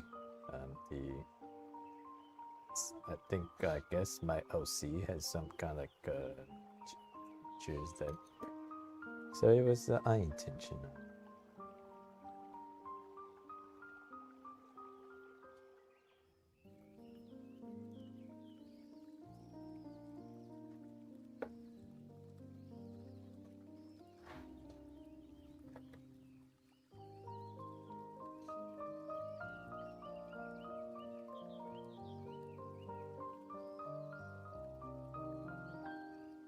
Oh, thank you for joining. Bye.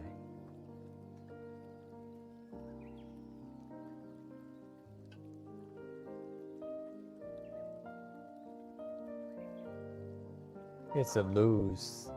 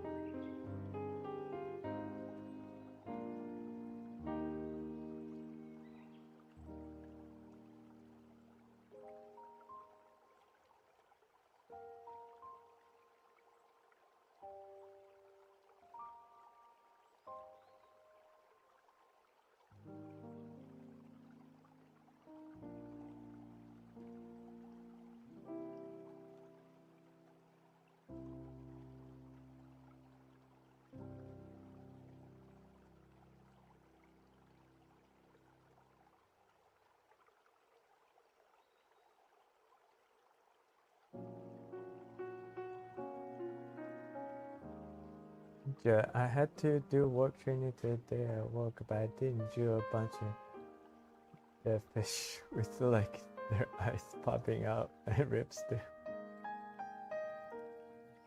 Alright, I had to work training today at work, but I didn't do a bunch of dead fish with like their eyes popping out. Do you mean like you wanted to draw the dead fish, or you just unintentionally? Are you also talking about the dead fish one?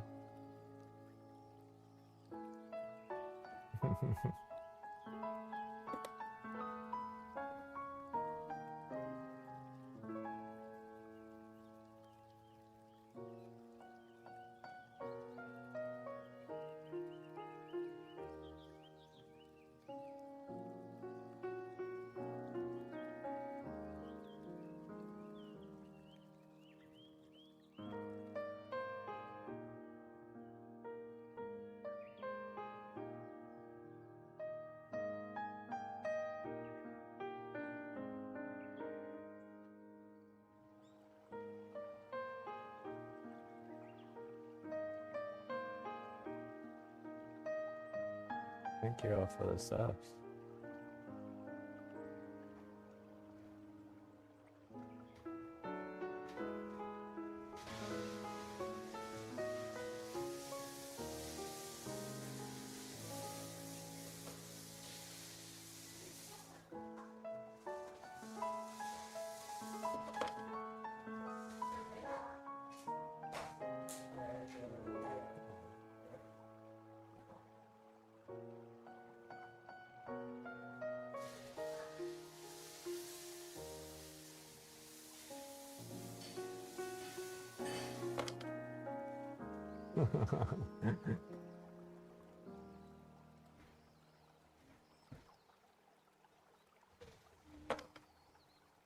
Mm-hmm.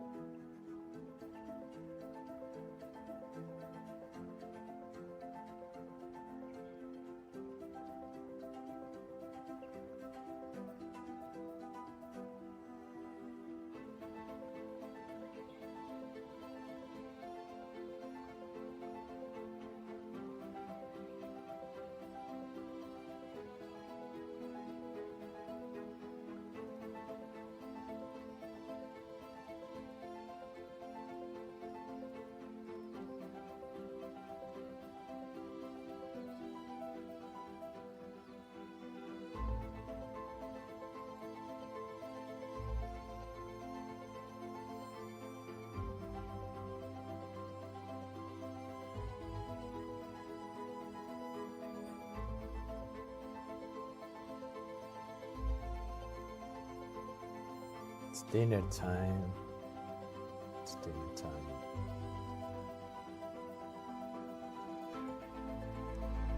About to I get my folks coming to the house.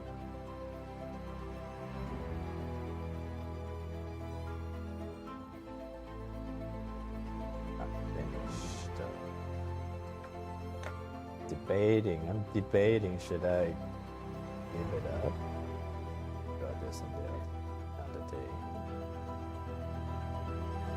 I could leave it up and just farming my streaming time while I go eat. Yeah.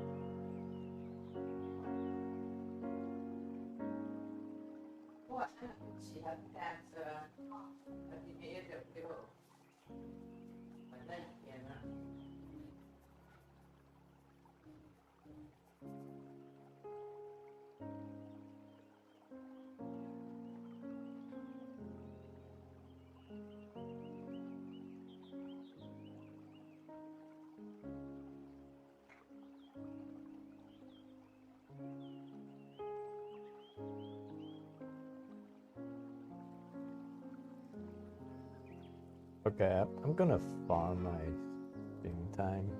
I'm gonna pause and go eat dinner.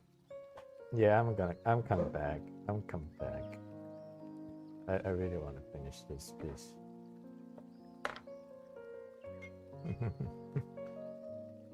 Okay. It's like no, I'm gonna finish. Well, it's not at the finish level I had in my mind, so. And this is the one that I actually use my gel pen on. I think my gel pen is killing. Like everything that I use them on, it just like turned out really well, and whatever social media I post them on, they get great reactions.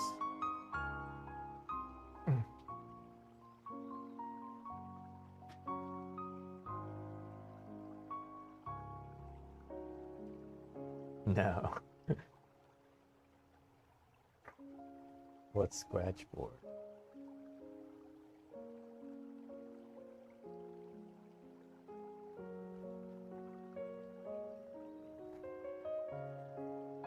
Okay.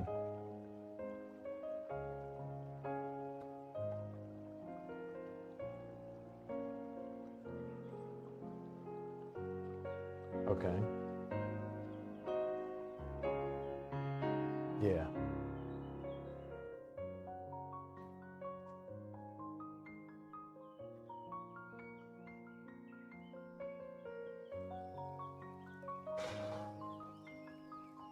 So basically, it's a medium that you create a specific effect.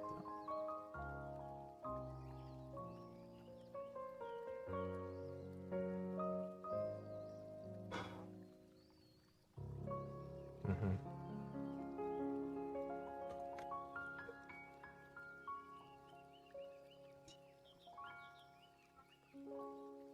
Yeah.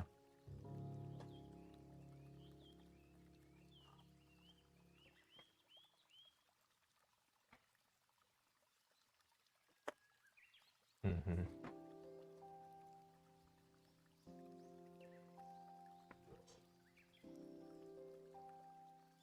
I see. Is this similar to the concept of drawing on gray paper?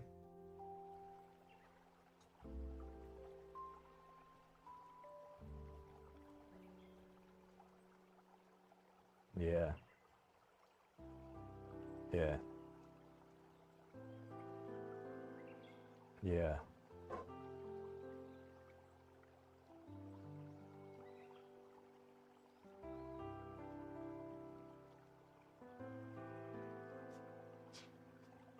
Yeah, nice. Yeah, I have done the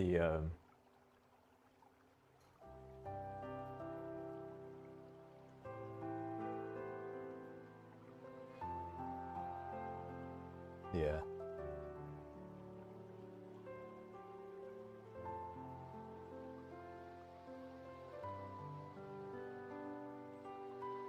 But any art, yeah, any art store has it, right?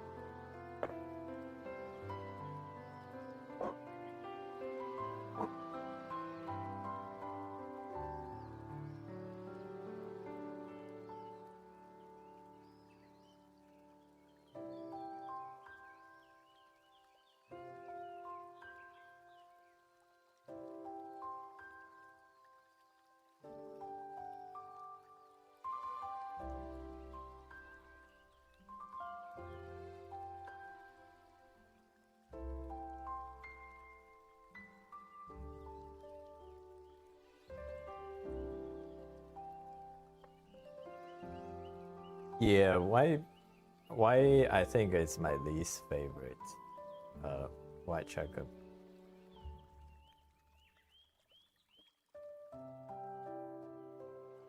No, I think the only so basically what white charcoal pencils are meant to use, or it works well on media where you draw on either gray or brown paper. Yeah, so yeah, if you draw on brown paper, that white charcoal can create some pretty nice looking highlights. Basically, I mean, a brown paper or gray paper, use the white charcoal to draw anything that it's facing the light source.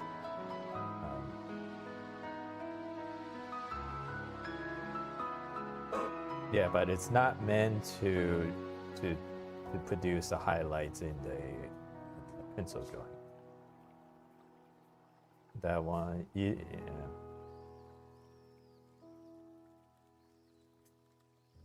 Yeah, you for highlight in the pencil drawing, you either leave it white, or if you need something that's even wider than the piece of paper that you draw on, then you use that gel. Yeah.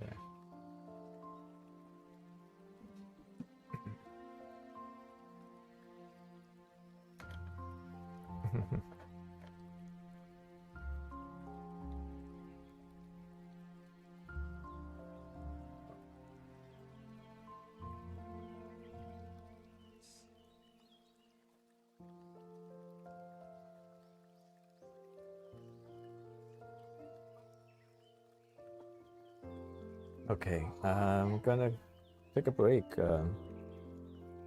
Hopefully see you guys when I come back.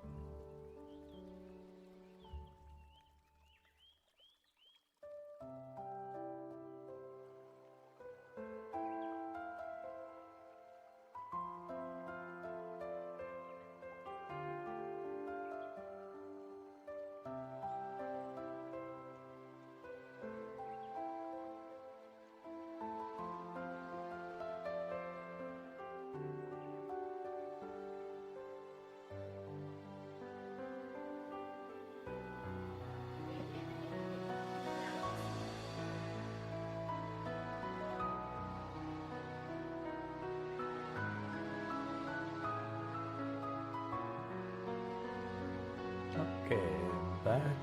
Let's see.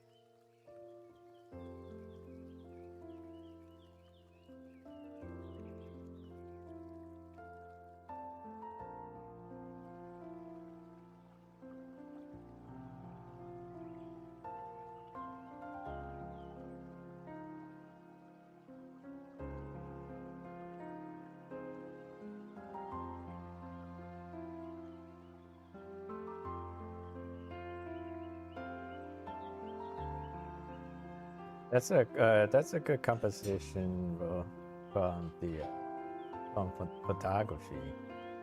That's if you take a landscape. Yeah, what Bryce mentioned. Can you hear me?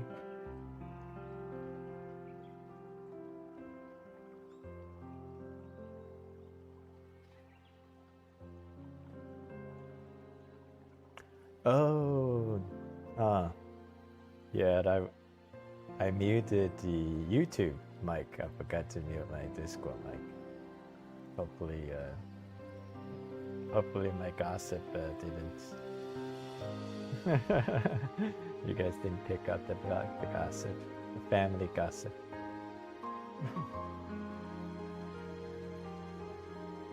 Yeah.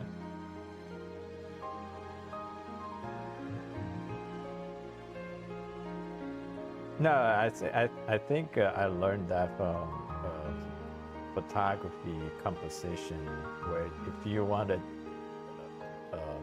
shoot a landscape where there is, I mean, the one that you do, so if there is a horizon, you want to, yeah, don't put the horizon in the middle of the composition, but what I learned is to put it on the top 1/3 of the composition.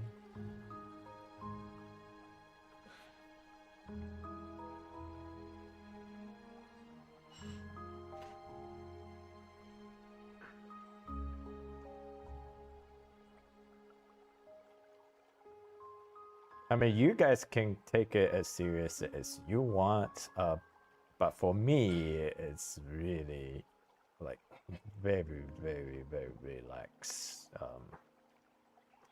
prompt. I mean, you can pretty much draw anything and just make up a story. I'll take it. So yeah, you take it as seriously as you want to take it. But as far as the event goes, the requirement is really low. It's really just for something motivation for you guys to draw. That's the main intent. So you don't think like you have to come up with something super sophisticated. I mean, if you want to do that for yourself, that's by all means. That's not a requirement from me.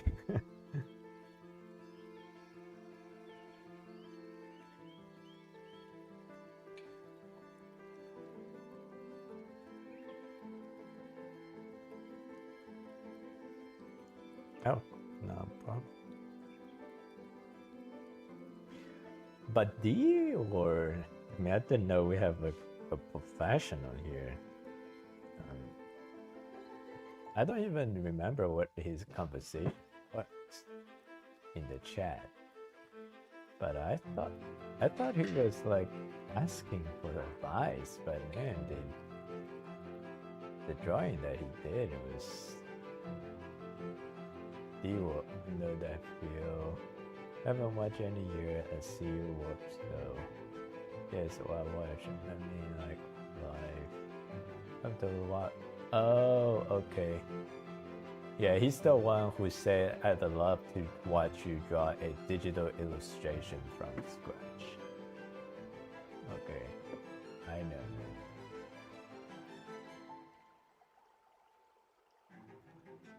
Yeah, I mean the one that he did,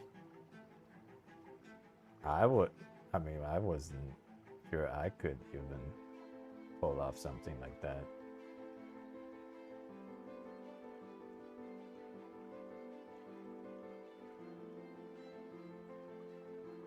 Yeah, did you see Dior in art related chats? He or she. No, that's yeah. I mean that's art related chat channel. That's like commercial grade. I mean, if it's something like if I have a reference like that's no big deal for me. But if you give me a blank canvas and give me a prompt, I don't think I can create something like that just with a blank canvas and a prompt. So if he did that, then I mean, I would say he's definitely better than me.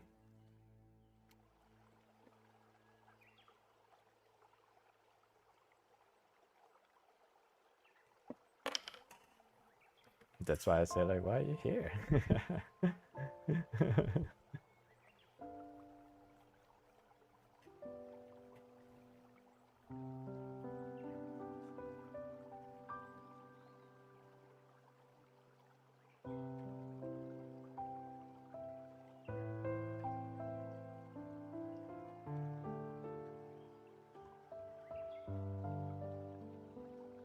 So the thing is, you need to be able to. So no reference is one thing. Like I'm not just only saying.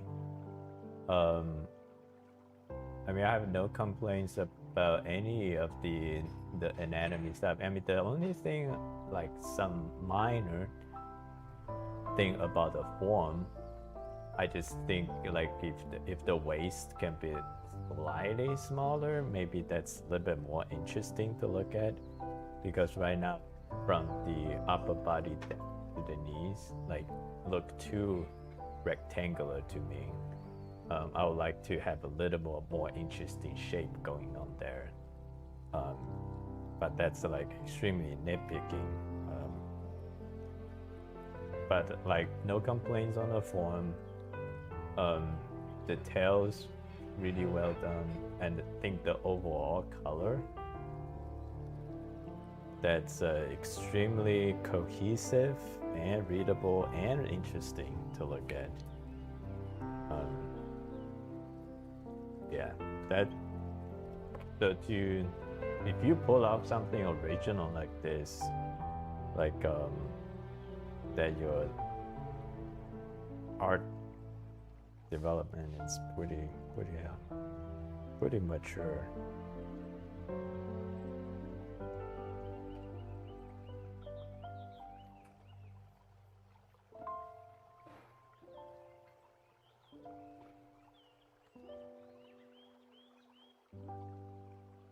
It could be someone who's working in the industry.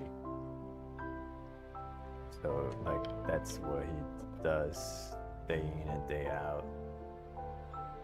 If it is a hobbyist, then that's even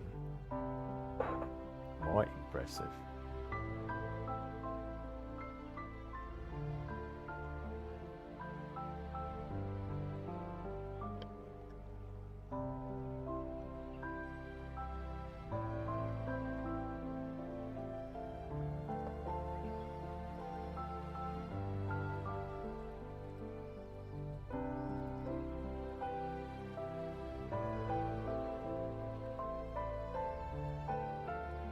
Just the kind of person I was looking for. Need some advice on accuracy when using reference like you're doing here. Great question. The shadow show.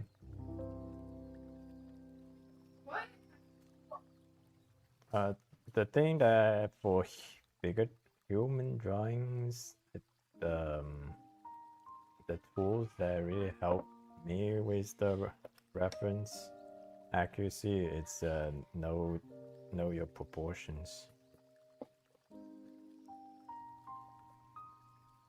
That if you kind of already know the proportions of the figures, then you can draw at a relative ease.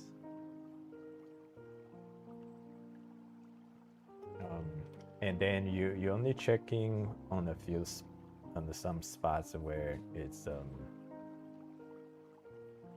where you need to check like how the original creator design, where the design points are.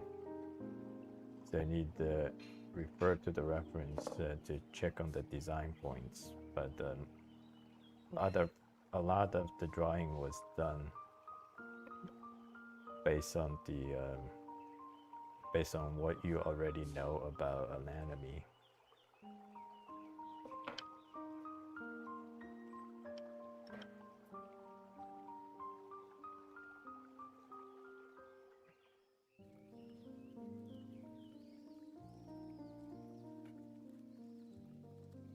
And one thing about anatomy is often people don't know what to study, because I was one of those people. Before I started taking the class, I was self-taught, and I thought, like people say, practice anatomy, and then I just look at some reference pictures and I just try to draw them.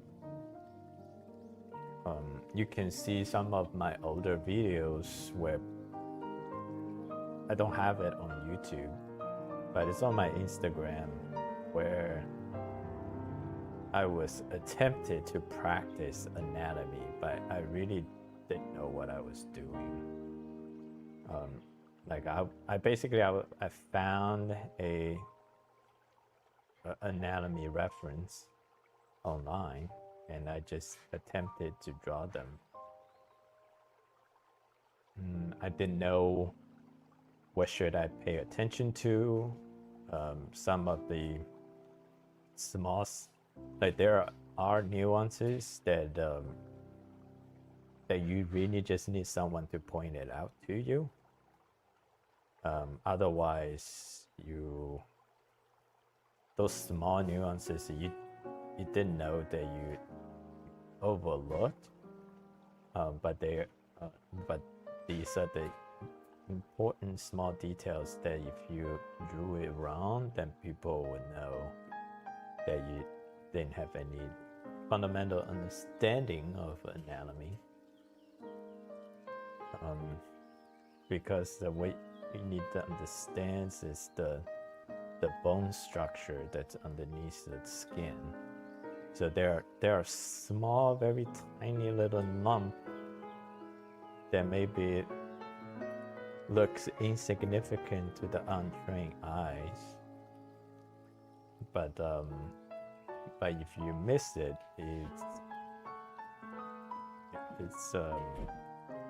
it definitely looks less natural.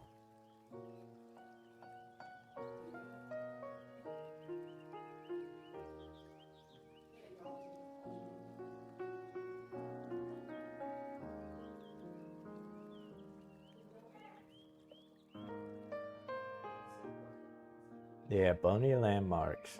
So when I started taking the anatomy course, so my teacher pointed out those. So I took a very holistic approach. I think it's overly done. I don't think if you're goal is just to draw like anime level anatomy. You don't have to take it to that detail. But what I found that helped me was first you actually practice to memorize those anatomy. So you're not just drawing just for the sake of going through the motion. I can show you an example to illustrate my point. Good. So I'm gonna show you my Instagram shorts where I was kind of pretending I was practice every day.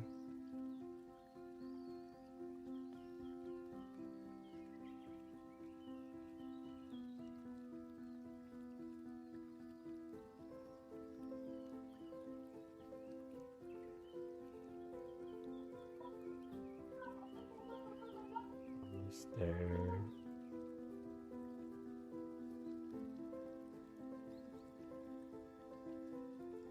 Stick and scroll faster.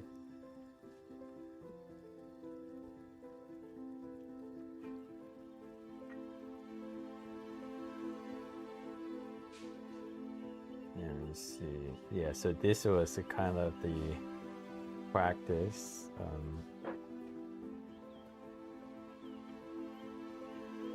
Yeah, basically I found a reference, then I just attempted to copy it. And here is a skull practice.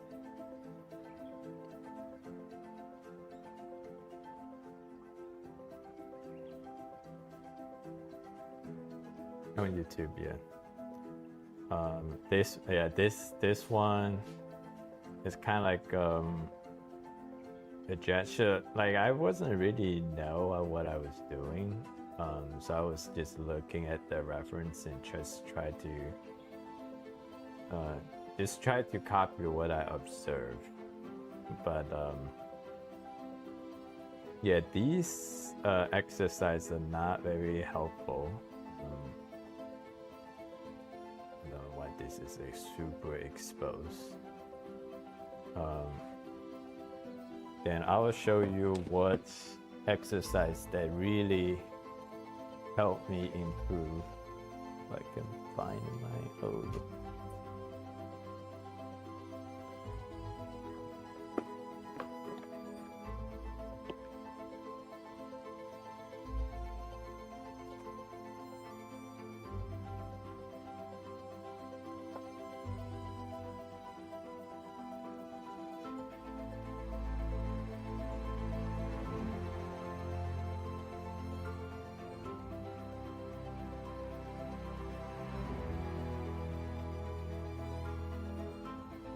So this exercise really helped me improve. So basically, I was doing this kind of model from memory. Initially, when you try to do them, it's very uncomfortable because you may think this looks very simple, but as soon as you start now, just recall what you just saw. It's not easy, and the thing is, like when you were doing the drawing, if it's like you're struggling with recalling, you always wanted to. Oh, here, you see it?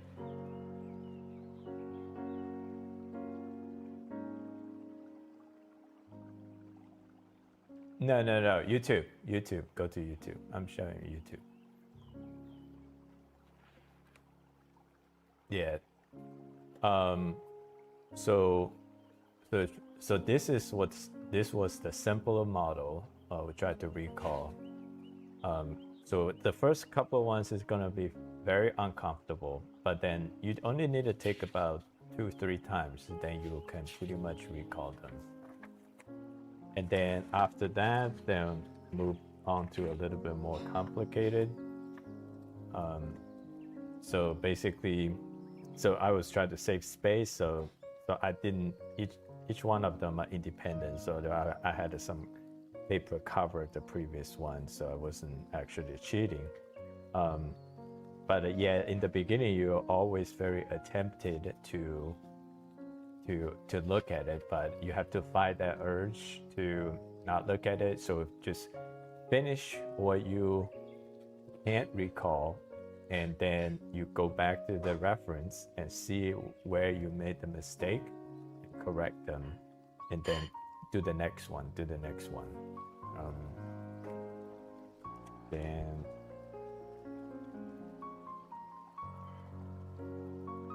yeah. Yeah. Yeah. And I think drawing from memorization is actually one of the things that you can improve very fast. It just very intensive. Like it requires a lot of brain calories. So a lot of people do not like to do it. It's not a pleasant feeling, I can tell you. So yeah, so I practice all of these is drawing from memory. So you memorize the model, and then so this one is I mean, I don't know if I can build this one again. So you can see like all of these. So these are the ones that I basically drew from memory.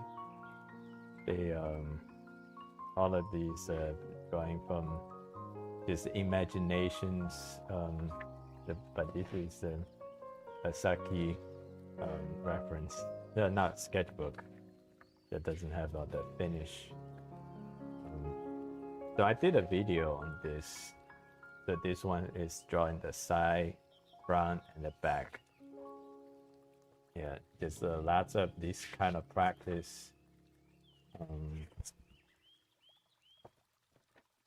So these help my anatomy a lot. Let's see if I can record someone just demonstrate. I haven't done this in a while.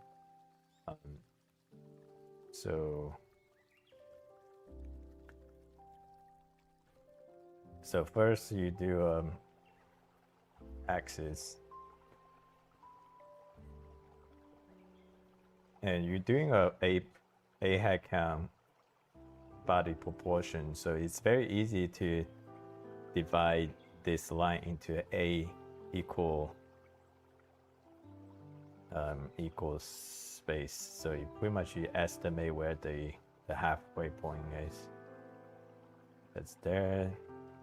Then you do another halfway here, and then another half midpoint. So on the lower end you don't have to, but this is eighth, 2/8, 3/8, 4/8, and that's the 3/4. That's the last. So here the reference, you have the head. So just do this from memory. You have head, then you have your from this point between the chin and this point, about halfway is your collarbone. Then it's the neck. Got the trapezius muscle, and here is the chest. This point, and you kind of can draw the rib cage here.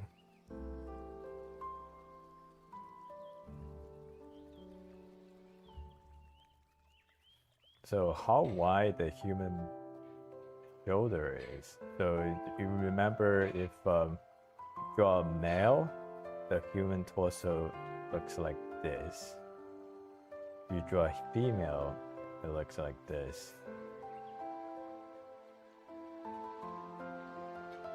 So if we draw a nail,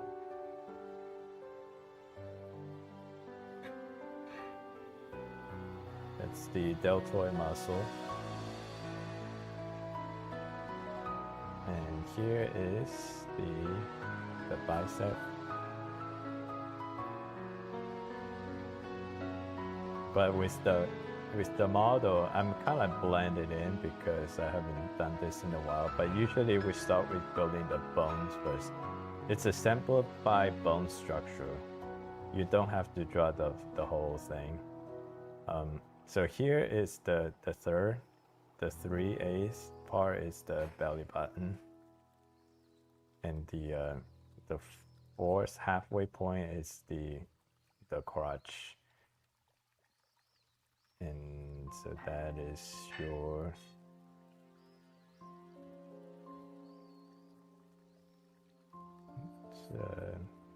what's it? That's a pelvis.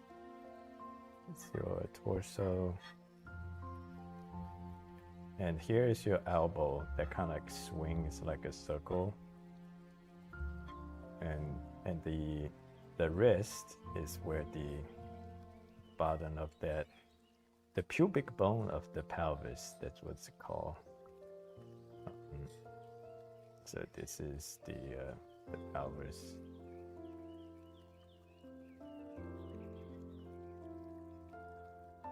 And then you got the hand. So the entire hand is the size of the face. It's actually the size of the face. Face, it starts with the hairline.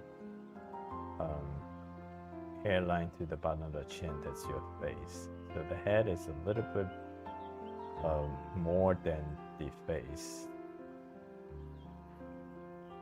So that's how you remember the hand.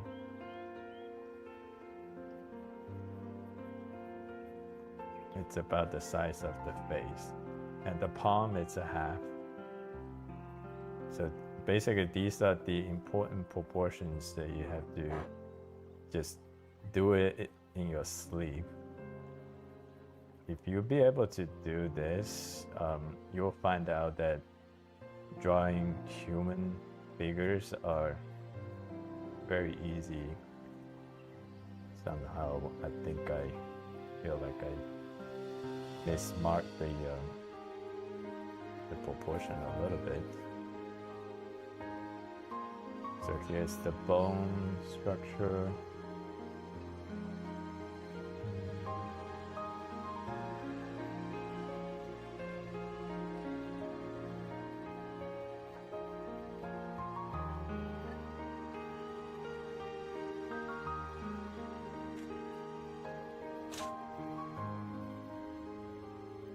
Okay, now then let's put the muscle on the bone.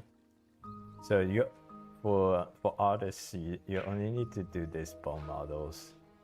That's good enough. So now you build the trapezius, the deltoid muscle. So the deltoid muscle actually here is more like a triangle.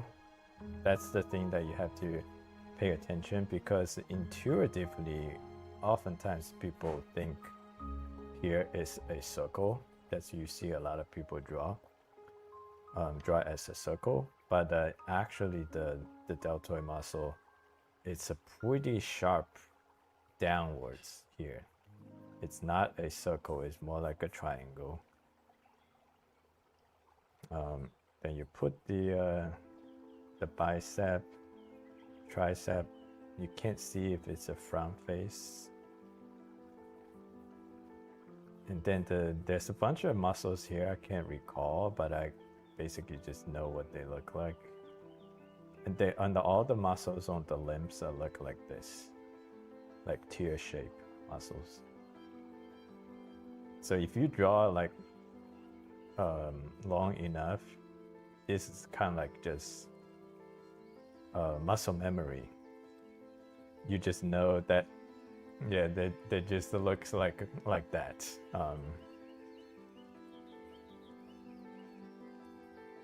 And there are some tendons there. There is a tendon that's linked to the thumb. like this way. So when your arm goes like this, there will be a tiny or a string of tinder that if you know these kind of things, then when you draw them, even though when the reference only shows a little lump, but you pay those attention, the untrained eyes will miss them, or they think that's insignificant, but these are actually important things that you, as an artist, that you need to draw them. Here now we've got the chest. Here is a question that my teacher asked: how many abs does human actually have? Is it 6? Is it 8? Is it 10? You guys know? No, it's 8.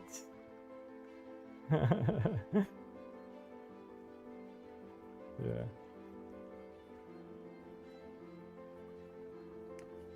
Okay, like here, these are muscles that I do not. I only know the Chinese term. I don't, because I'm learning the Chinese. My teacher is Chinese. But this muscle where you get those sawtooths look like saw over here. Obliques, yeah, I think that's right.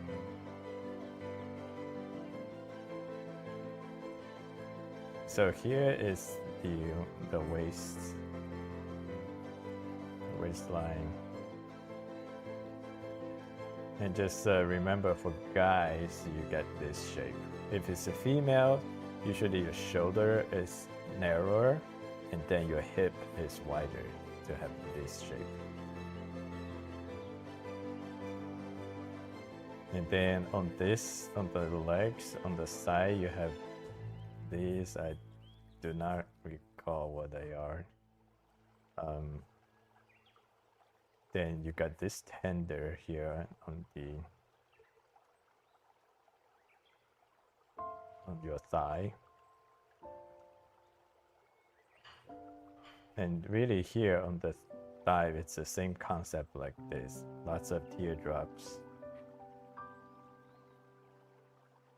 It's just a bunch of teardrops. Don't recall them too much, but on the side there is this piece of muscle here.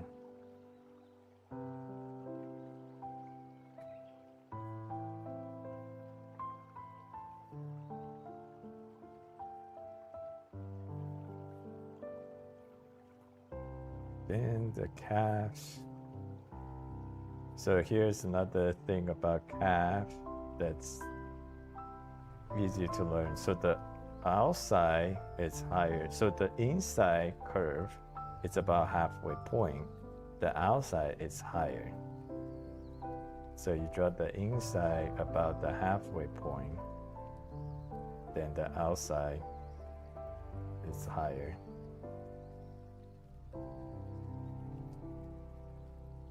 You got the ankle, then the feet.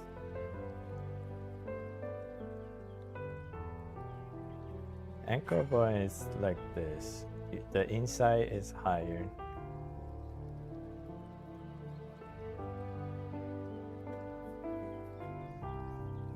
Yeah, if it's for the feet, you can use this model.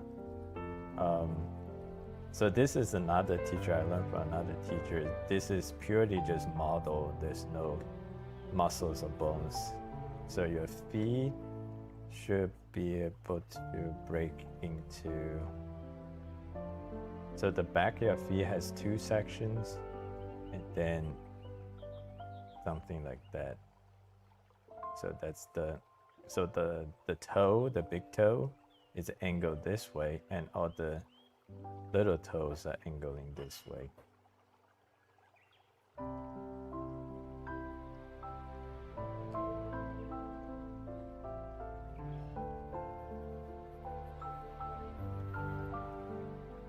Yeah, so yeah, if you memorize this, I mean, I haven't done this one in a long time, probably over a year, and I would still be able to do this one.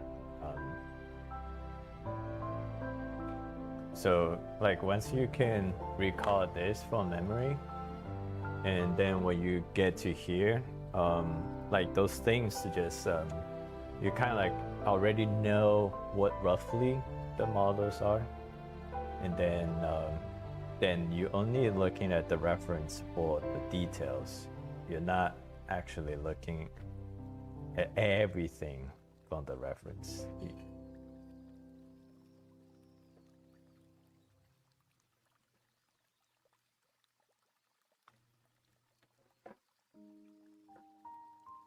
No worries. Yeah, I'm glad you'd be able to make it this far.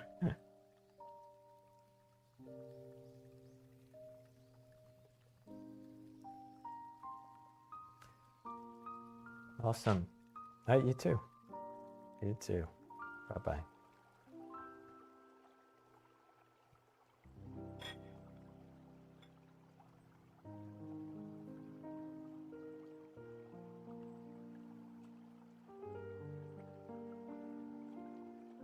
Okay, Shadow Show. Try it. You should attempt to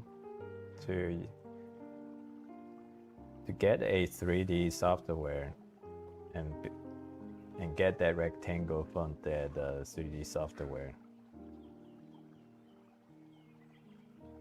Sometimes we gotta be creative. Like if your goal is to design characters and draw a story, I mean, I get it. It's kind of like a pride thing that you want to draw everything on your own. But usually it takes a long time to acquire the skill and the proficiency to pull it off. It's not very efficient to go that way if your goal is to do something, a story. So I will much more prefer or recommend that you focus your attention on your story, your character design, your world building. Focus your attention on that. And as far as drawing goes, just go learn a 3D software, and then just build a 3D shape that's in the perspective you want, and then just trace over it.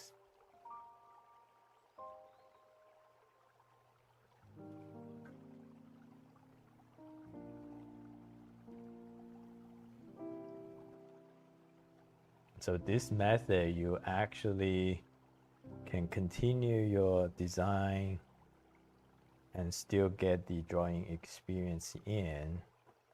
Then the more experience you have, you will graduate. There's definitely learning from tracing too.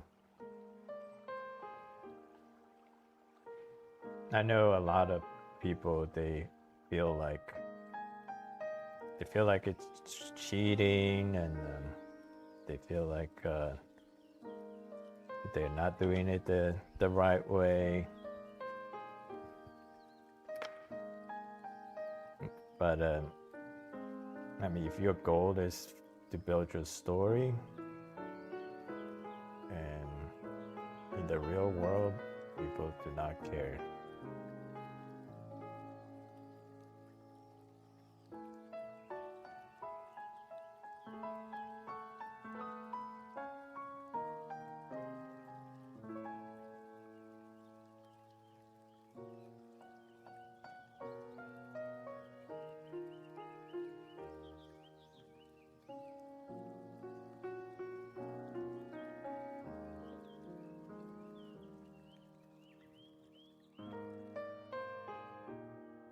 Hello, today, chef.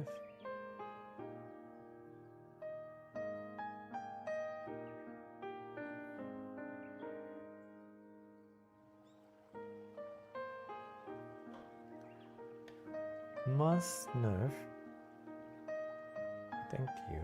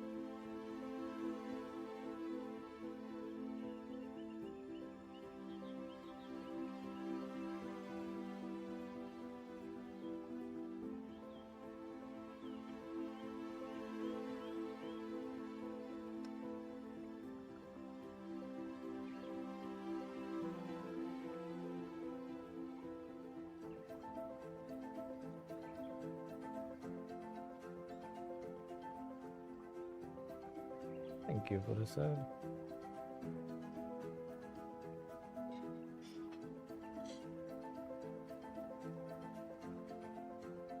Hello, Penguin.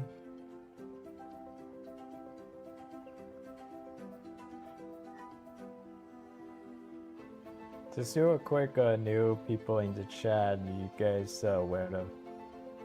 I have a Discord server, but you guys can join and meet with all like-minded artists around the world. We have September event that's wrapping up tomorrow morning. Still not too late to join. Get a chance to win $50.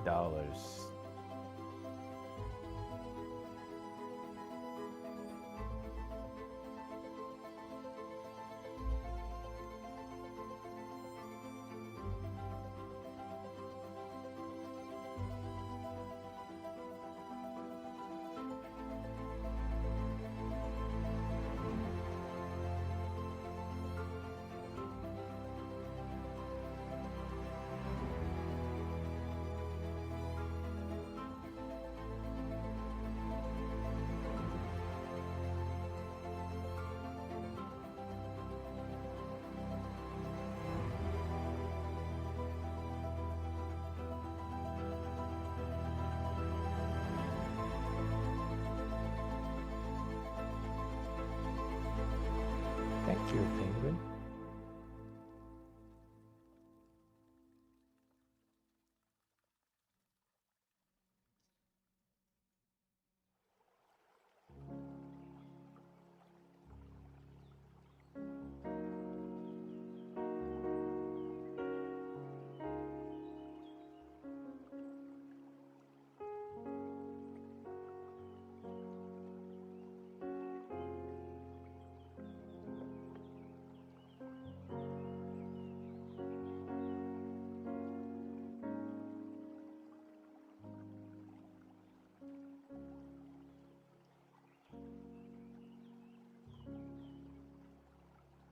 Thank you, Joy. Thank Thank you for the sub.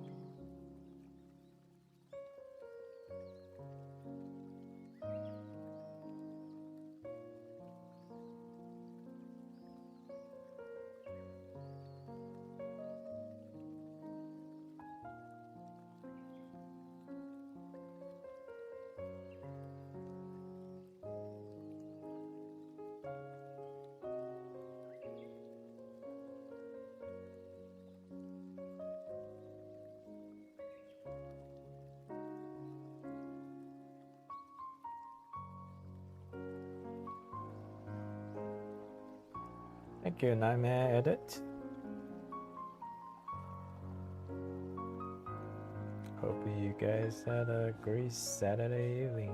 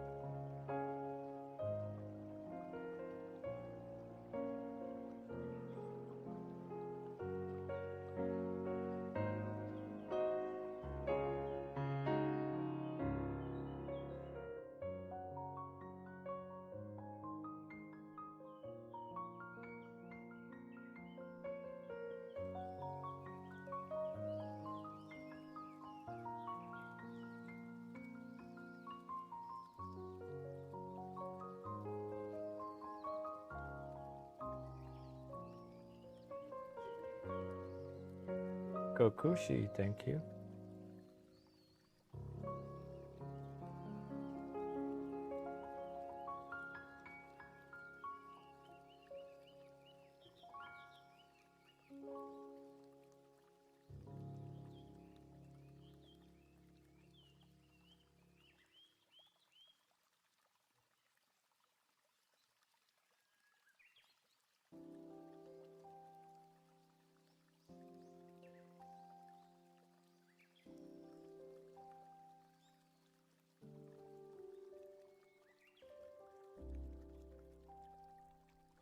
Yes, I'm using a reference.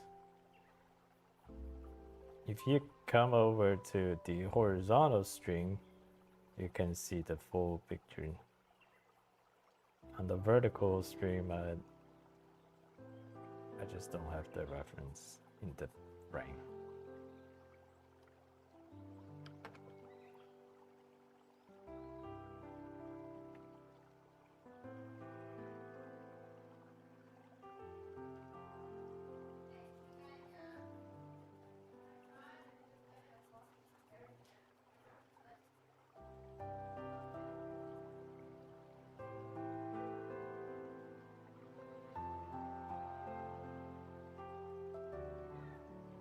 Thank you.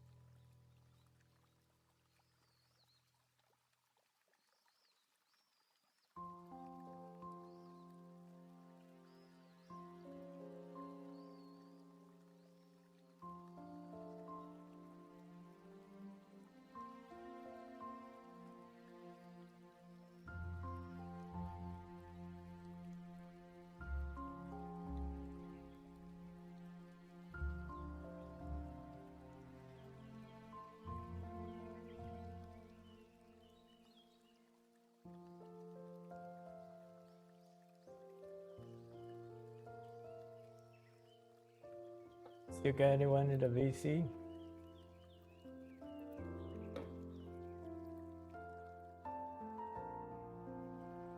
Oh, just Aaron now?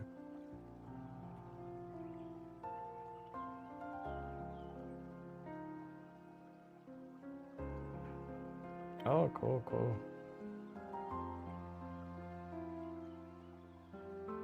Oh, no worries. Just make something and post it.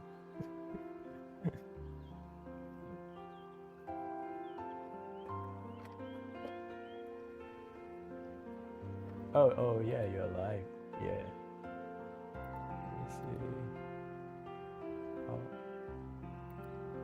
How do I see?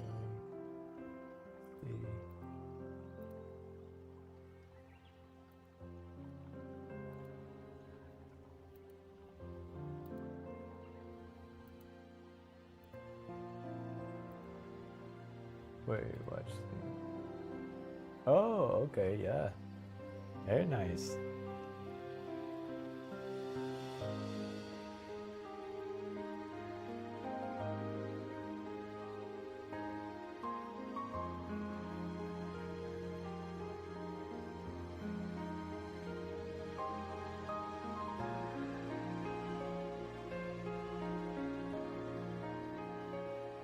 Mm-hmm.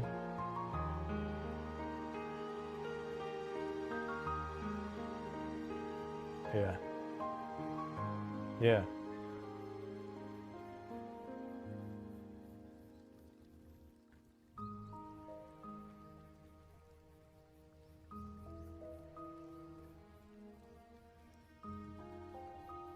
That's a pretty sophisticated idea. I mean, you don't have to submit a complete version. You can just do a draft and then just submit the draft. I'll take that.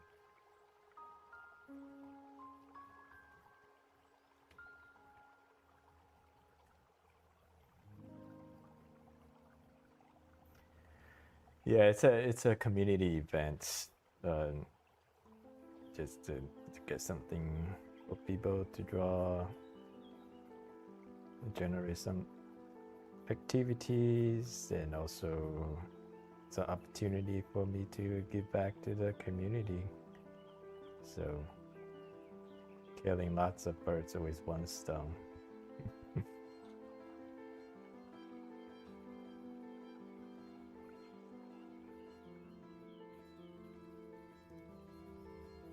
Yeah.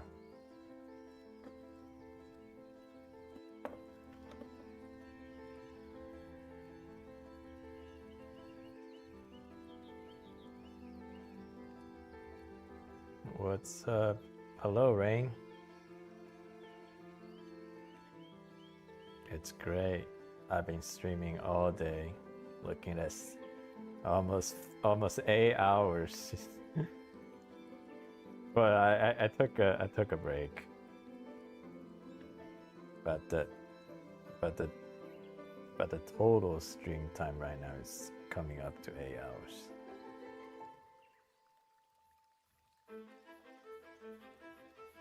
About the drawing? Oh, she's a champ. She's a champ. She's very supportive of what I do.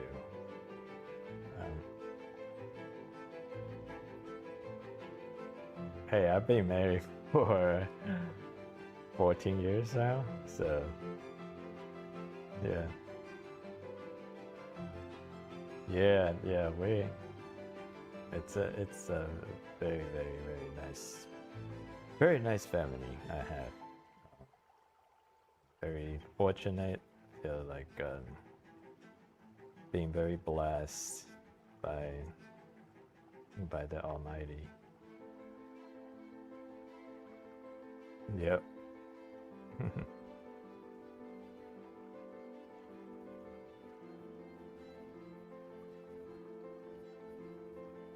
Yeah.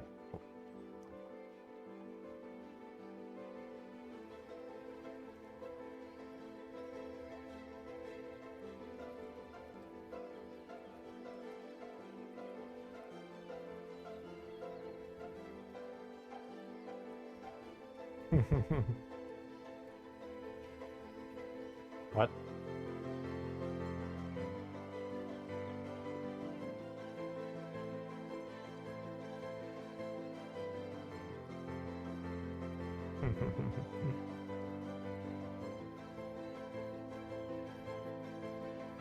Yeah. Yeah.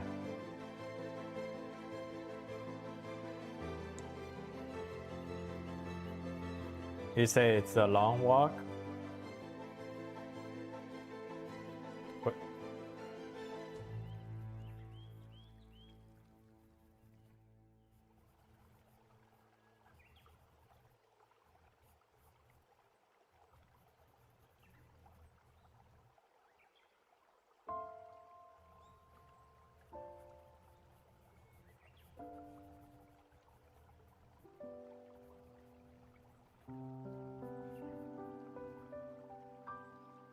Mm-hmm.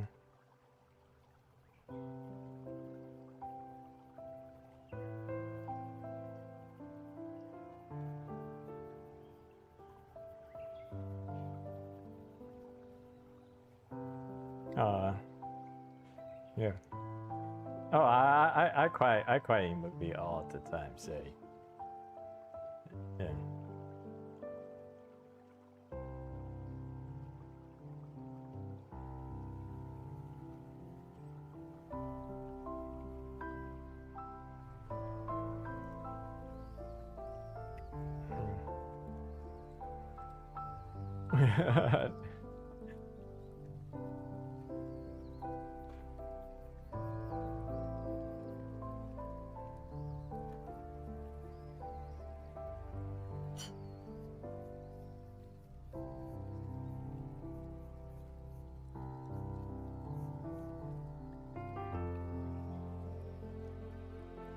Mm-hmm. Yeah.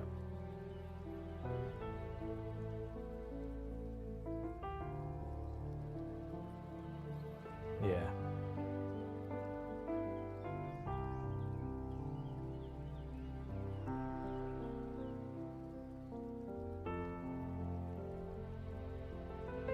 Mm-hmm.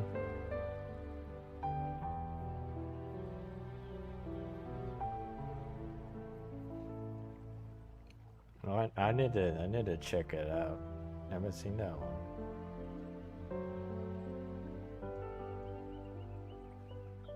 What of the robot?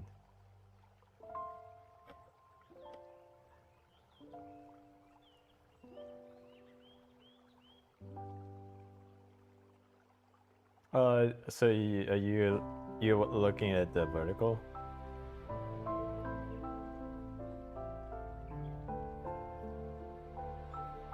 Oh, it's just a sheet, bed sheet. Mm-hmm. Yeah.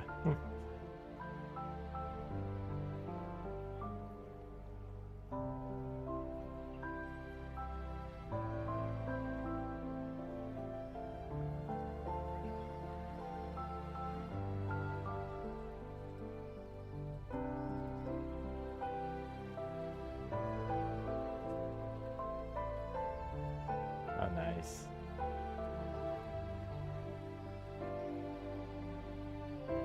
Mm-hmm.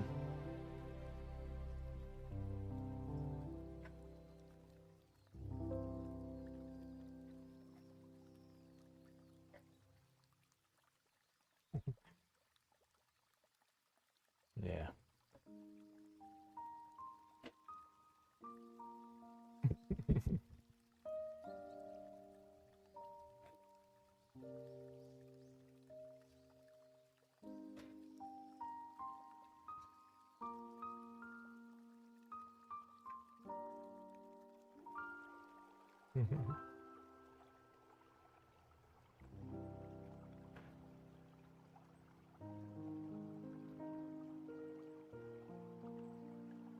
Yeah.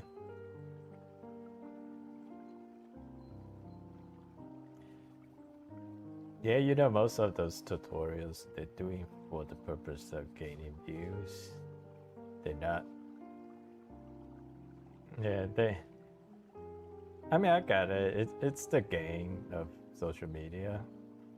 Because sometimes to teach a subject properly, you need to spend 30-45 minutes. Yeah. Yeah.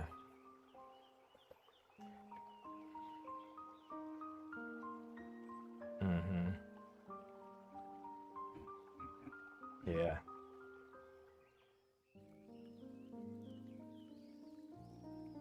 Yeah. Uh-huh.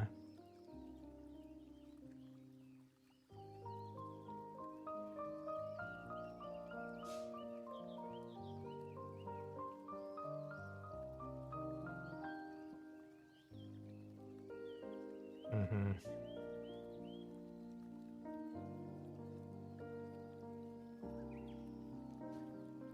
Yeah. That's awesome. Where did you learn your craft from?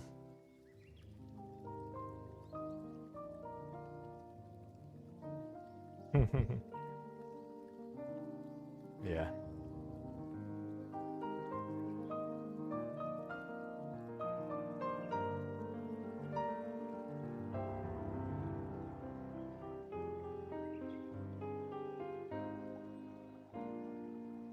Yeah.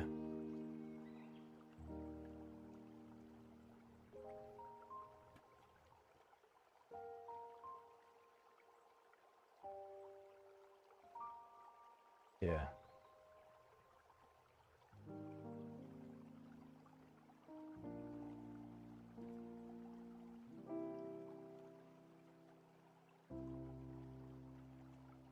Mm-hmm.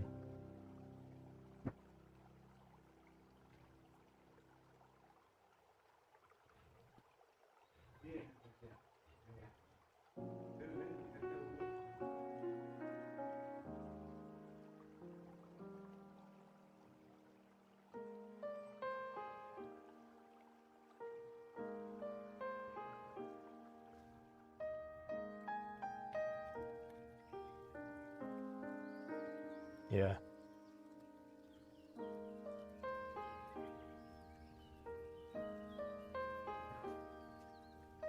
Mm-hmm.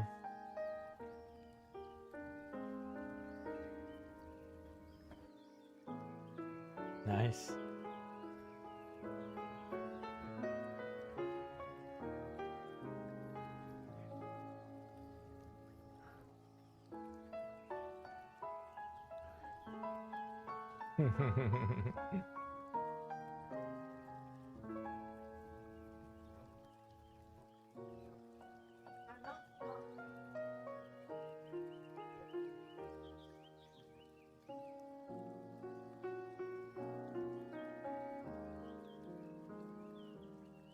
Mm-hmm.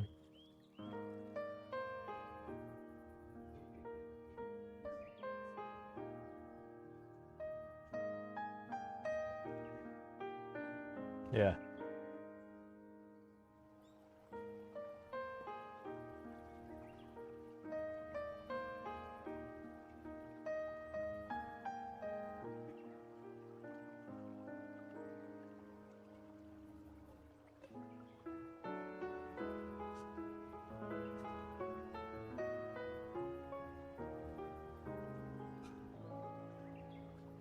Mm-hmm.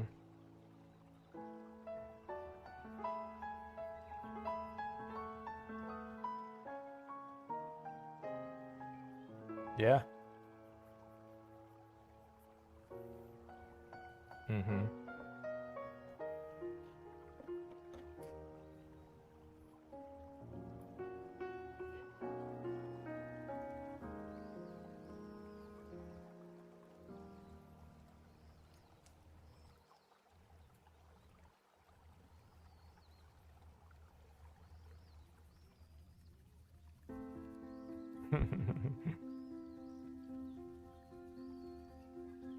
Yeah.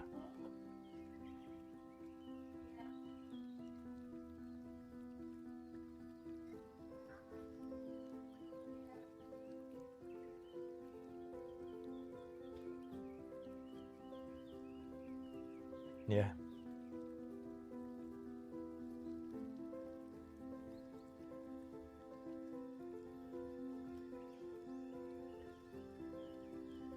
Wait, I think I missed it. Can you show it again?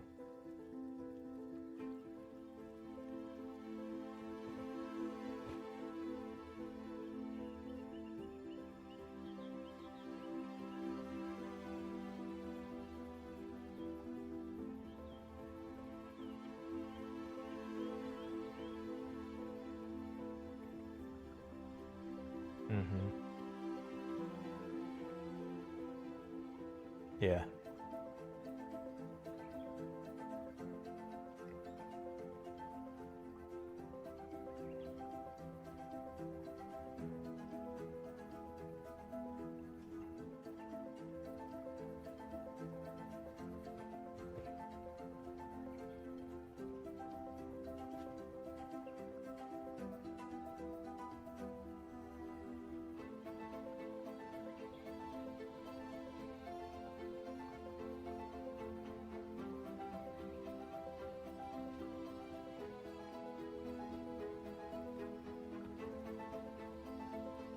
Yeah.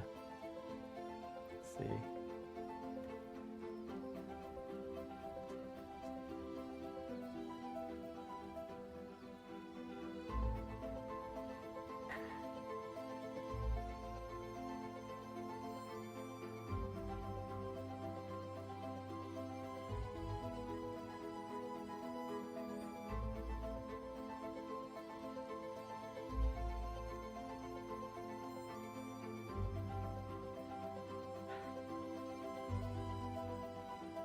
Yeah.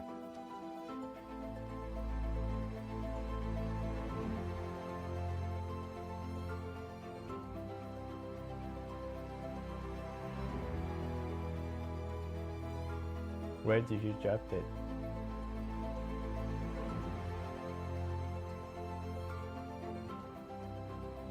The chat. Oh, no. Yeah.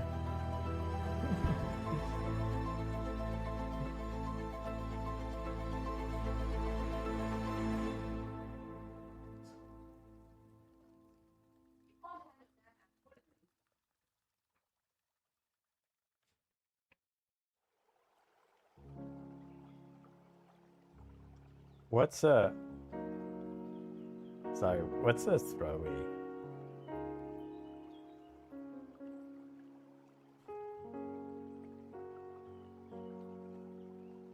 I see.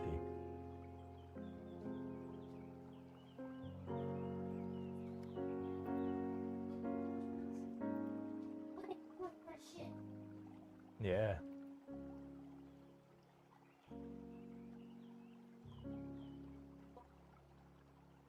Yeah.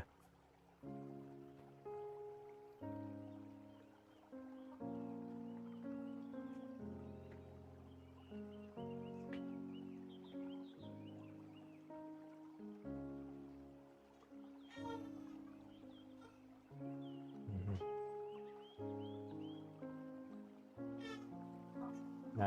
Nice. Yeah.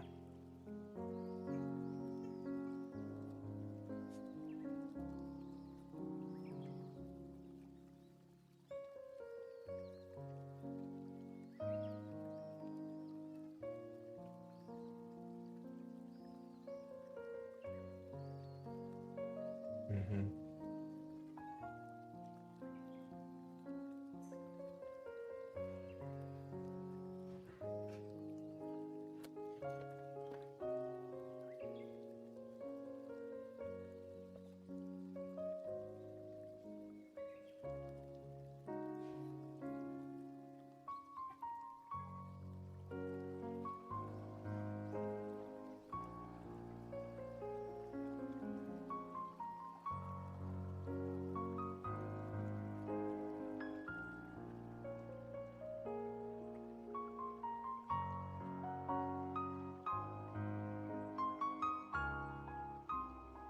Yeah.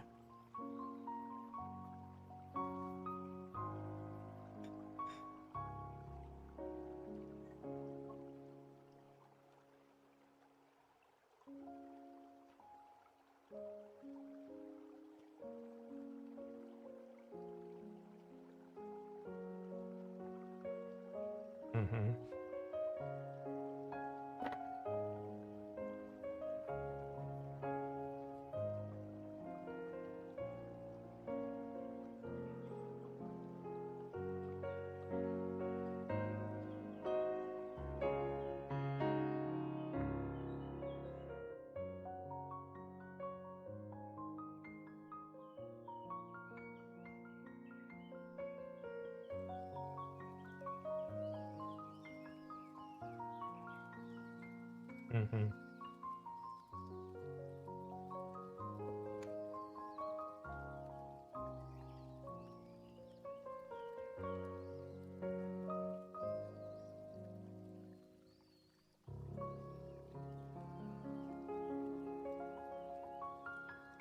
Do you guys have a online community where you show off your?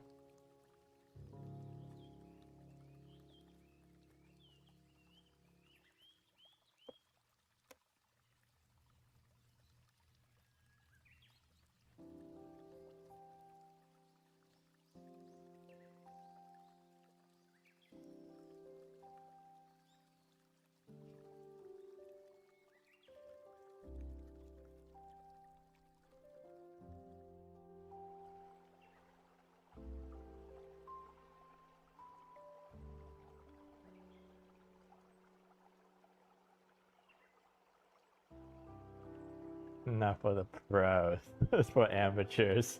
Yeah.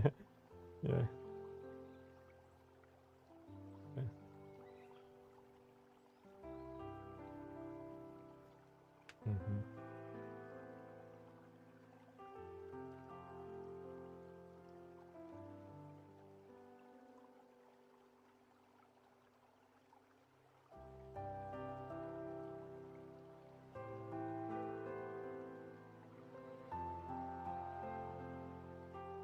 Nice. Wow.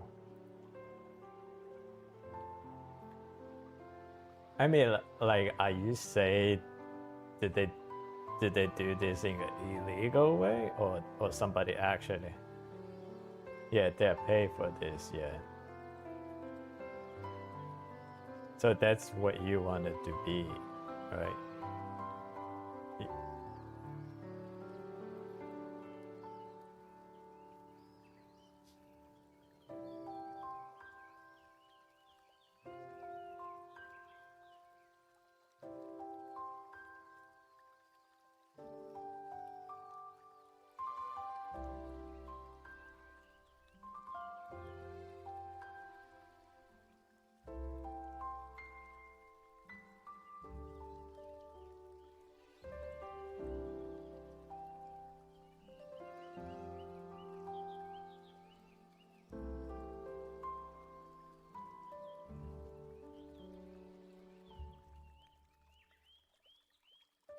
Mm-hmm.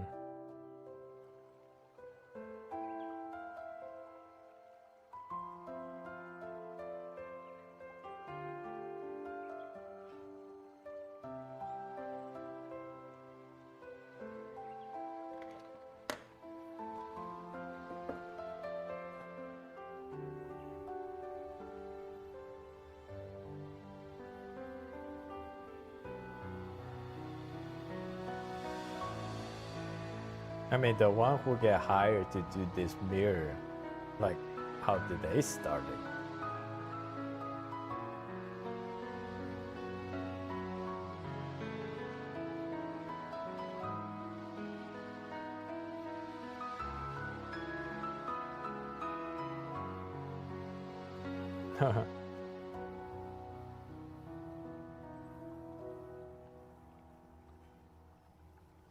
So they are, some kind of like an anomaly. They're not there's no path to what they do. They just kind of get lucky in the sense where they get recognized by the city.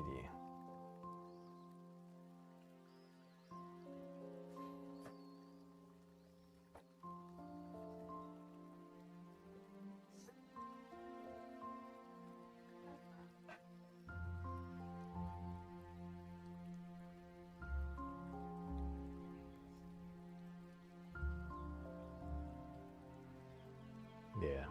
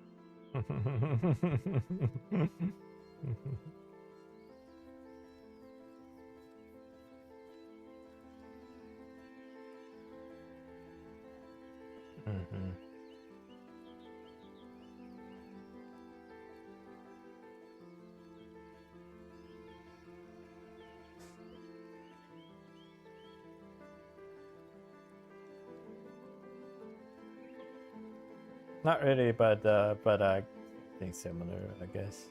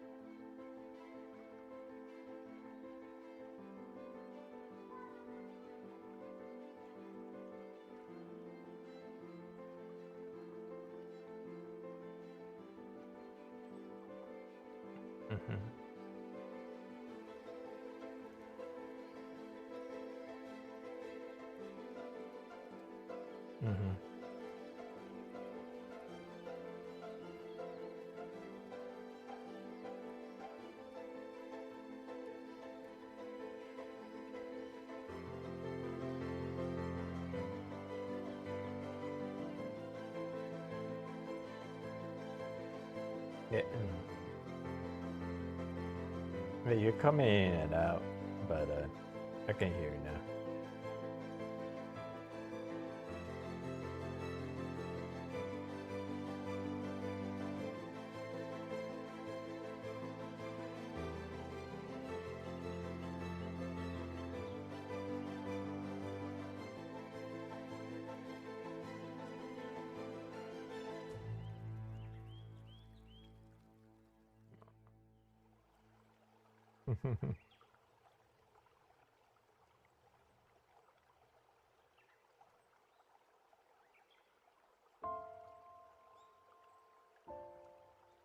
Yeah, if you want to be the best, what? Yeah.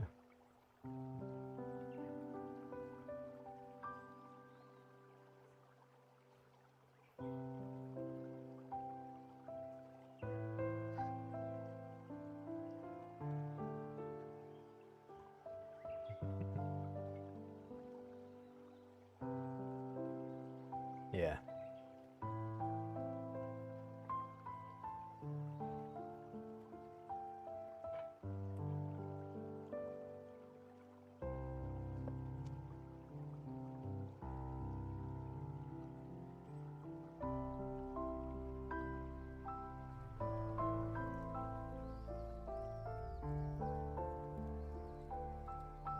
Sure. I'll say I was very bad. Yeah, not even like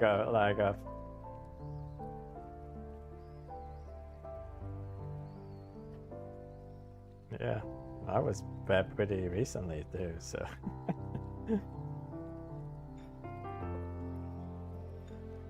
mm.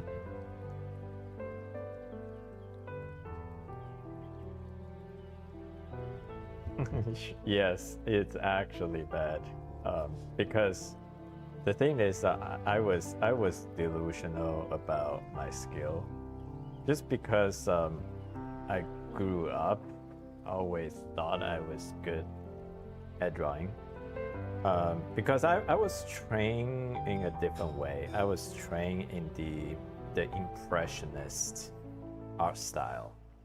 So it's not like you don't have to go for the likeness and you want to be expressful with color, the lines. That's what I was trained in. So when I first started in digital art, I'll show you. I've shown many people many times. But I'll show you my very early. This is 2020. Show you one of those bad ones. So this is. I mean, the final results is I mean, it's not elementary, but I'm showing you like my drawing process, and then you see like at this stage, like what is that? Like what is this? Yeah, yeah. What is this?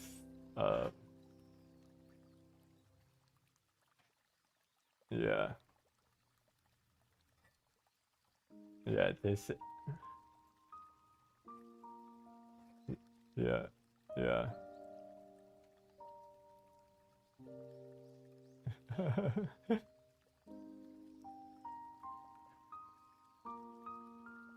No, no. I mean, this will give you guys hope, right?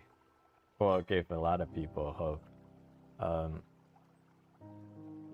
so yeah, this is how I used to draw, and I mean, this is 5 years ago. Um, I mean, the thing is, I thought I was just like really good.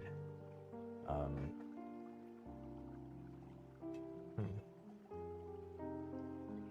yeah.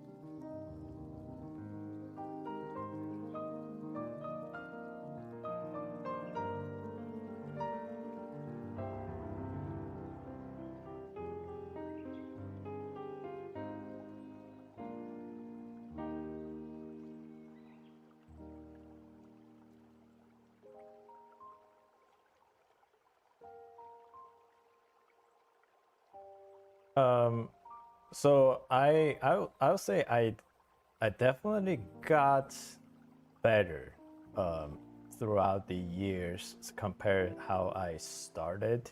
It's the same way like you look at your old graffitis, you've been like disgusted. Yeah, yeah.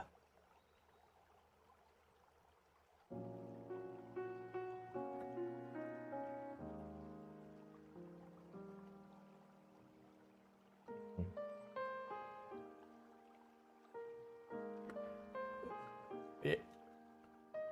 So yeah, just to answer your question there. So my process was I started picking up drawing. So I stopped like for a long time. Then I in 2020 I started picking up digital art.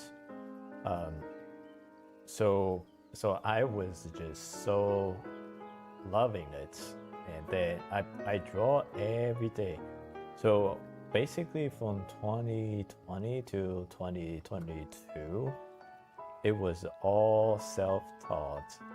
I basically follow like really popular digital artists online, looking up their videos, tried to do my own things, and if I have some issues, I will look up videos and tutorials to resolve those issues. So that is the way I drew from 2020 to 2022. The biggest problem I had at the time was that when I finished the drawing, that I me myself felt very proud of, and then I went to show it to my wife, and she was always telling me the truth, which it was pretty heartbroken because as an artist, like when your art piece is it's kind of like an extension of yourself. So if somebody tell you that your art is ugly, it really hurts. It hurts then if someone say like, okay, you did this homework wrong, or you got the bad grades in this class. That is not as attacking your person as somebody tells you that your art sucks, especially the ones that you thought was great, because that is a whole other level of attacking. That's attacking your judgment now, because you thought something that was great and somebody else is telling you that it really sucks. So I used to like I had a pretty bad argument with my wife that I told her that she didn't know what's art. She doesn't know how to give criticism. So there was a period of time that she felt like she was walking on eggshell about my art, because she knew I was very sensitive about them. So when she see my work, she has to be very careful. And I mean, I'm not stupid. Like I can tell, like every time if I put something in front of my wife's face, like I can immediately tell that she likes it. Even she doesn't say it, I can just look at her expression, facial expression. But at least there was a period of time that when she doesn't like it, she doesn't say it out loud. She just gave you the yeah, looks nice, that kind of thing. And then she will be very careful. She say, well, if I have to make one suggestion, maybe you could try this. So that's how she was very careful about offending me back in the days. But so between from 2020 to 2022, the only thing is I have sheer volume. I drew every day, even though it was self-taught. I didn't have the correct technique, but I was drawing every day. So I had some kind of improvement, but it was from experience and doing the volume, but there was no groundbreaking improvement. And then there were times where, say like 6 months, I look back 6 months ago, then I realized like my drawing was really bad, even though at the time I thought I was really good. Then I came to the realization that, okay, maybe even now, if I think my drawing is good, maybe the 6 months later version of myself will think my drawing right now is bad. So that kind of puts things in perspective for me. So I become more humble, but then also at the same time, I improve, but I wasn't completely happy with my progress. So until I was following one of the artists on YouTube. So he basically, I follow him mainly on his philosophy in art. So most of his YouTube videos are about art history, art philosophy. He talks about like why is Van Gogh good? Why people like Monet? So all those full of philosophical art questions. So I follow him for that. But then he was also an art teacher. Then he did an ad on on one of his videos. Was basically about like how to draw portraits. Then he was like he's different than any other teacher or any other people who are doing ads about their courses. When he was doing ads for his course, he showed all of his students' work, and that just really impressed me, because he basically scrolled through all of them. Like there was like hundreds, if not thousands, of his students' work, and they are all really impressive. And he said all of those students were basically had almost no artistic background, and basically his course was going to teach somebody from no artistic background to produce something like that in 3 to 4 months. Then first, I thought that the course is what I needed at first, and then I thought, wow, if he can teach somebody with no artistic experience and to learn that, then I said like, wow, then for sure I could definitely learn something from him going through this course, and I probably could do things better than the other students who have less experience than I have. So that's pretty much what how he sold his courses to me, and so I took a leap of faith and signed up for his course, and I will say that decision was the most impactful decision I've made in my art journey.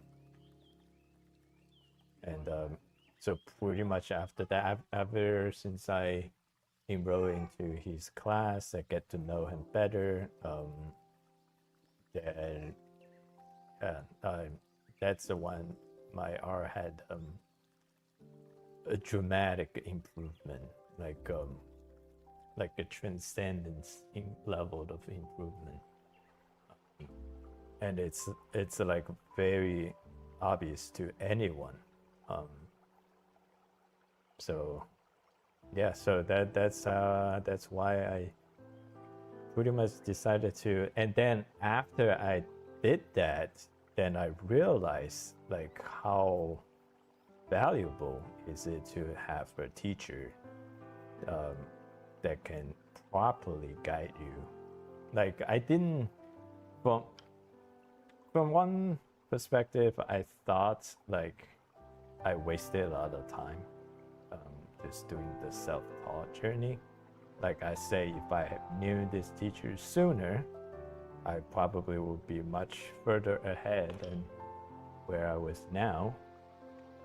But then you never know that, because I mean the time I was spending drawing self-taught, I did get a lot of mileage in, so that just allowed me to appreciate my teacher's teaching much more deeply.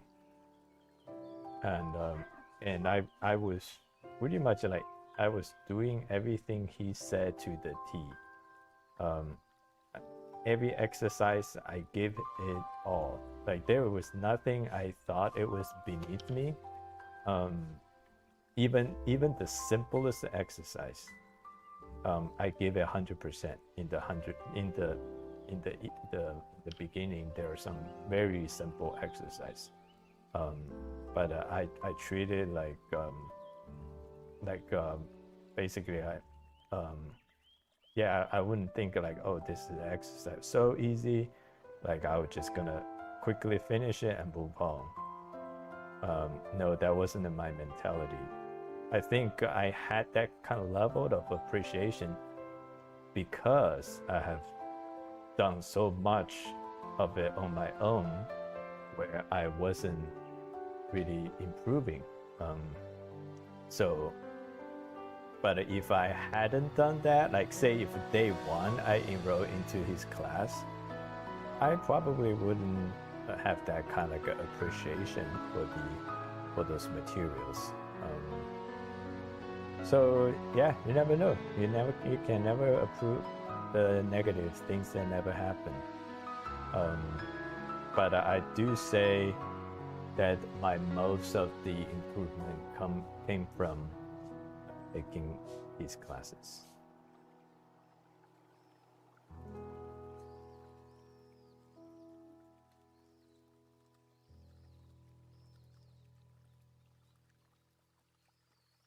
That one it didn't.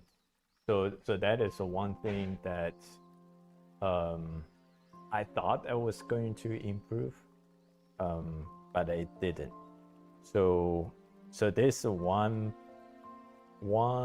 area that that I'm still on the lookout for, to like see. I mean, as far as the one thing I did realize is that drawing from references is actually very normal, and there are lots of artists on social media that you think they're doing like original stuff, but it's actually, I will say, majority of them are actually doing a very close. Like I can show you some of the artists that I really admire, and they are great artists. And I thought that like they were doing original stuff, but no, they actually do very closely following a reference. Hopefully I can find it quickly. Usually it's the thing that you want to find. They just don't show up that quickly. There was one artist who's, I thought he's definitely one of the greatest digital. Oh, this guy is right there. So that's his time lapse So you're probably seeing a lot of his drawing. I bought his art book.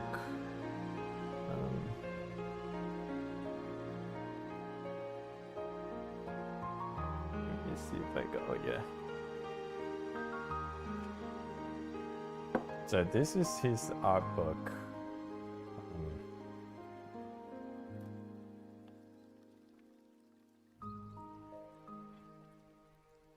Yeah, look at this one. Yeah, it's definitely very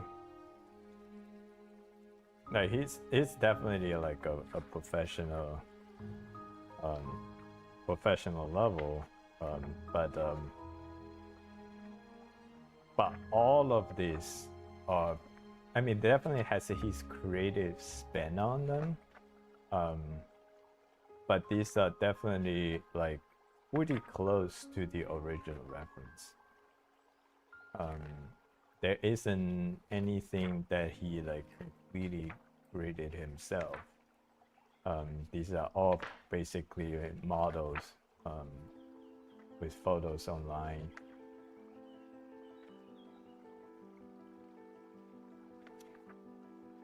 Yeah, so even the greatest of the gray, like they draw very closely to the reference. So the artists that can do, if they can truly do drawing freehand without reference, that is, I will say, it's a very rare skill. That is a yeah, I think most of you will find is they actually either have a reference or they have some kind of like a 3D software that they set up the scene in the 3D software, and then they use some special lightings from the 3D software to basically they make their own sets, and then when they show their work, a lot of people think it's like drawing from imagination, but it's really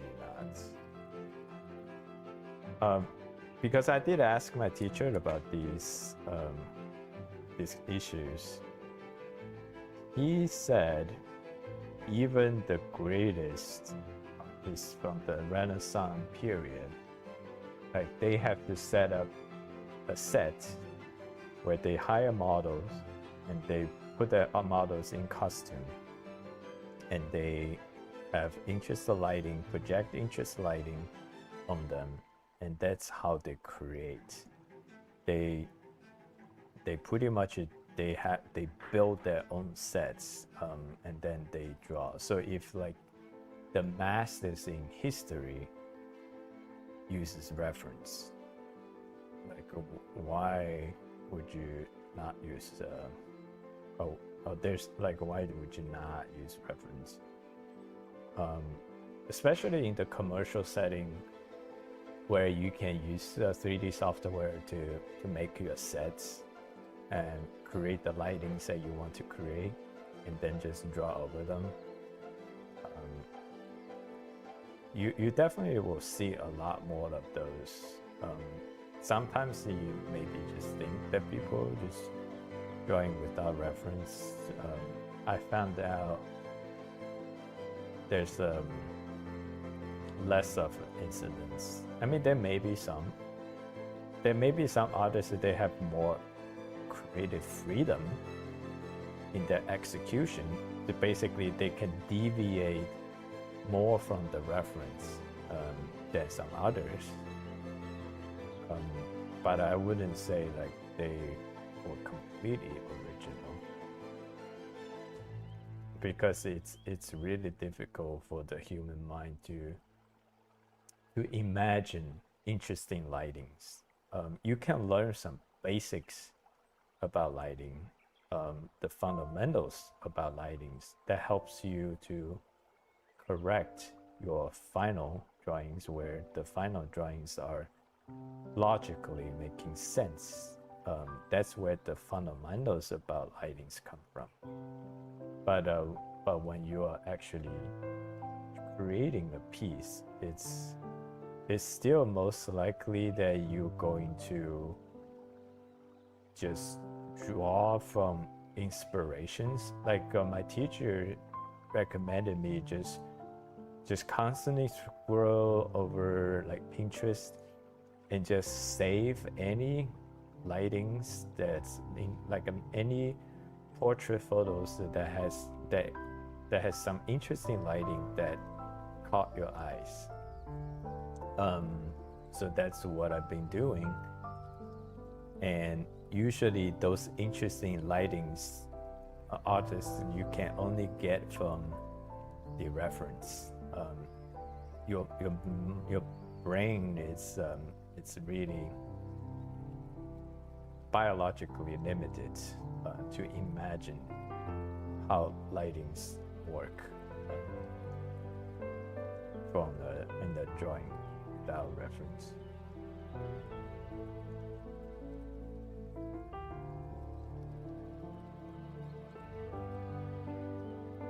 But to answer your original, the thing we wanted to do is to have more creative freedom from a reference.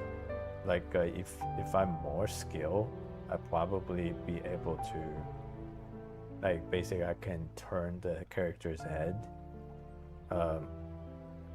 without, like, maybe a little bit without issue. Like right now, my biggest struggle is that, like, sometimes when I do my own creative drawings, I have a reference. It's based off a model.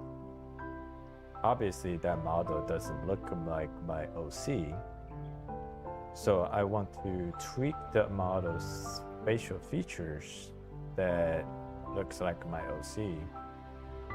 And this is really hard to do.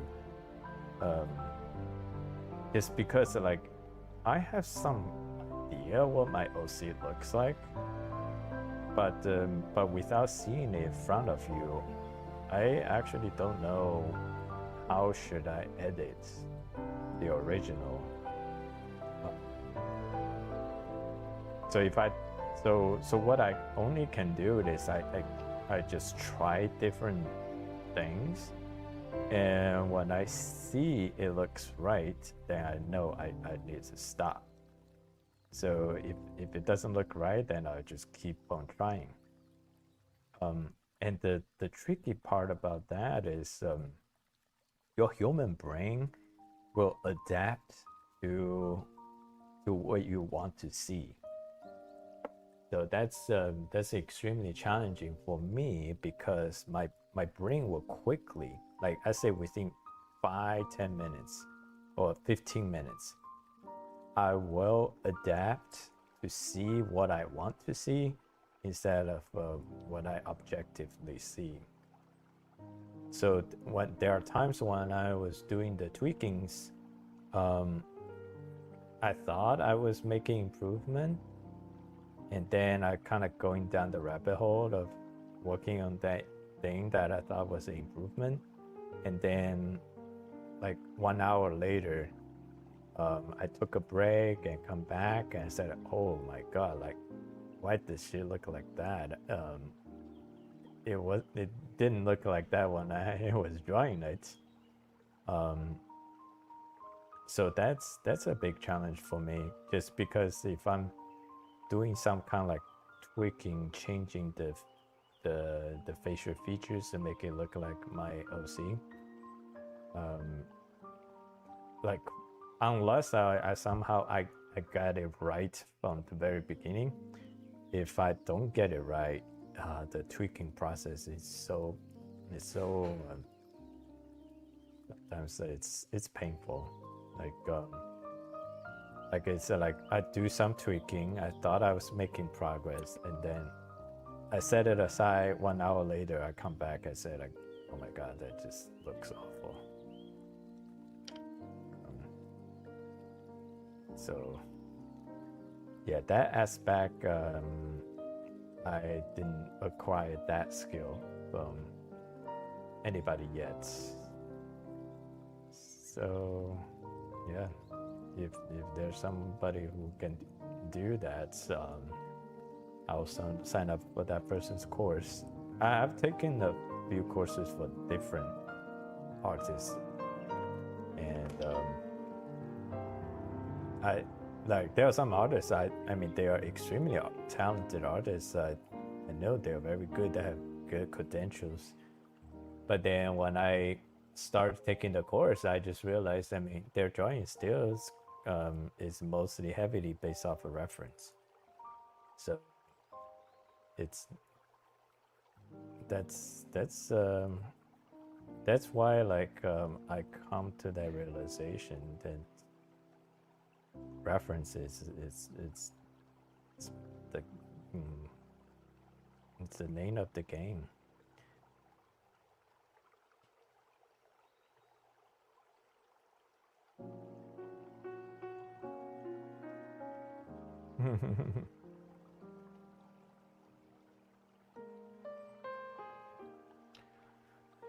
No problem. What is your art aspiration that you like? How far do you want to take your art skill?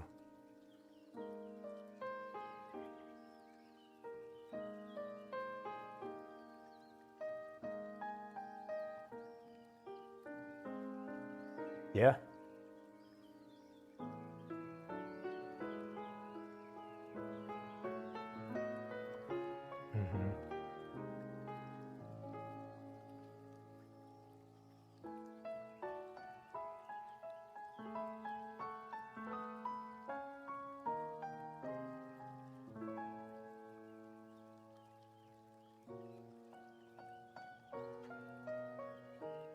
Yeah.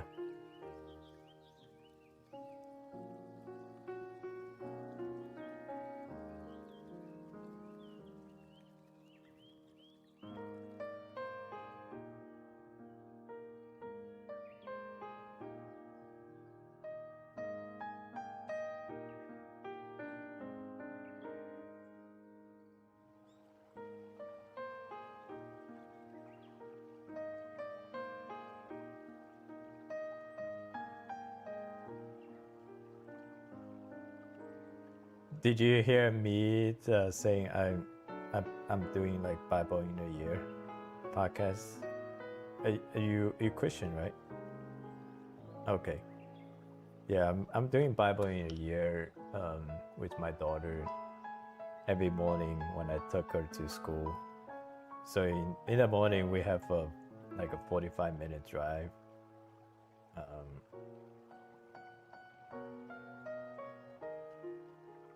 Can you hear me? Oh, okay. I think my mic is a little bit too far, and I have this filter. Yeah, the gate filter where if it's below certain threshold, it cuts out. Can you hear me now?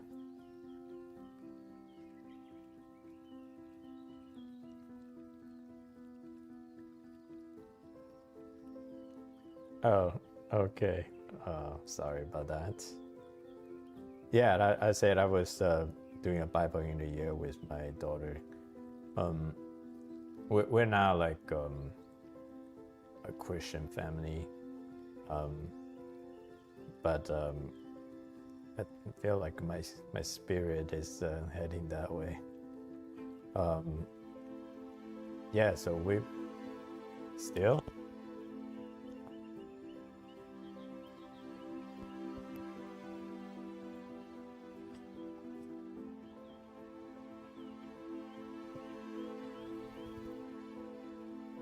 Has he been doing that the whole time or just started recently? The whole time. Oh my.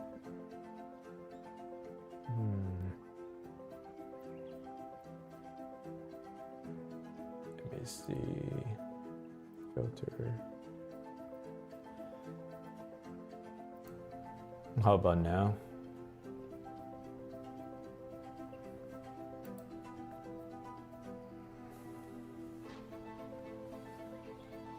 Yeah.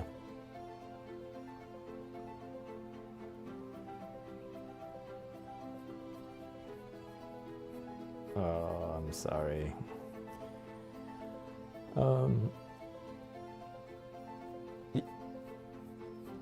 Yeah, Bible in a Year podcast. So, yeah, with Father Mike Schmidt. That I mean, we're being. I think we're on day 26 now. That podcast I started last year, and then it kind of turned me off with the Old Testament. I started last year just by myself, but now since every morning I have 45 minutes with my daughter, then we just we just power through. So that podcast typically is about 20 minutes. So after that, then she gets to listen to whatever else she wants to listen to. Yeah, but we've been doing the Bible in a year for quite a while. So we're on day 26. How's that volume? And in and out.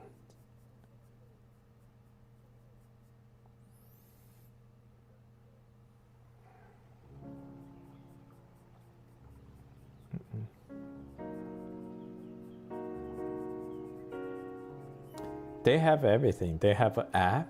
They have a YouTube channel.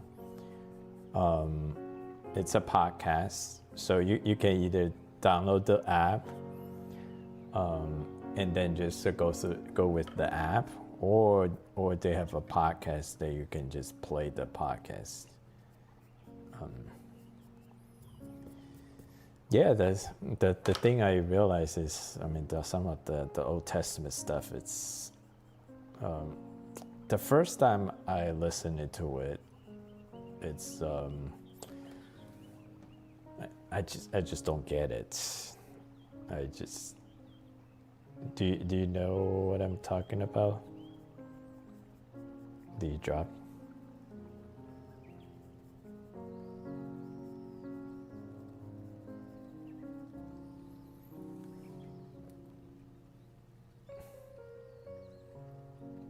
Really?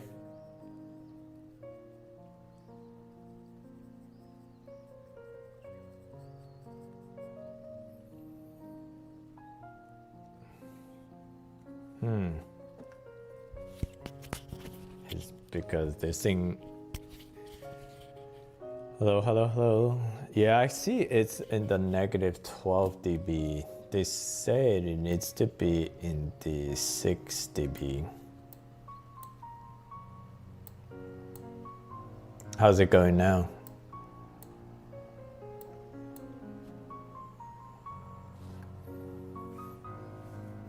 Hello, test. It's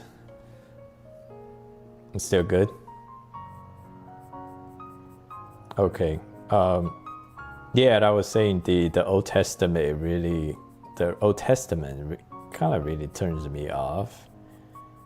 I don't know how you feel about the Old Testament.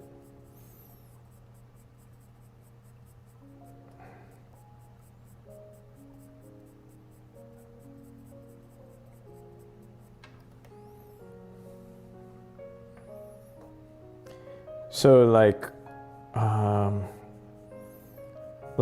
in the beginning, in the Genesis, where like God was testing Abraham, sacrifice his son, like all that thing. Like it's not just that I'm only recalling that because that's the most memorable part, but there are other places where I feel like God is somehow makes me feel like God is a child. Like God gets jealous sometimes. Like he wants to test people's faith.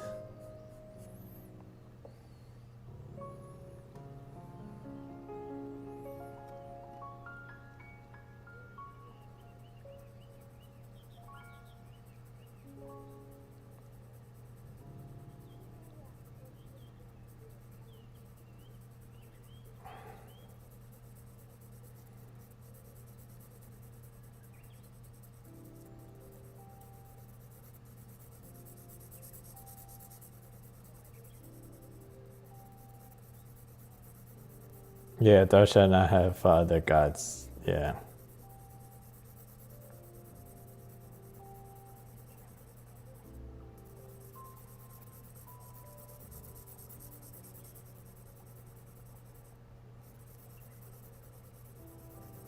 Yeah. Yeah, we just finished.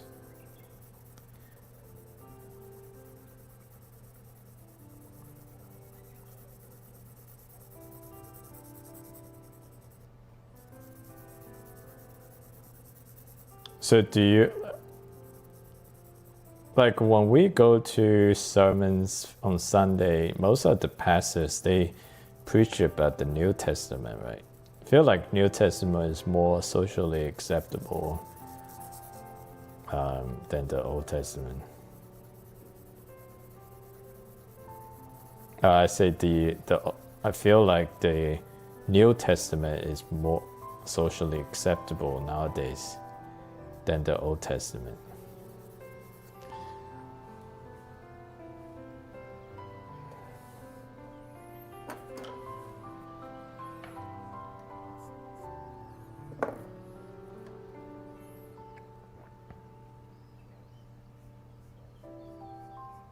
Mm-hmm.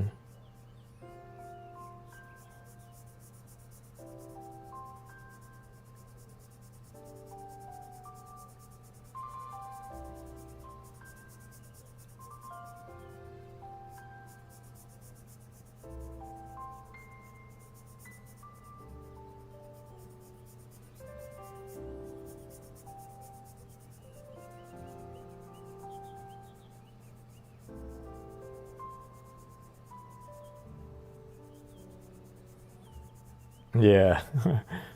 Yeah.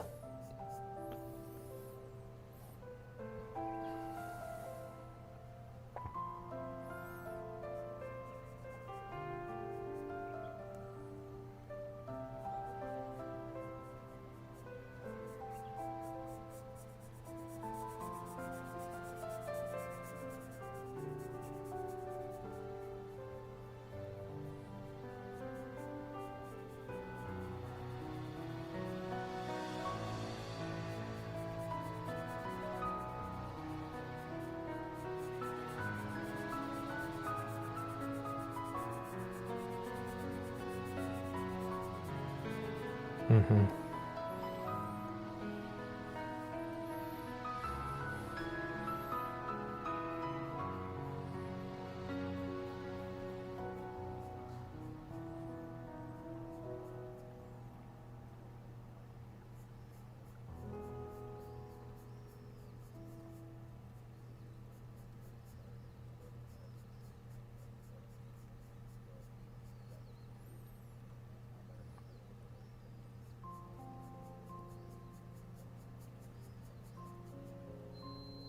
Yeah.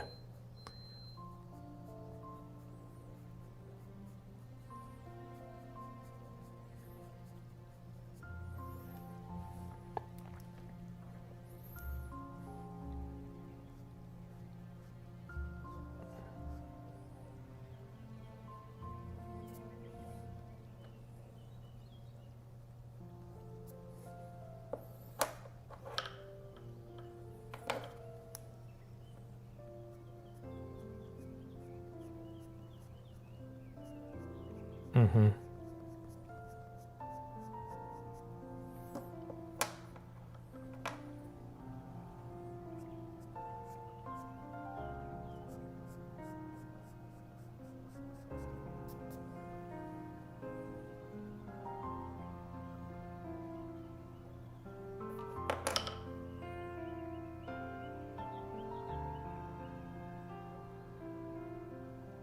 Gotcha.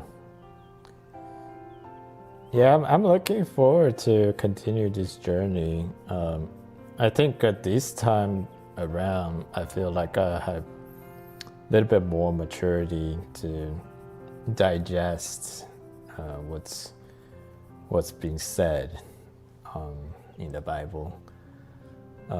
Because the first time around, I was kind of just fighting against using my personal logic. I was fighting. I was like, why this way? Why that way? Why they gotta do this? That doesn't sound very holy to me. I just yeah.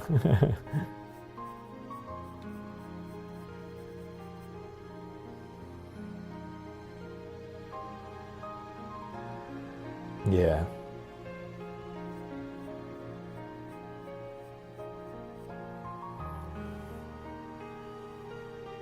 Mm-hmm.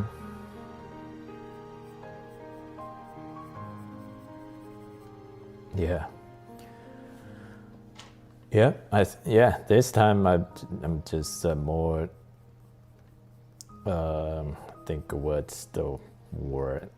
I think I've just like accepted, and I also know there are things that you shouldn't take literally. It's more rhetorical, more poetic. So I think I take it from that kind of angle, to accept the scripture.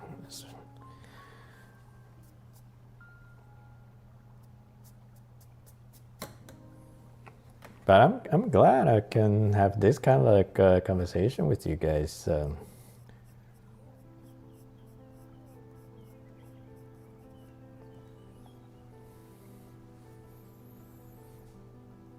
Yeah.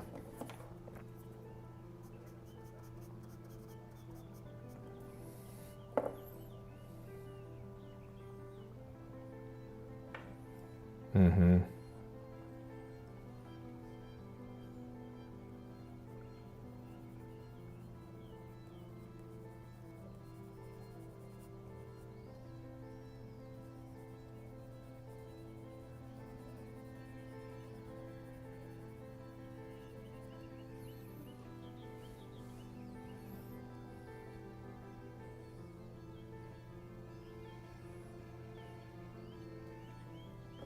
Mm-hmm.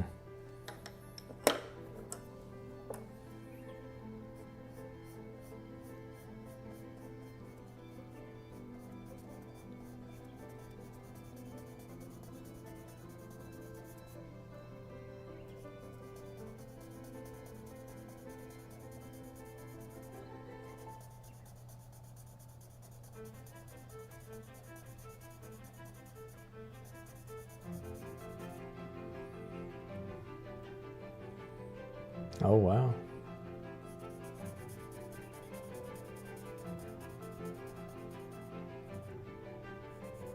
Oh.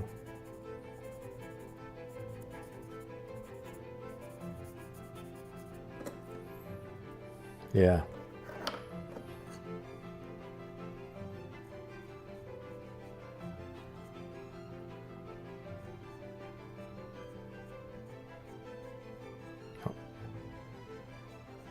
Yeah.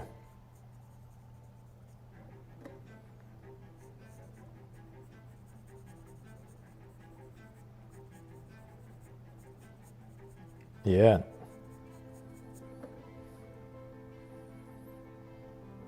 Yeah. I think yeah. Go ahead.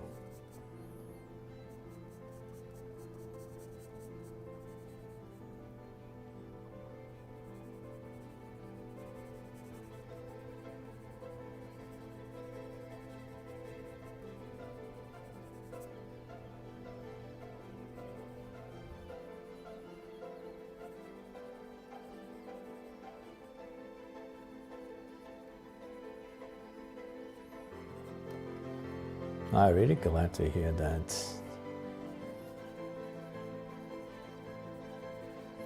Well, I wasn't expecting to have this kind of connection on stream today.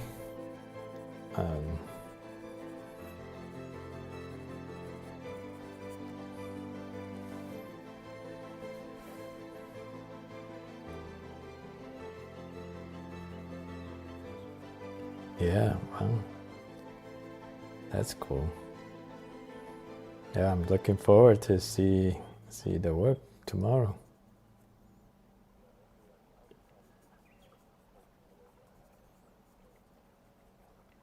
I think you can focus on the writing part. I did say you have to write about what that drawings mean to you.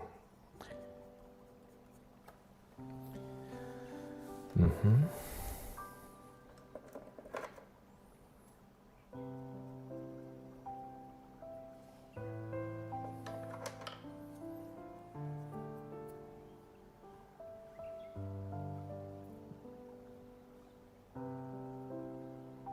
Okay.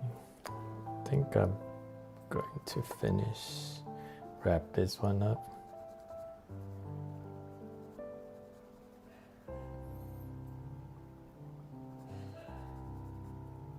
Thank you, Don.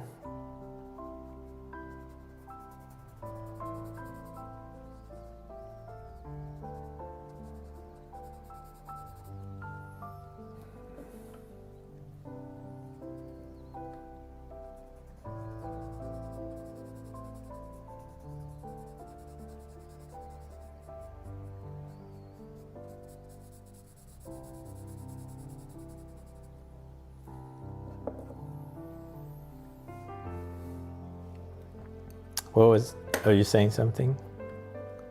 Luz? Okay.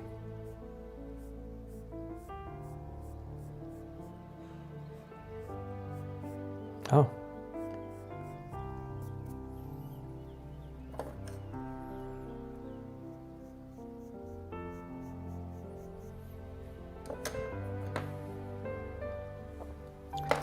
All right, let's do the final. Go ahead.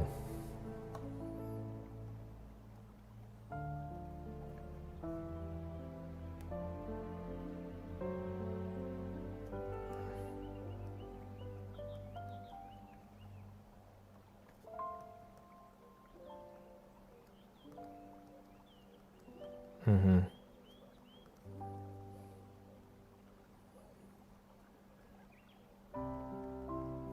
Yeah.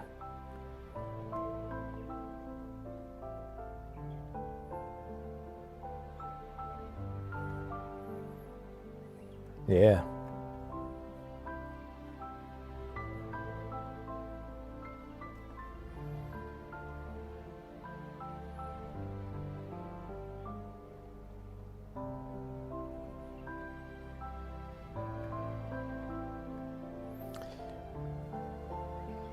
No, yeah, you're doing fine. There's always can do more work. The quantity is the quality of its own. So always give it a all in the moment. But when you move on, and you always have another chance to do something better in the future.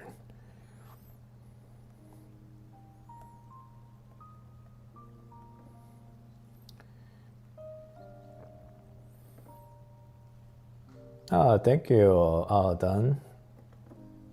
Thank you. Are you new to the channel? If you are, please consider joining our Discord community. We have lots of like-minded artists.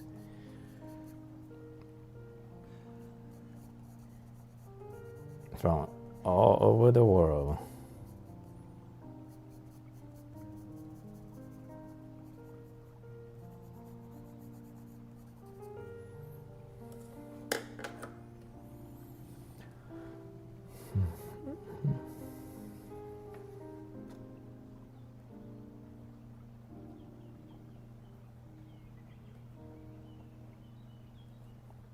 It's almost 11. Damn, on this thing for 9 hours. Jeez.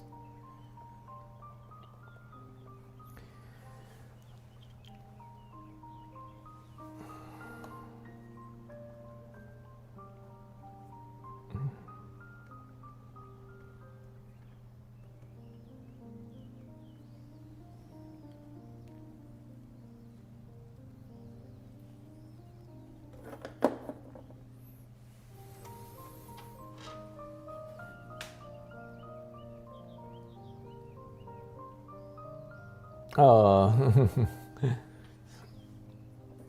There's no better or worse.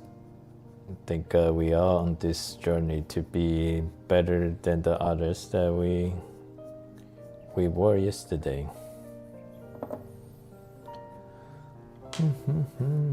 Okay, guys, it's been fun. Thank you for joining me today, and yeah, stick around. Want to see the raffle tomorrow. Hopefully we got a couple more entries. So far we have 4, right? Let's see.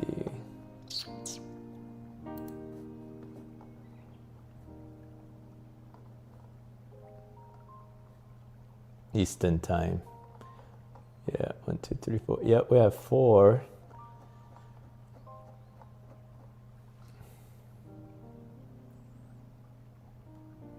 Hey, Venice, are you in the Discord? Where do we post them?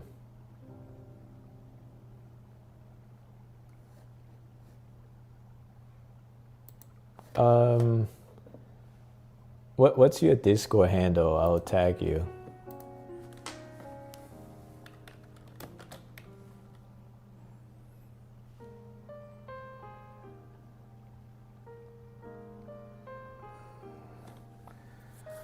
But when I lack motivation, I watch a stream. Toothpick. Oh, you've been lurking.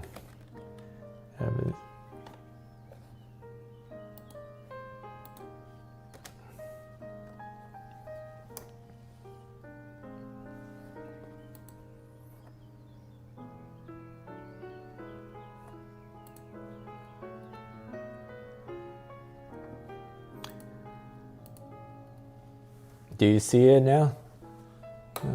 What goes through your mind? When working on an artwork, what goes through your mind? Depend on what I'm doing. So this one, I think I borrowed this reference, and I think she looks like my OC, so I kind of draw my OC, but she doesn't really look. In the end, she didn't really look like my OC. But has my OC's hairstyle. So but for this one, I think I was mainly just try to emulate the reference and get the results to as close to the reference as I can. So this kind of like work is relatively stress-free. Don't have to think too hard, so I can relax and chat. But when I'm doing more creative work, those are more stressful work. So I don't do creative work on stream.